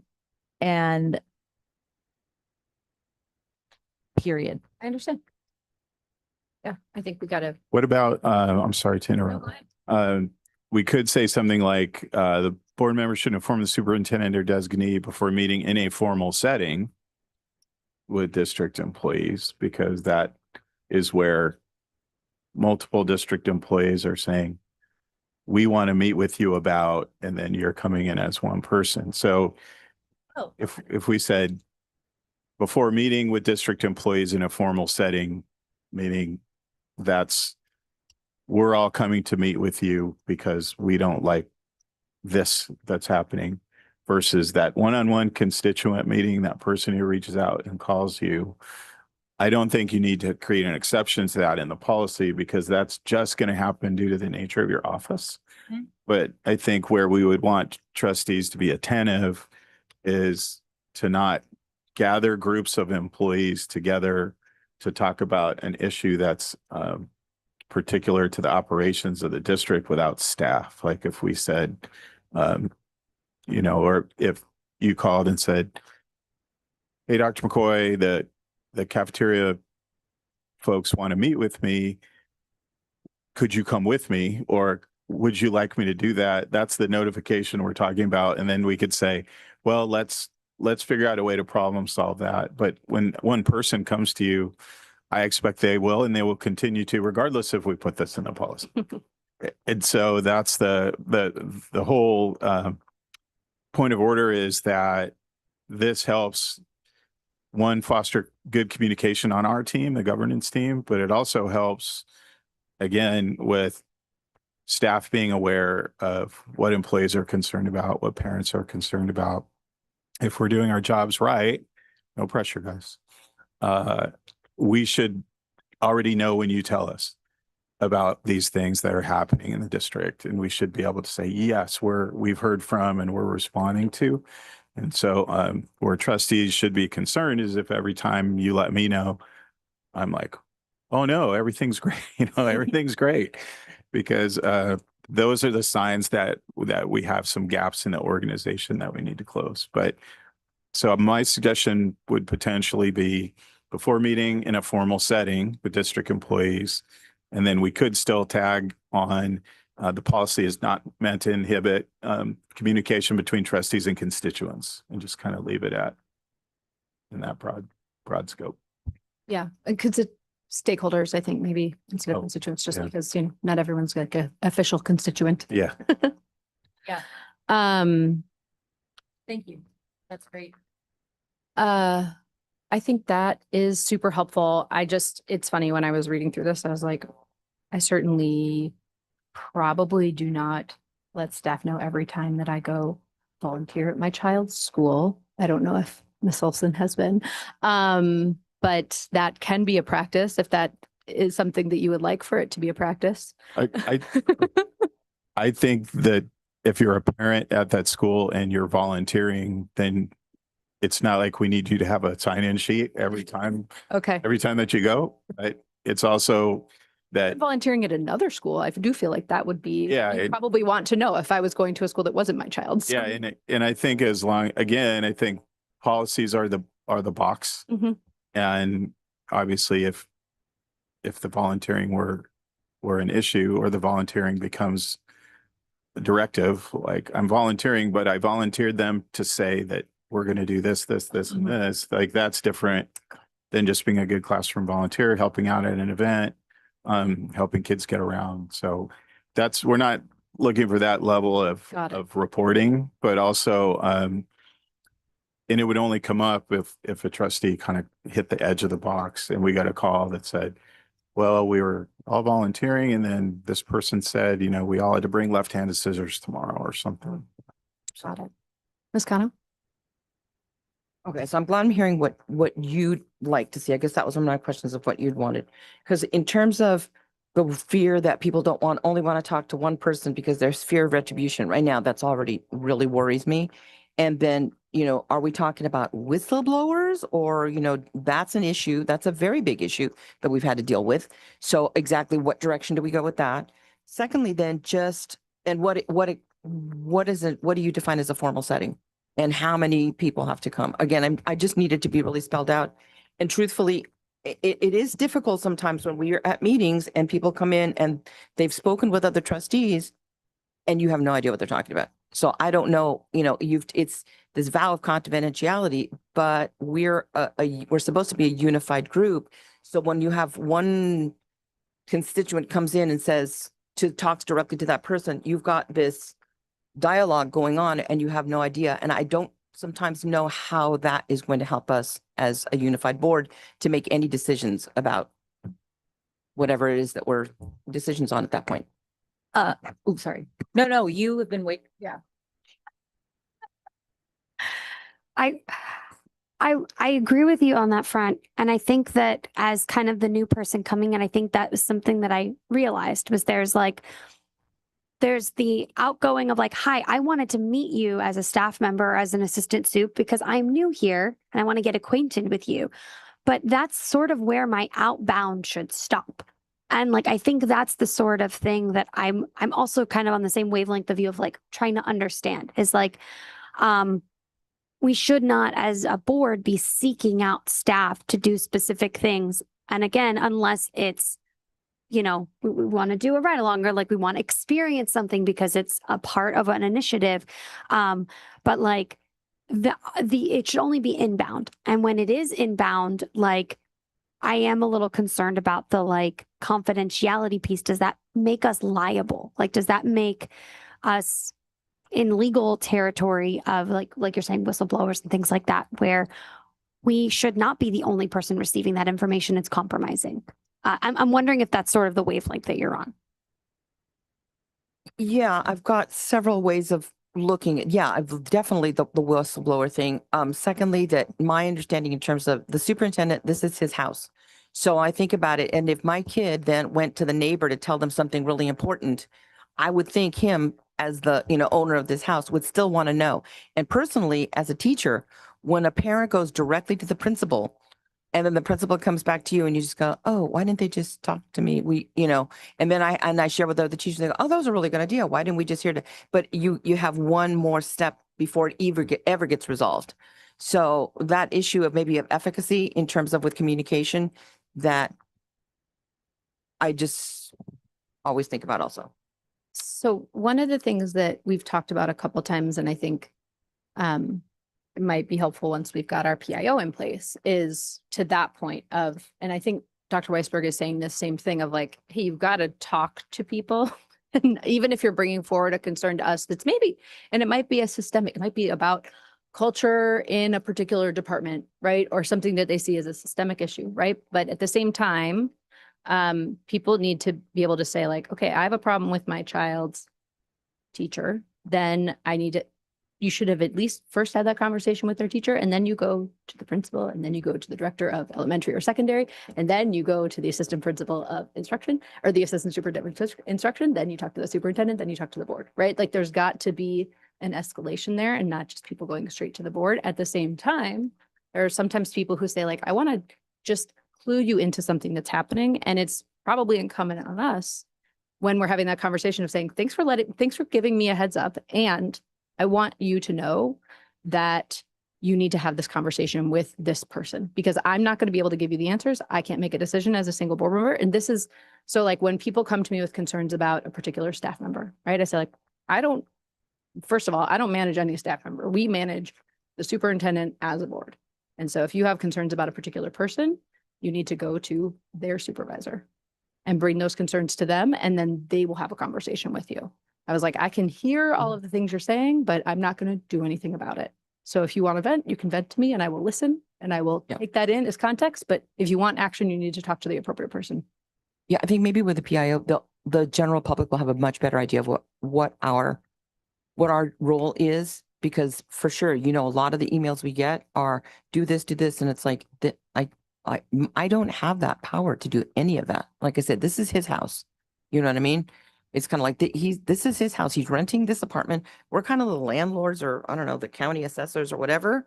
But this is his house. How he wants to do his. However he wants to put his furniture, however he wants his inside his house. This is his house. I can't go in there and change it all. So I think what we can help with as staff is, you know, we have a commitment to response. And so we've been trying to turn responses around in 24 to 48 hours, follow up with people, make sure that if someone's contacting 2 board members via email, that we're informing the whole board, you know, here's a person who's been contacting 2 board members, here's their issue. And then also as we clarify our complaint policies and how people can use their voice to try and express pleasure or displeasure with the policies and procedures and practices of the district. That's really something the board should look to the superintendent for. So our goal is that people's first thought isn't, if I say something, there will be retaliation, or you know, we're trying to work toward a workplace where people know, hey, I can tell my supervisor, or I can tell the assistant superintendent, or I can tell the superintendent. We're really focusing, like right now in this building, I'm popping in all the departments so that I don't terrify everybody with the superintendent coming by your desk and saying hi. And so, you know, the building's getting used to me popping in. What do I need? I don't need anything. I'm just saying hello.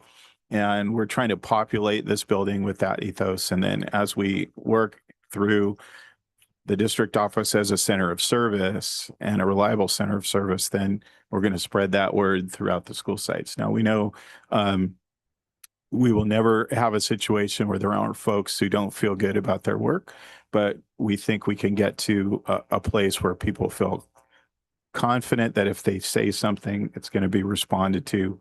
And one of the most important things we've found over a long period of time is if I can't fix it, I need to tell you that. And sometimes what we're doing with folks is we're saying, well, okay, and we're promising something we can't deliver. So really, we're trying to get in the position where if we have the response that's not going to solve the problem, we're going to tell you where we are and what the timeline is and how we're going to work toward a response so that people know they were listened to and communicated with. And again, I think as we get more time and our legs underneath us with our new team, that's what I'm asking of everybody, because that's what I would want you to ask of me, is that my door's open. I'm going to be responsive. I'm going to go listen to people. And as we create that environment across the system, then the goal is more people would feel comfortable coming to us with those concerns. But also something you can tell these folks is I need to let the superintendent know, just so you know, and the district may reach out to you to follow up with you. And that's another thing, that as they come to you with these individual concerns, and again, we've been practicing this summer trying to follow through on that. So as people have come forward and said, I'm really concerned about, and you've said, we need to let the superintendent know, we've tried to then take action pretty immediately to say, hey, we heard this is going on. Can you tell us more about it? And then, you know, if there was a time when retaliation was a preferred method of response, that's no longer the time period we're going to be in. Great. So I want to do a quick time check because we do still have a big part of today is the superintendent evaluation process, and we still have 2 more bylaws to go through. So I don't want to give them short shrift, but I just want to keep us on track. So let's do 5F, which is bylaw 9323, meeting conduct. That's the last one. Yep, no worries. For board bylaw 9323, meeting conduct, the only change of significance is, and it said that we typically have 7 members, but we typically have 5. And what that paragraph means essentially is if we're down to 3 people, which we need to run the meeting, that 2-to-1 is a majority vote. And that's with this policy. I know we actually talked about that briefly at one of our late night meetings. Yes. But the answer is in our policy, yes. If 3 remain, the meeting remains, and then 2 would be a majority. On item 3 under public participation, we did some strikeouts around responding to statements in public comment. And then in item 5, staff's recommending that we go to 3 minutes to address the board rather than 5. And I did want to let the board and the public know that the language does say that with board consent, the board can increase the time allowed, so that if there's a public comment that's vital and the 3 minutes are up, that the board president can confer with the board members to provide the person some additional time as needed, that 3 minutes is the standard that we would adhere to. So I'd be happy to take any feedback on that. Dr. Weisberg. Yeah, I'm happy we're moving into a more modernized version of public comment. I think it's going to be really important. It's much more in line with literally every other school district and other public agencies. Yeah, so I actually think this is a really positive move. I did want to go back to the first paragraph under public participation. The sentence reads, so as to not inhibit public participation, persons attending board meetings shall not be requested to sign in, complete a questionnaire, or otherwise provide their name or other information as a condition of attending the meeting. So absolutely, we do ask people to fill out the comment card, and they have to put something on there. And we have one special flower who always sometimes mixes it up and doesn't use his name. But does that, I mean, and that's really for our ability to call people up for public comment. Does that in any way conflict with this language? I don't think it This does, is but I to want. attend the meeting. To comment, they just have to put something on the card so you can call them up. I think it ask in the, or we used to ask. I don't know if it's in the current. Just wanted to make sure. It's not in the current language, though I think we used to say speakers are requested to state their name before addressing the board. We may want to add that to add it back to this, if people do not actually put their name on the card, though most folks do. Yeah, I mean, I didn't think it was an issue. I just wanted to bring it up in case someone were to say, well, you were telling us to do this, which is in conflict. The other question I had was number 4 under public participation. This is brought up a couple of times throughout this policy about the board need not allow the public to speak on any item that has already been considered by a committee composed exclusively of board members at a public meeting where the public had the opportunity to address the committee on that item. So what would be an example of that? So the example would be, and this is not something staff is currently recommending. So and this is more common in college districts and city council. So let's say we had formally appointed a 2-person board subcommittee on the budget. And that subcommittee held a public meeting, an agendized public meeting on the budget. And at that public meeting, because it's agendized under the Brown Act, you would allow public comment. If someone who attended that meeting came to the meeting, the entire board, the board president could say, you've already given your comments at the agendized board subcommittee meeting. And so this is a catch-all language, because if you do formal board subcommittees where 2 board members with a staff member create an agenda, which is not something staff recommends, because then the other 3 board members don't end up in the discussion. You could end up in that scenario, but that's since we right now aren't doing those formal subcommittees. Yeah. Then this wouldn't apply to us. It's just language just in case that happens someday. I just couldn't imagine what that pertained to. The only other question I had for the group was in number 5, this third little paragraph, we talk about translators. So it's been our policy that if people want, I think our policy for requesting translations at meetings has been amorphous at best. And it's been easy for people to watch meetings because they can instantly translate. But I don't know if this is the place to put it in, but I think we need some clarity. I could have missed it. I read it, but I don't recall seeing anything in here about it. I think that the way it currently stands, Dr. Macias, maybe you can speak to it, is if you want a translator, you have to contact us within a certain amount of time, but I don't know where that information lives and in what language that information lives. So we have had people request before, but it usually ends up being when they're there and somebody happens to speak the language and can do it. So I don't know if this is the right place or elsewhere, but I would love us to have a clear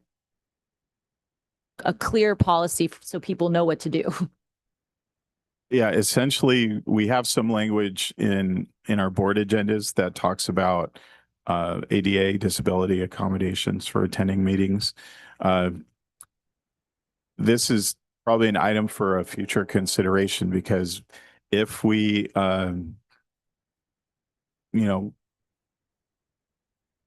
employ translators, they should be present in every board meeting and available whether or not someone comes and needs translation. If At City Hall. right. And so we would have to consider whether or not to provide that as a service during every board meeting. And then we would look for agencies with translators that could provide those translators to us. If that's something the board would like us to research and look into cost, then we could talk about that. And the policy does state if a person came and needed translation, we would provide them, for example, 6 minutes if it's 3 minutes, in order to make sure they have a full opportunity to participate. I saw that part. So what staff can do is we can research the cost and the time. Right. And the scheduling that it would take to have a translation available. And typically, then we would need to decide whether it's simultaneous with headphones for folks who want to stay the whole meeting, or if it would just be for the public comment portion. So that's something we can research and get into or report to you. Ms. Khanna? No, I was just thinking that same thing. I was thinking, would we do that once we research it? Do we want to do it like on a trial run to see like how many? Because maybe we might get a lot more people coming in then because they feel they're going to be able to be heard because there'll be translators will be on. But I'm saying since we don't know, so in order just to have maybe like a trial run or something, Before or we put it into policy as a, Well, let's get the Yeah. information back and then we can have the conversation for sure Yeah. about whether we want it to be tried. Because right now, we don't know how much it's going to cost or right. anything about it. But Right. I do think, Would it be possible? I mean, I know both Armin and I could translate also. I can translate Spanish and he can translate Armenian. So I don't know if we've ever, is that, Yeah, what I would recommend is if we decide to provide translation, that should be provided not by somebody who's already participating in the meeting. I mean, I think we can do that as a courtesy in the moment. Okay. But really what we wouldn't want to rely on your good graces to make that happen.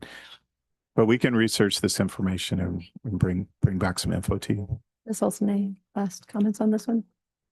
Speaking of dry runs, I have an idea I want to maybe reluctantly put up because I talked about this in December when we had our initial retreat, because our public comment time for parents, working parents today, is an unfortunate moment where it's dinner time and pickups and everything. And I can't tell you how many times a parent has said, I wish I could come speak at public comment, even virtually. It's like, we give a window of a second to see if they can come, and if it passes, it's gone. I feel like the idea of a pre-recorded shortened version is something that could be considered as a solution. It might be abused and might be a problem. I acknowledge that, but I do think something that would make it more accessible to working parents would be, I would like to discuss.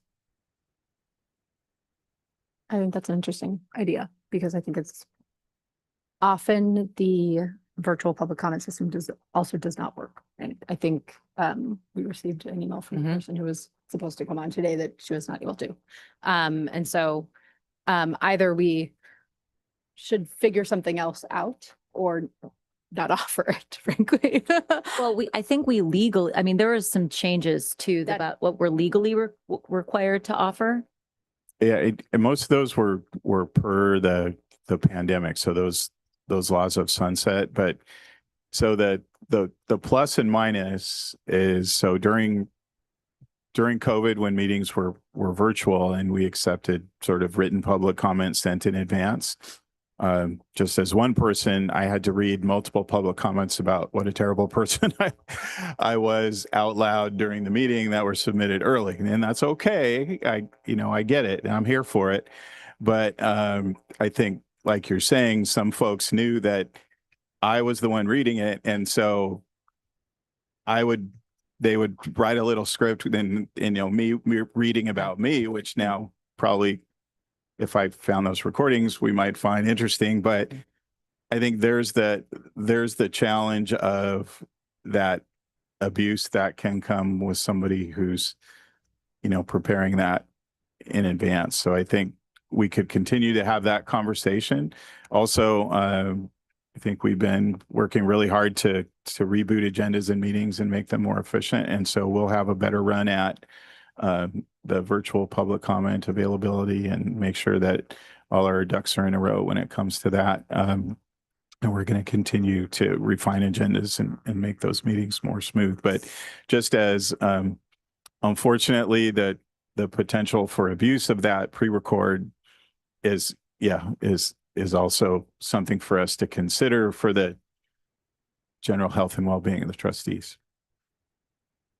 I guess too, now that we're talking about it out loud, I think the PIO, that's something we can maybe task them with getting an understanding of. I think in that work, they might get better feel or gauge of how big of a problem that may or may not be. So happy to table it. I also think too, oftentimes, not always, right? Oftentimes when people want to come to public comment, they haven't emailed the board, they haven't emailed the superintendent, they haven't reached out in other capacities. And so it can often be a good opportunity to say, you don't have to wait 2 weeks. Like you can reach out to us now. You can talk to us now. You can send an email to the whole board now. Obviously understanding that some people really feel like they need to come and make a public statement, and that is absolutely their right to do so. I think one of the things that we've done to try to sort of address that time issue is now we allow students to self-identify, so that if you're a student, you don't have to stay until the end, which I think has been, we also do that, I think, for employees, for district employees, allowing them to speak first. I really like, in theory, the idea of a recorded comment, because I do think then it allows someone's voice to be heard. I do worry about all of the things, including not being able to, I mean, I suppose that they can be pre-listened to make sure that there's not like hate speech or profanity or something like that. If there was a way to do that, I just don't, it concerns me when we have to play something without any knowledge. I don't care about criticism of us. What I care about is somebody saying something truly horrific and us not being able to prevent that thing. I mean, only to the extent that I Sure can we stop it in the moment, right? Well, It would but be like, if okay, somebody let's stop the pre-record, recording. but if No, but I'm saying like, we would still have to play it until it got to the point of me, like, if they were in the room saying, okay, I'm going to stop you. No, what I'm saying is there a way for somebody to pre-record a message and then have somebody listen to it before the board meeting? But so then we, Well, if we say, here are the parameters, no hate speech, no yeah, and then I'm so not then sa- we're touching on all that First First Amendment. Amendment stuff. We're just- Yeah. Yeah. Yeah. So it's, then are we allowing, this comment went up and didn't touch the line, so we allowed it, but the next one tipped over, so we said no. Yeah, I guess I was thinking more Yeah. along the lines of like easily codifiable hate speech, not Right. like what I think is hate speech, but what is the law defines as such. But I obviously think we're going to get into. So, I mean, short of that, I think we've done a lot of reconfiguration, including moving our meeting earlier to try to accommodate. But yeah, I mean, we do also, when people have signed up to do virtual comment, if they call later on, usually like President Von Camp has done a really good job of going back to Ms. Burgard and saying, hey, is this person back? And then we go back to somebody if they weren't able to get on at the beginning. Like we've made space for that too. So if there are snafus, we've been able to, in at least a couple of instances I can think of, if somebody calls in late or they get disconnected, we still let them speak. So it's not just like a couple of seconds and then you're out of luck. I do think it's fair criticism though, It just is based it on is. like, Time parents have. yeah, exactly. And especially with younger kids, It is. because often those are not the kids who will be coming and we're prioritizing. Like their parents are going to be the ones speaking for them. So I can put my own children's names on the comment card and then write them a speech, but that feels gross. I also just think there's a validity in like coming to a board meeting and speaking is a public statement. Yeah. And it's like emailing us is great. And I don't want to discourage that, but they are very different avenues of speech and advocacy. And I just, considering we serve families and students, it's just, I don't know. I would like for, just to consider for the future or have for the PIO to dive into it more and see if there is more of an issue. Because again, we talk about accessibility and that's something I just want to continue to advocate for. I just really quick question. Do we have I don't know how much it costs, the availability to do something like, when you call something and they go, oh, you're number 75 in the queue, you want to leave a callback number. Could we ever do something like that? Have something so that once, I think it is worth an investigation okay, of like don't leave a message. Don't leave a message. of like a phone queue the way they have at City Hall, Yeah. especially now that we will be in one place, right? And we will have a PIO because I think partially it's been like who will actually man the lines. Mhm. So, all right, I do want to do our last bylaw, 9322. 5G agenda meeting materials, Dr. McCoy. Thank you. On 5G, there's only one small language change under agenda preparation. We just changed from may to shall not be placed on the agenda when the item's not in the subject matter jurisdiction of the board. Generally speaking, this policy outlines how agenda items are placed both by trustees, and there is a way for the public to request an agenda item if it is within the subject matter jurisdiction of the board. Currently, our practice, just to share with the public, is that we meet the Tuesday before, about a week and a half before the next regular board meeting. Each division assistant superintendent prepares board items, and those are reviewed with the president and the vice president in a board agenda setting meeting. Any board member can recommend an agenda item to be placed on the board agenda. And if for some reason a board member requested an agenda item and we didn't place it on the agenda, that board member could request that a vote to place that item be put on the agenda instead, so that trustees could discuss why that item was or wasn't placed. We are going to be publishing all of our board agendas on the Friday afternoon before the public meeting on Thursdays. And so our August 6th meeting agenda, for example, went out last night, is available on our website. We'll also be working on reconfiguring our website so the agendas are easier to find and the previous agendas and minutes are easier to find. So if there's any comments or questions, we'd be happy to answer those. No.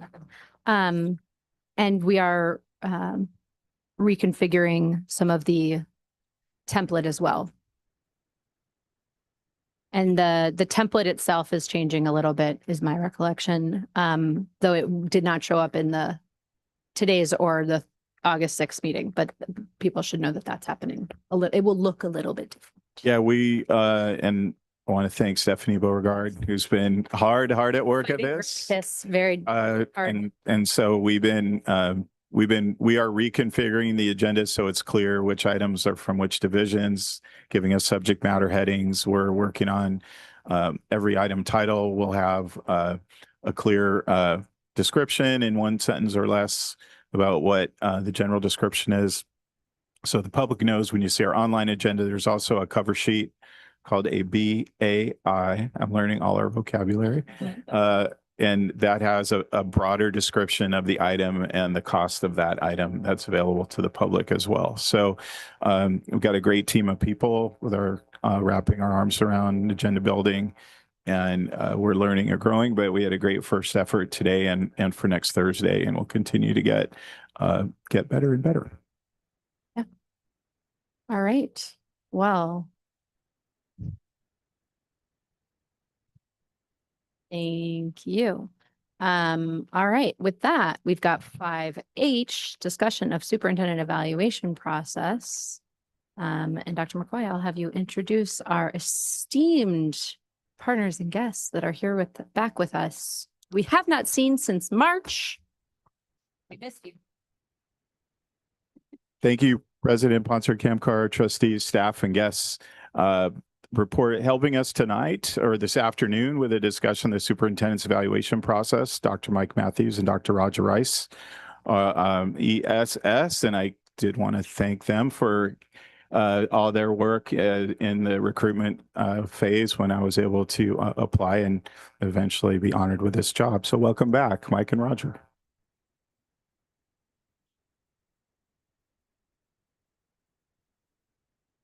First. Well, there I go. Okay. Thank you very much, ma'am. All right. So we're honored to be with you. This is the final part of our initial agreement, and that is to find you a superintendent, get the person hired, then come back and do a board superintendent workshop. And so we've been looking forward to this and watching your district with great interest, and they're very proud of the work you're doing. And so our job today is to talk about the superintendent evaluation process. And so it's something Roger and I have both had really good luck with in terms of how it works. And it's something that healthy districts do. And so what I'd like to talk about a little bit is, what how we do this. And first of all, why do it? I think there's so many reasons to do it, but first of all, we do think it reinforces your priorities as a board. It reinforces your LCAP priorities. It makes sure that you, the board, and you, the superintendent, are all on the same page together. It's not a one-time thing. It can be done throughout the year, and it promotes a culture of continuous improvement along the way. It allows for professional growth, not just for the superintendent, but for all of you. You can focus on whatever you deem most important. That's what you can focus on. And you get to celebrate. There's so many good things that happen in a school year that the board has done, that the superintendent, that the cabinet has done, I think it gives you a chance to honor those successes. I'm so glad cabinet is here for this, because when I worked on my evaluation part, I can't do it without the cabinet. I mean, in fact, most of my cabinet members would say he couldn't do anything without us, right? But it is a collaborative venture between the entire leadership team, because you're all working on those board priorities. And so it's something that everyone works on together. And so we're excited to talk to you about that. And I'll let Roger talk about, let's see if I got this thing right.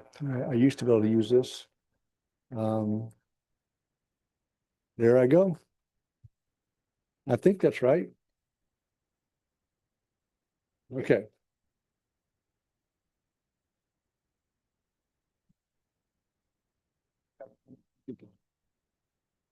Can't bring Mike anywhere.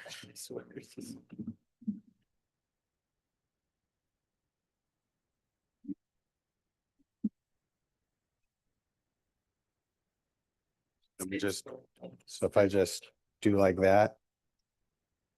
There we go, core principles. There we go. Yeah, there we go.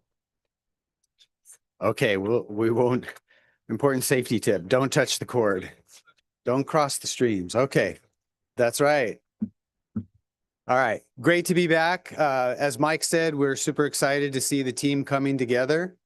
And the board focusing on some of the trainings that we talked about back when we were here last time. So congratulations on making a lot of positive progress, and you're to be commended for that. But for today's purpose, we wanted to spend a little bit of time talking about the core principles of what evaluation means. And in general, we're going to be talking about the superintendent's evaluation, but I think Dr. McCoy and the team would recognize that these core principles are the same core principles that would apply to his whole leadership team. Number one would be accountability, right? I think given where the district has come from and where your goals are moving forward, being able to say to the public and to your bargaining unit and to each other that we're holding ourselves to a high standard of performance, and we're going to evaluate that performance and hold ourselves and our superintendent accountable is super critical right now. Also, any good evaluation system should foster performance improvement, right? It doesn't do you a lot of good to hold each other accountable and to have an evaluation system that evaluates goal attainment if the performance levels stay flat and stagnant. You want to get a little bit better, constant, never-ending improvement. Get a little bit better every year. That's how you make great strides over time.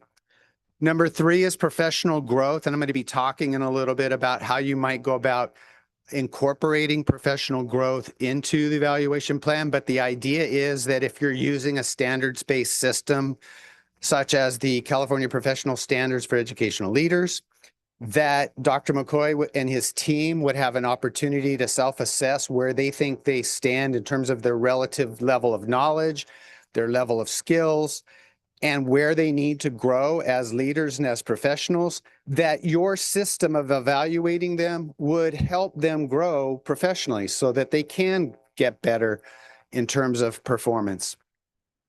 Another prong of a core of a strong evaluation system is goal attainment. And as Mike's going to talk about in a little bit, or we'll all talk about, You want to set your goals consistent with your board priorities, your superintendent priorities, and your LCAP. And so it's great to have a system that fosters professional growth. But if you're not hitting any of your goals and you're not achieving what you want to achieve, then okay, we're all getting better at certain skills, but we're not hitting the mark for what we want to actually have achieved. So there's that two-prong. You need both to have a strong evaluation system. And then collaboration. Mike and I have probably worked, and I could say the team here, in systems that aren't so collaborative, and it's really hard because then evaluation comes across as punitive. It comes across or worse, irrelevant, right? At least punitive, you know, somebody cares. They're caring enough to do something about what they see, right? Irrelevance is when there's no evaluation system at all. And we maybe have all worked in situations where that is either prevalent or common. Or it's one-sided, it's top down, where the board just tells the superintendent, these are your goals, go do it. They don't have an opportunity to share, yes, I understand that's an important goal, but honestly, that's not attainable in 1 year. Can we spread that out over 3 years? And here's why. Maybe there's budget constraints, maybe there's political constraints or facilities or staffing constraints.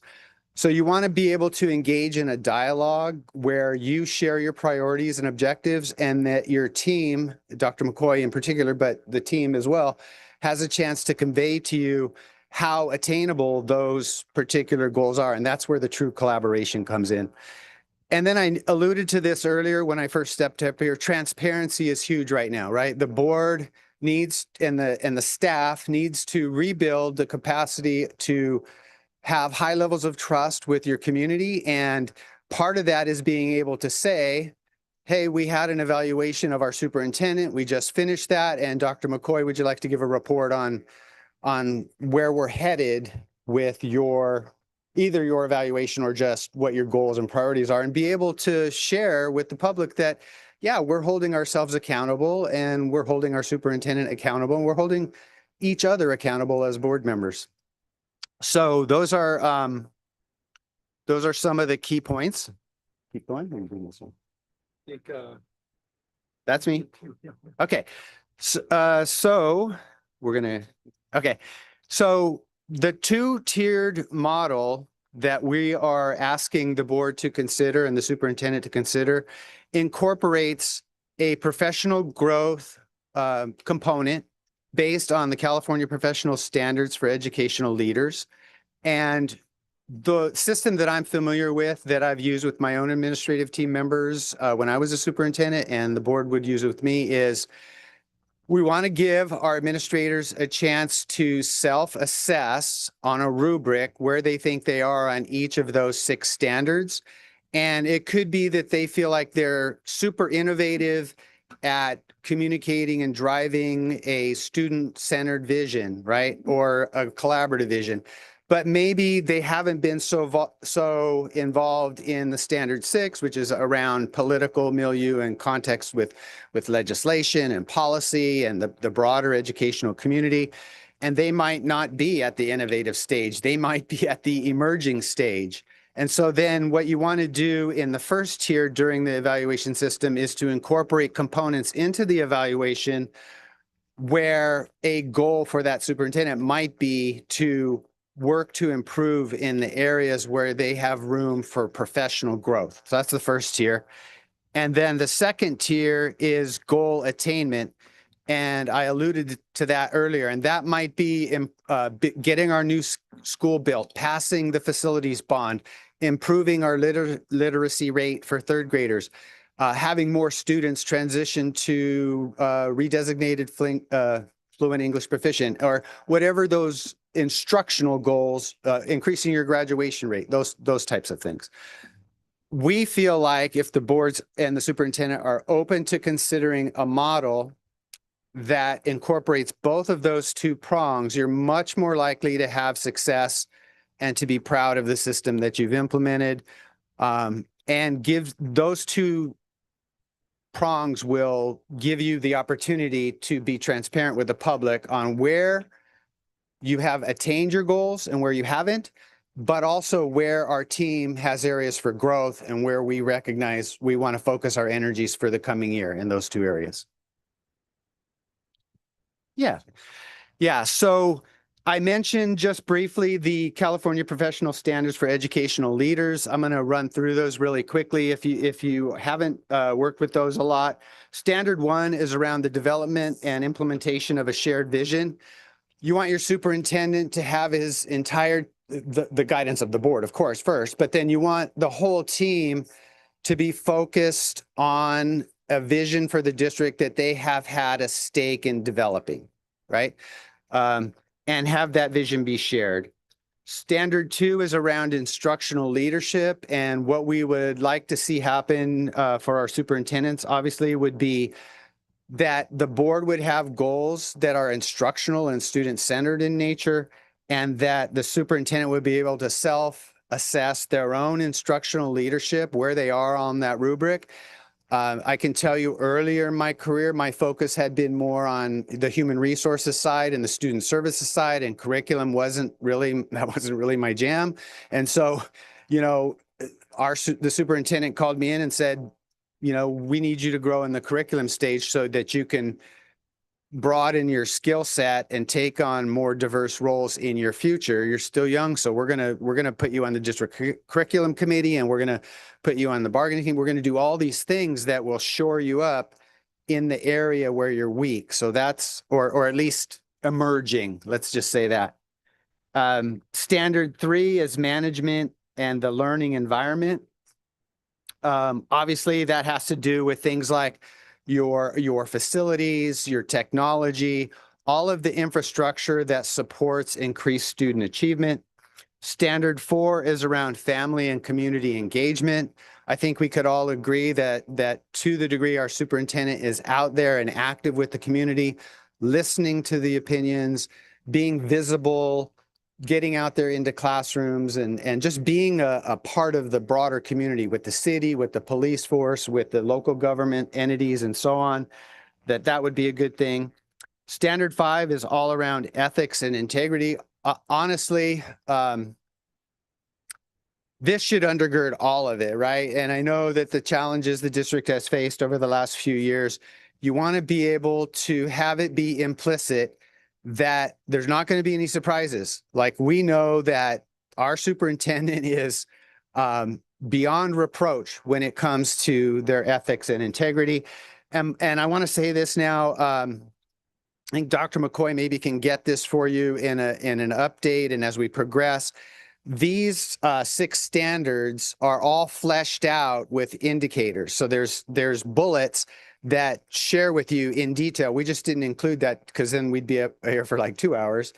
But there's enough specificity and fleshing out of the capsules that if you incorporate these elements into the evaluation, you're not going to have to make up language. You just say, I want you to do sub-indicator 1, 3, and 5, because those are at the heart of where we want to grow professionally and what we want to attain as a district. And then the last one is the external context and policy.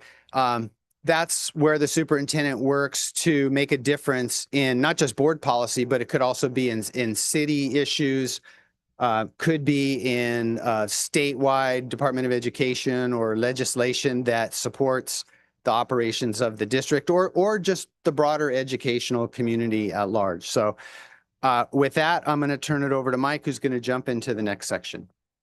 And the standards of SEPSLs that Rogers went over, do you guys in your current administrative evaluation tool, is this what you use as well when you evaluate your principals and that sort of thing? We're working on a new Yeah. tool right now. Yeah, but it's just standard, right? It's what leaders are expected to do in California and across the nation, and it's very typical. And so to have the superintendent evaluated on those various same standards makes sense for a lot of people. But And are oh yeah, those please have me. aligned, like, are those very different than, like, does AXA give the same standards? Are they different or? Yeah, Do you know? What I would say is the title of the standards in the broader area are all the same, no matter which capsule version. Yeah, but West End, and CE, look at the different versions, they flesh them out a little bit differently. The graphic representations look different. Sub indicators might have slight variations in them. The one that I usually use when I'm out there working with districts is the West Ed version, and I think I sent that to Dr. McCoy. Yeah, we have. Okay, that's the one that we have is, okay, great. I like the West Ed version because it's simple, it's direct, but yet it hits all of them. Thank you. That's I think helpful. we both would suggest to minimize your debate about which one to use and just pick one and go. Right. I think that was, my point was just like, because I think we had used a mixture in our prior iteration of a superintendent evaluation of some version of, here are some of the access standards and some of the things from that CSBA recommends, and we had kind of smushed together, And which is that's, fine, that but may or may not be time well spent. I think that they're all very good. But you just, like I said, pick one and go.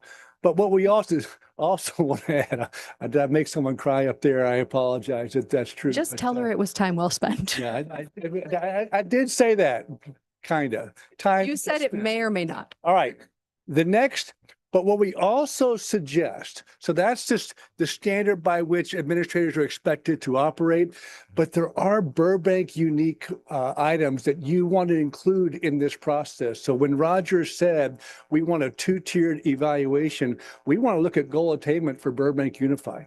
Right, that we think that that's what what you should be holding yourselves and your Dr. McCoy accountable for. And so what are your priorities here in BUSD? I mean, and it shouldn't be 30, right? It should be 4 or 5 that you really want to focus on that year. Principles of effective governance, you guys just talked about that quite a bit. I know you've spent a couple of meetings prior to this. Which ones of those do you want to focus on? And how can the superintendent be effective in doing that? Student achievement and wellness. I'm sure that's part of your board priorities, but if you're not talking about student achievement, what are we doing here, right? And so that is a critical part of this as well. And by the way, student achievement change is a long-term process, right? So what do you mean? It can't be, you could be looking at the process of what you're doing and the quality of the professional development. You could be looking at test scores. You can be looking at all the above. And this should align with your LCAP priorities too. You don't want different priorities, different ones, and go, okay, we're talking about the superintendent evaluation. Now we're talking about the LCAP. It should be all synonymous where it makes sense along the way. Yeah, okay. All right, and in terms of in Burbank, how it should work, I think I've got this almost figured out now, but the public is seeing this, I believe. In Burbank, right, well, it should, again, align it to your board priorities, align it to your LCAP. Use qualitative data, use quantitative data. You're going to have board presentations that you can use along the way. You're going to hear things. You're going to hear all those things. When we did your leadership profile, that's the kind of thing that we did as well, right? So that can align nicely together. Regard it as continuous improvement. And we'll get into this, but this cycle should not be one of nothing, June evaluation where we talk about these things all of a sudden. It should be a conversation throughout the year. There should be no surprises. And the whole process, and we'll iterate this again, is that it should promote healthy communication between all of you, right? That's what evaluation does best, I think. It leads to professional growth, like Roger was talking about, and it just you get healthy communication on topics that matter. So our suggested timeline on this is that you're looking at in this spring, you're doing the actual evaluation and reflection. In the summer, you're goal setting and doing your alignment there. In the fall, you're implementing and monitoring. And then in the winter, you're reviewing and adjusting. And so it's just this constant cycle that occurs. And we'll go into each one of those phases as we go along. And Roger will talk about the launch phase first in the summer. Okay, as Mike said, we're going to go through each of these phases and feel free to jump in and ask any questions. But right now you're in the summer of 2026 and we're at a point where we want to work with the board to develop, refine, and then adopt an evaluation model that you're comfortable with, that your superintendent's comfortable with, and that we feel confident we can help you work through during the course of the year.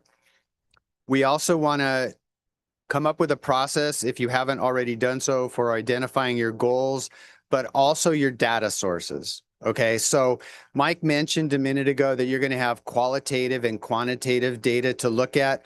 One of the clients that I work with in another district uses interviews they purposefully select a certain number of principals, directors, union leaders, and other classified folks, and they send me in to interview them on a 5-point Likert scale related to, guess what? The California Professional Standards for Educational Leaders, and what their perceptions are about the superintendent's performance relative to the standards.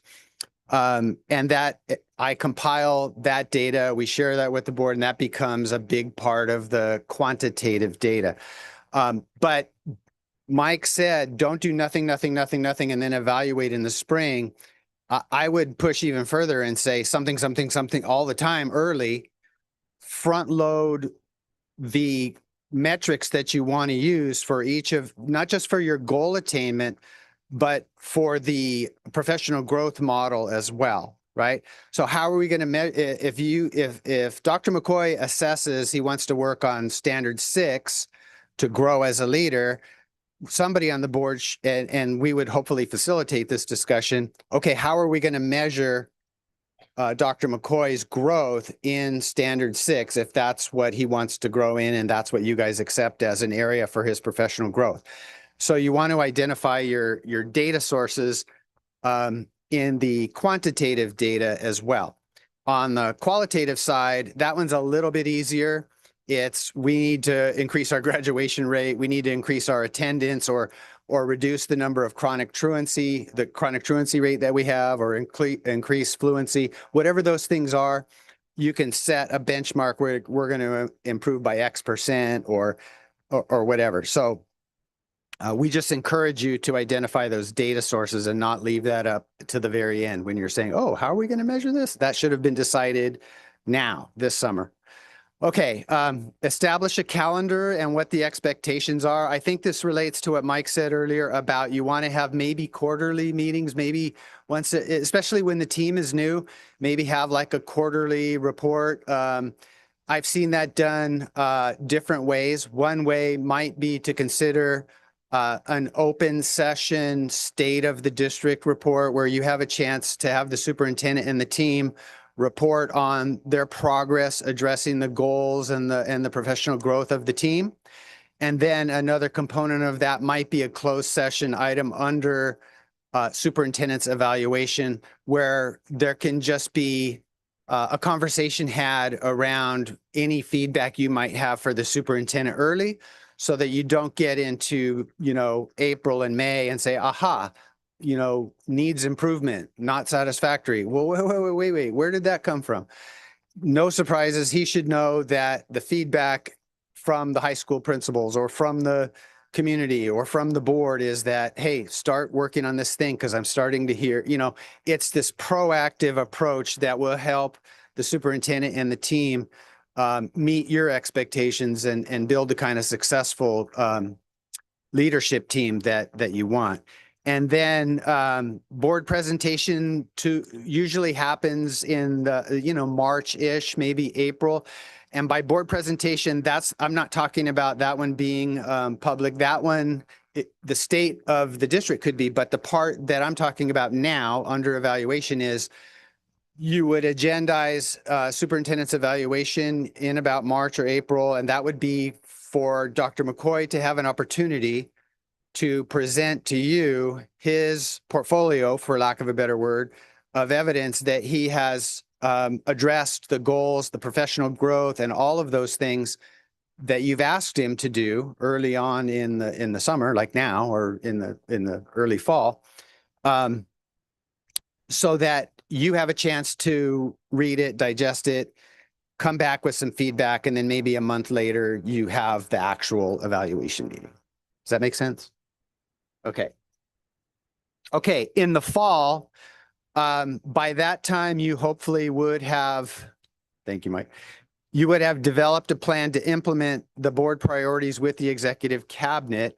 And I'm going to jump down to 2 bullets down, the administrator evals. Mike talked about wanting to have all these pieces fit, right? The evaluation and the LCAP and such. I'm going to define that in my own way of thinking. It revolves around the word coherence, right? So it does you no good to have the superintendent working on A, B, and C, these guys working on X, Y, and Z, and then the principal's working on, you know, E, F, and G, right? Like you give him what you want to achieve in the district, and then he works on it with his team. And then they, in turn, depending on how you align your principles, associate those same goals and areas of focus all the way down the ranks, down to the assistant principal level, right? 'Cause that coherence. Now, you could have slight differences by site, right? Because you want to make data-driven decisions around directions, and some schools might be stronger in this area, or that's not what I'm talking about. What I'm talking about is these big picture objectives that you have need to filter down from the superintendent to the executive cabinet and to the site administrators. That's where you get the power of coherence to actually move the needle and turn a big ship, is when everybody's rowing in the same direction. I said under plan activation, including staff to support the plan. Whatever your plan is, what I would share with you is there ought to be a deep level conversation between the superintendent and the board around investing in that plan, right? It's one thing to say we want to increase literacy, and then the next thing is to talk about how you're going to do that, right? We're going to lower class size in the reading, in the area of reading. Are we going to lower class size in math, or whatever your goals are? Are we going to invest in updated technology to support these kids? Are we going to invest in broadband access in the lower socioeconomic areas that don't have quite such an accessible system of broadband? Whatever resources you need to put into the plan is what you need to do to support attainment of those goals. That also involves budget development and adjusting throughout the year. Board communications, I know from working with Dr. McCoy in the past and hearing about his work in Oxnard Union that, and Mike and I did the same thing, Friday updates, right? You probably get the big, I don't know how thick they are, but Mike and I are familiar with pretty robust Friday updates so that you know regularly what's happening, what's not happening, and that eliminates surprises down the road. And then monitoring, I like the model Mike talked about earlier, maybe having quarterly updates so that there's not a big shock at the end for either the board or the superintendent.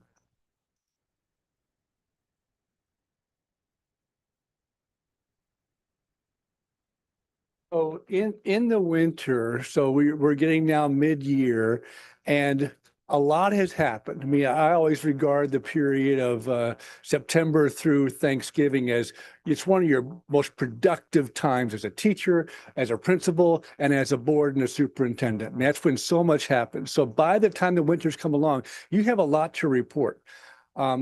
We do love the idea of a mid-year report for the board's eyes only, although it could be also be a state of the district type of presentation for the public too. Both of those are very healthy ways to do that.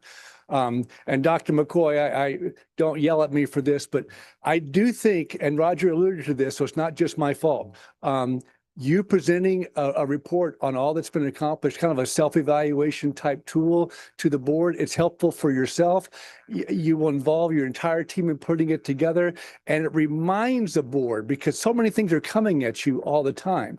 It reminds the board of, God, we've achieved so much. I mean, so many good things have happened here, but to see it in writing in the mid-year and just before the evaluation happens, I think is super helpful for the process. And let me say this about evaluation too. So when I used to evaluate teachers or classified staff as a principal, I did the forms. I filled the forms out properly. But the best part was the conversation. The best, and to me, everything else paled in terms of value. When you sit down for 30 minutes or an hour in the office and just talk with that person about what they're proud of, that's the healthiest part. So when you can do those things in closed session, based on the data that you're seeing, it does it's building trust, it's building collaboration, it's creating that no surprises environment. It builds that healthy relationship that you're all looking for. And so I hope that whatever your schedule is, and there's so many ways to do it, that you build in time in closed sessions frequently for those types of conversations to occur. I think it really helps. And then from that, and that's the last bullet on here, you can make those a mid-year evaluations as necessary, because sometimes everything doesn't always work out the way you think it's going to work out in a year. There are surprises, and you may need to bring new goals along the way. So then, and the spring comes, you have the surveys that Roger talked about. They're certainly an option. You have the quantitative data, because some data have come in and you're able to use those. The LCAP is such a great resource for those now. It provides that data in there. You provided the board, the superintendent has provided the board with updates throughout the time, and now can finalize that before the evaluation actually comes down. And by the way, and I think I mentioned this already, but when I did that self-evaluation, I relied on Cabinet quite a bit for that. I mean, because we've all worked together on that, so that could be a collaborative exercise as well.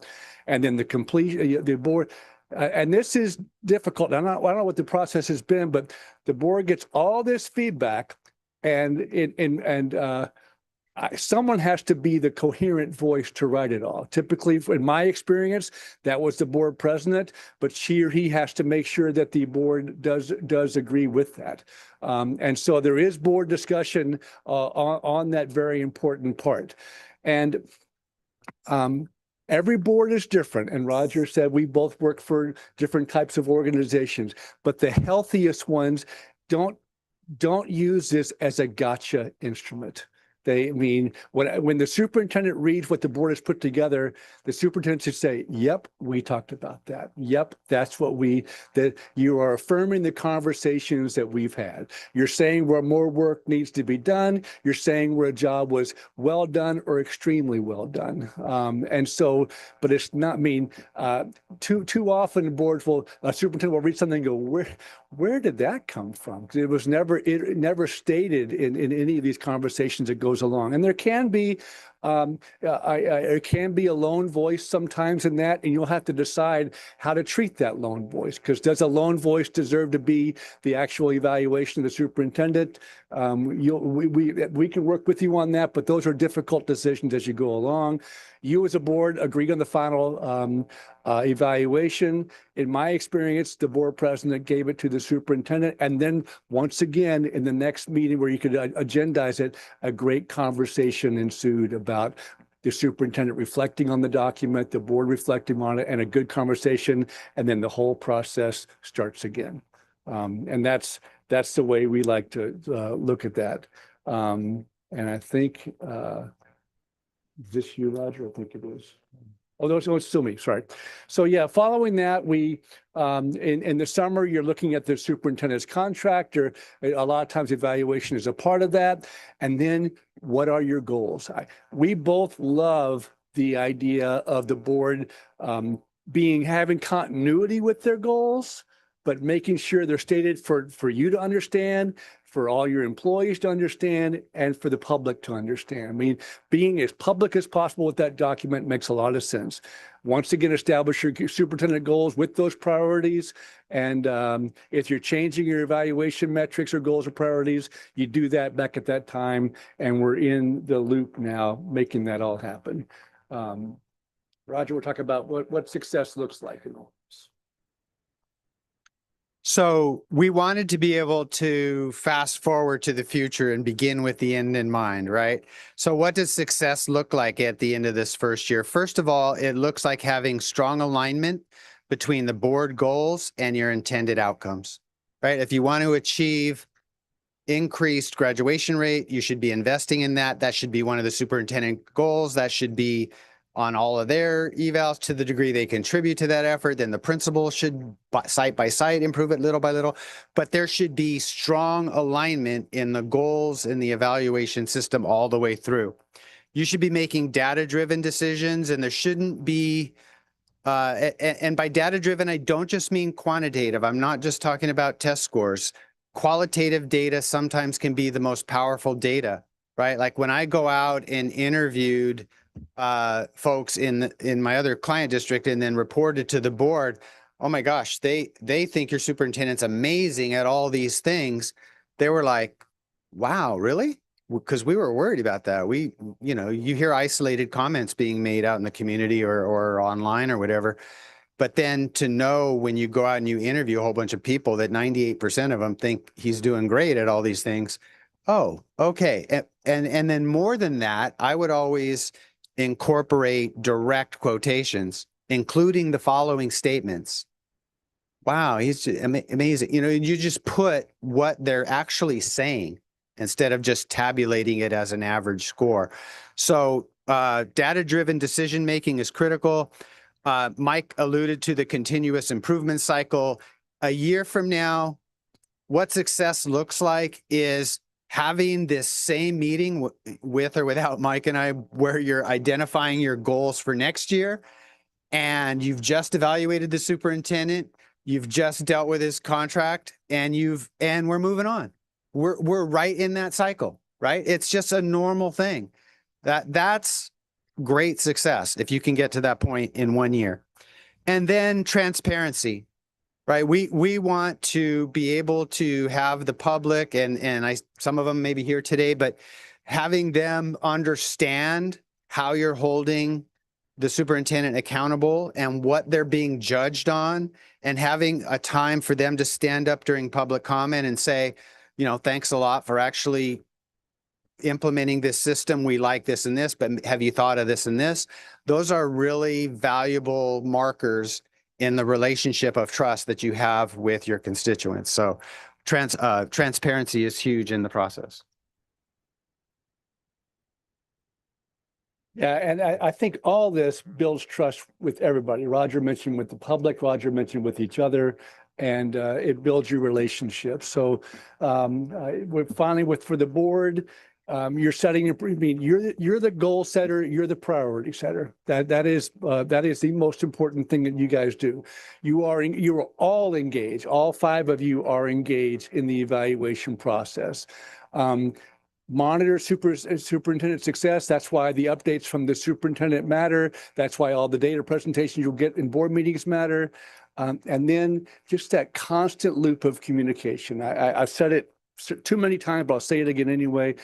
No surprises. I mean, use these closed session opportunities to praise where praise is deserved, and to challenge when challenge is needed. I mean, that's the opportunity you're looking for. And make it constructive. This is not about tearing anybody down. It's about building people up and helping them to be the best possible leader, and helping you to be the best possible leadership team that you can be, and making your accountability work along that way too. So next steps, you adopt the evaluation model that you want to do, select a facilitator. We admit our contractors come to an end with the superintendent search process.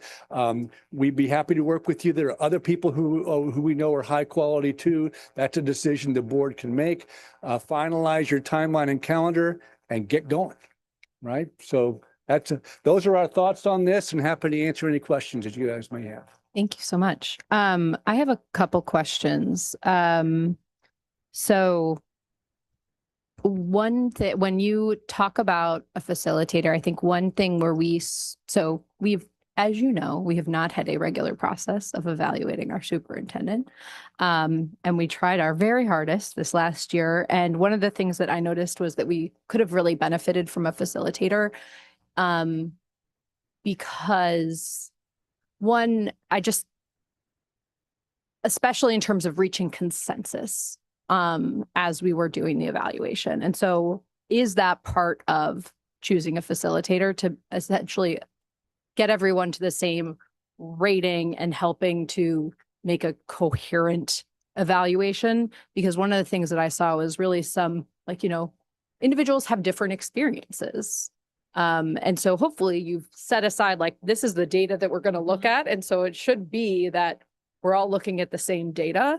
And so it should be obvious, but I think we struggled Right. there. I think we'll both give you some thoughts on this. Yeah.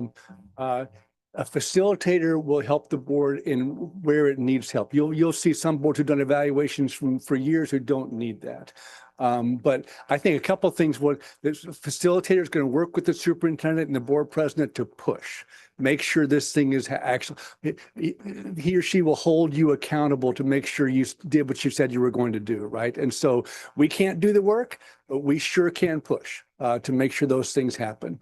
An evaluation will not be helpful if it is, as you said, President Kamkar, if it's not coherent and cohesive, right? And so, yes, a role should be, this is too disjointed. There's no clear message here for the superintendent. The role should be to say, okay, we have these opinions here. How do we get to a single thought that can truly support the superintendent as he's trying to do the work that they're trying to work on? And yes, you would sit down together, some in open session, sometimes in closed session, and make sure the conversations are fruitful, make sure they're productive, and make sure they actually are what you want them to be. We both worked with you enough to know that's something your board can do quite well. And so, but sometimes you need a little urging and encouragement from the outside to do that. Roger, additional thoughts? Just a few. One to the point, I'm going to get in the weeds a little bit, Please. because I sensed maybe that was part of your question. In my experience, I had a facilitator from CSBA. They did a great job when I was a superintendent, and my facilitator looked at everything. They looked at the goals that were established for me as the superintendent at the beginning, and if there was a lack of clarity or some like weasel language in there, she called it, where it wasn't quite specific, not measurable, then she would go to the superintendent and say, do you have any concerns about this? And then go to the board president. Hey, can we clarify the language on this? So the goal of a good facilitator should be to help you dial that system in right from the get-go. On the back end, and Mike and I were talking about this earlier, there will be times when you have a minority opinion on the board who feels like they're upset about something. They feel like something wasn't done that they thought was going to get done, but the rest of the board's fine with it. Then usually what happens is a good facilitator will help the board figure out a way to either incorporate that opinion in a way that's not threatening, but also doesn't usurp the majority of the board's authority to put what they think needs to be in there. That's the art of being a good facilitator. And then something Mike said about I mentioned to you that CSBA did a great job for me. I'm sure CSBA would do a great job for you. But also Mike's right. Like, we'd be happy to facilitate and work with you guys on this. We feel like we know you, we have a relationship and all of that. And I don't think anything I've said or anything that Mike has said would contradict the role or the reach of the facilitator. What the facilitator would not do would be to tell you, oh, you should pay more attention to this, or what about that? Like, that's all the prerogative of the board. Our role is to help you dial it in and make sure that there's no surprises to either side, and to try to, sometimes that did require some negotiations and some back and forth conversations that would help to dial that final evaluation in, if Yeah. that helps. I think just because this board in particular has not had a lot of experience doing evaluations, there wasn't anything to say like, well, what's the best practice for this? Because we may have evaluated individuals in our professional lives, but we've never tried to evaluate someone with 4 other people. And that was difficult. Ms. Olson's going to you. The mention of like kind of ongoing coherence, I think, is so imperative, but something we've run into here this year, because our goals and our values have been outdated, and we're obviously starting today, like starting to put all of that together. But since that does seem to be such a core element to making sure that we do this fairly and effectively, as we're starting a new LCAP process this year and everything. Is that a thing we should be concerned about, or anything we can do in the next bit with some urgency to just make sure that we have what we need in this year of change? Very good. You have good things already in place. I mean, you may not have and correct me if I'm wrong, what I think I hear you say is you don't have clearly articulated board goals for this year. Is that accurate? Not yet. yet, But okay. I know it's coming, but we also acknowledge, like you said, we're setting the direction and then it's a flow down and out. And that takes a lot of time. And so I just want to be Yeah, respectful. I appreciate that, but you do have clear goals articulated in your LCAP, right? You do have the CEPSLs, which are very clear already. You have plenty to start with. This could be a process that gets better and better each year. So while we do encourage you to have board goals that you can all look back on and that can be in your board agenda they really give you all clarity on where you're going, it's the lack of those at this point is no reason not to start this process. You're good. I mean, you have more than enough to make this work. Yeah. And we can work with whatever you have, and yeah, you're ready to go. Okay. I mean, we must be. It's just a matter of making sure we're being mindful of the reality of the situation we're in. Ms. Khanna? I'm thinking now, so Dr. McCoy, how the process that you're seeing here, is this similar to what you've seen before? Just because I'm thinking as a teacher, I get stalled now that I'm, again, remember 400 years in, it's not every year, it's like every, 5 years. But even with that, I know I go back to the stall before and I look, and the MA gave the same thing, the standards of which standards you're going for, and you know how to operationalize it. So you know what you're doing and you know what you're wanting to get better. So I'm thinking, is this something that you've seen? So we're not starting just from scratch. We have a very, very, you know what I'm saying? Yeah. So I Experienced professional. That's what I was looking for. Thank you. I say this with love. My superintendent's evaluation was on our board's agenda for 7 straight meetings and I never received it. So there were a lot of reasons for that, but so my experience with being evaluated is also, I guess, peripatetic, if we wanted to use a good Dr. Macias word, because he's my word guy. So it's been a little bit all over the place in the last 6 years.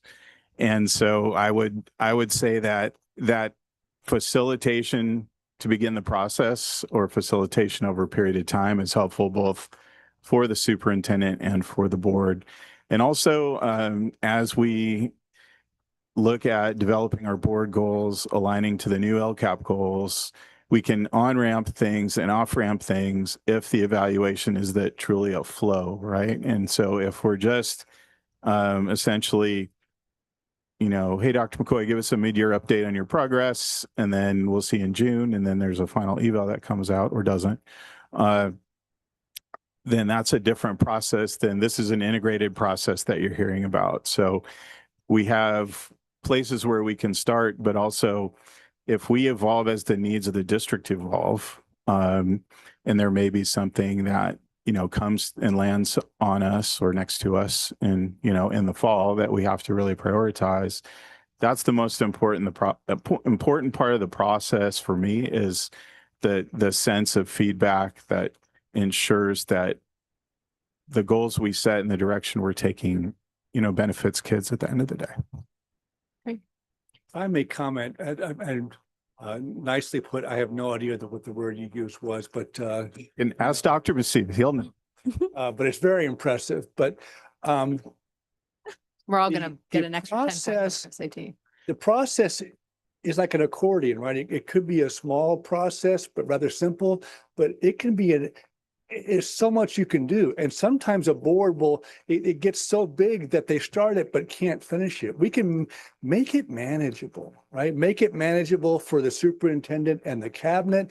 Make it manageable for yourselves because I guarantee you, you can get this done. And we both truly hope that you have a great process throughout the year and you have a final product. It could be a 1.5-page final product, right? It could be a 10-page final product. Whatever works, right? But don't feel the need to cover every single base. Just do the process right, give feedback along the way, and I think you'll be proud of that work. I really love the idea of a mid-year public report as well. And I think especially with 2 new board members coming on in December, doing that because the December meeting's a mess, so don't do it then. But do it that kind of either the retreat in January if you have one, or that first meeting in January, so that everyone can get aligned on like, oh, by the way, these are the goals. This is my evaluation, and this is how we've done so far in this year. I think that would get go really far in getting everyone up to the same kind of level in terms of both board goals and superintendent evaluation. And I think just for the public's benefit, the board has calendared 3 additional special meetings on Saturday to cover these types of topics: goal setting, governance, superintendent's evaluation. Our next meeting on Saturday is Saturday, October 10th. We're going to have an update on the Measure ABC program as part of that agenda, but also those are places where, because the regular meeting agendas just get so packed with the do nows, we could look at this process through those 4 quarterly meetings, which mostly align to the timeline that's been suggested by Dr. Matthews and Dr. Rice. Fantastic. All right. Anything else on this? Ms. Olson, you just turned it off. And said, I did. What tactically comes next?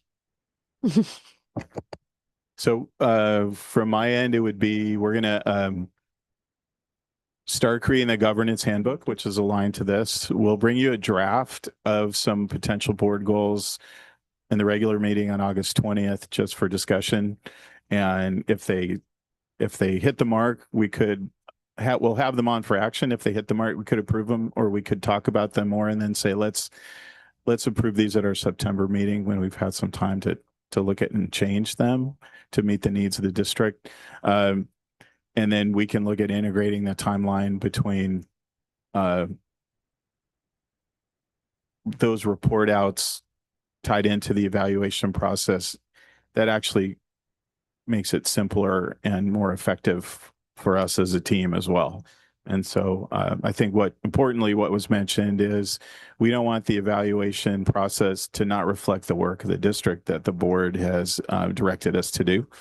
And we also, be quite honest, everybody works better with a little feedback. And as this is a process is sort of a quarterly check-in, then that helps us to move in ways that we need to move. And I think one of the things you'll find across all of our systems and local education agencies is, well, let's study it for a year, or let's study it for 2 years. And what we're really all about is, do now and then do soon. And all our do laters are things that would be nice to have, but aren't our needs right in the moment. So I think if we can organize these timelines and merge them, we'll be in good shape. If I may, I also believe it would be good for the superintendent and the board president to have a conversation about whether you want to have a facilitator, and if so, what direction you want to go in, because and move fairly quickly with that too. Yeah. That'd be a good part of that as well. So if we went with there's also CSBA, do we contact CSBA and they've got people that are facilitators and? Right. And I think Dr. McCoy, you have those contacts, and if you need any help with that, we can help you out too. Great. Thank you. We can then be done with this agenda item. Thank you, guys. Thank you. Good to see you. Great to see you all again. Thank you very much. So much. Take care. All right. 6, board reports and communications. Does anyone have a report to give? I hope everyone has enjoyed their summer vacation.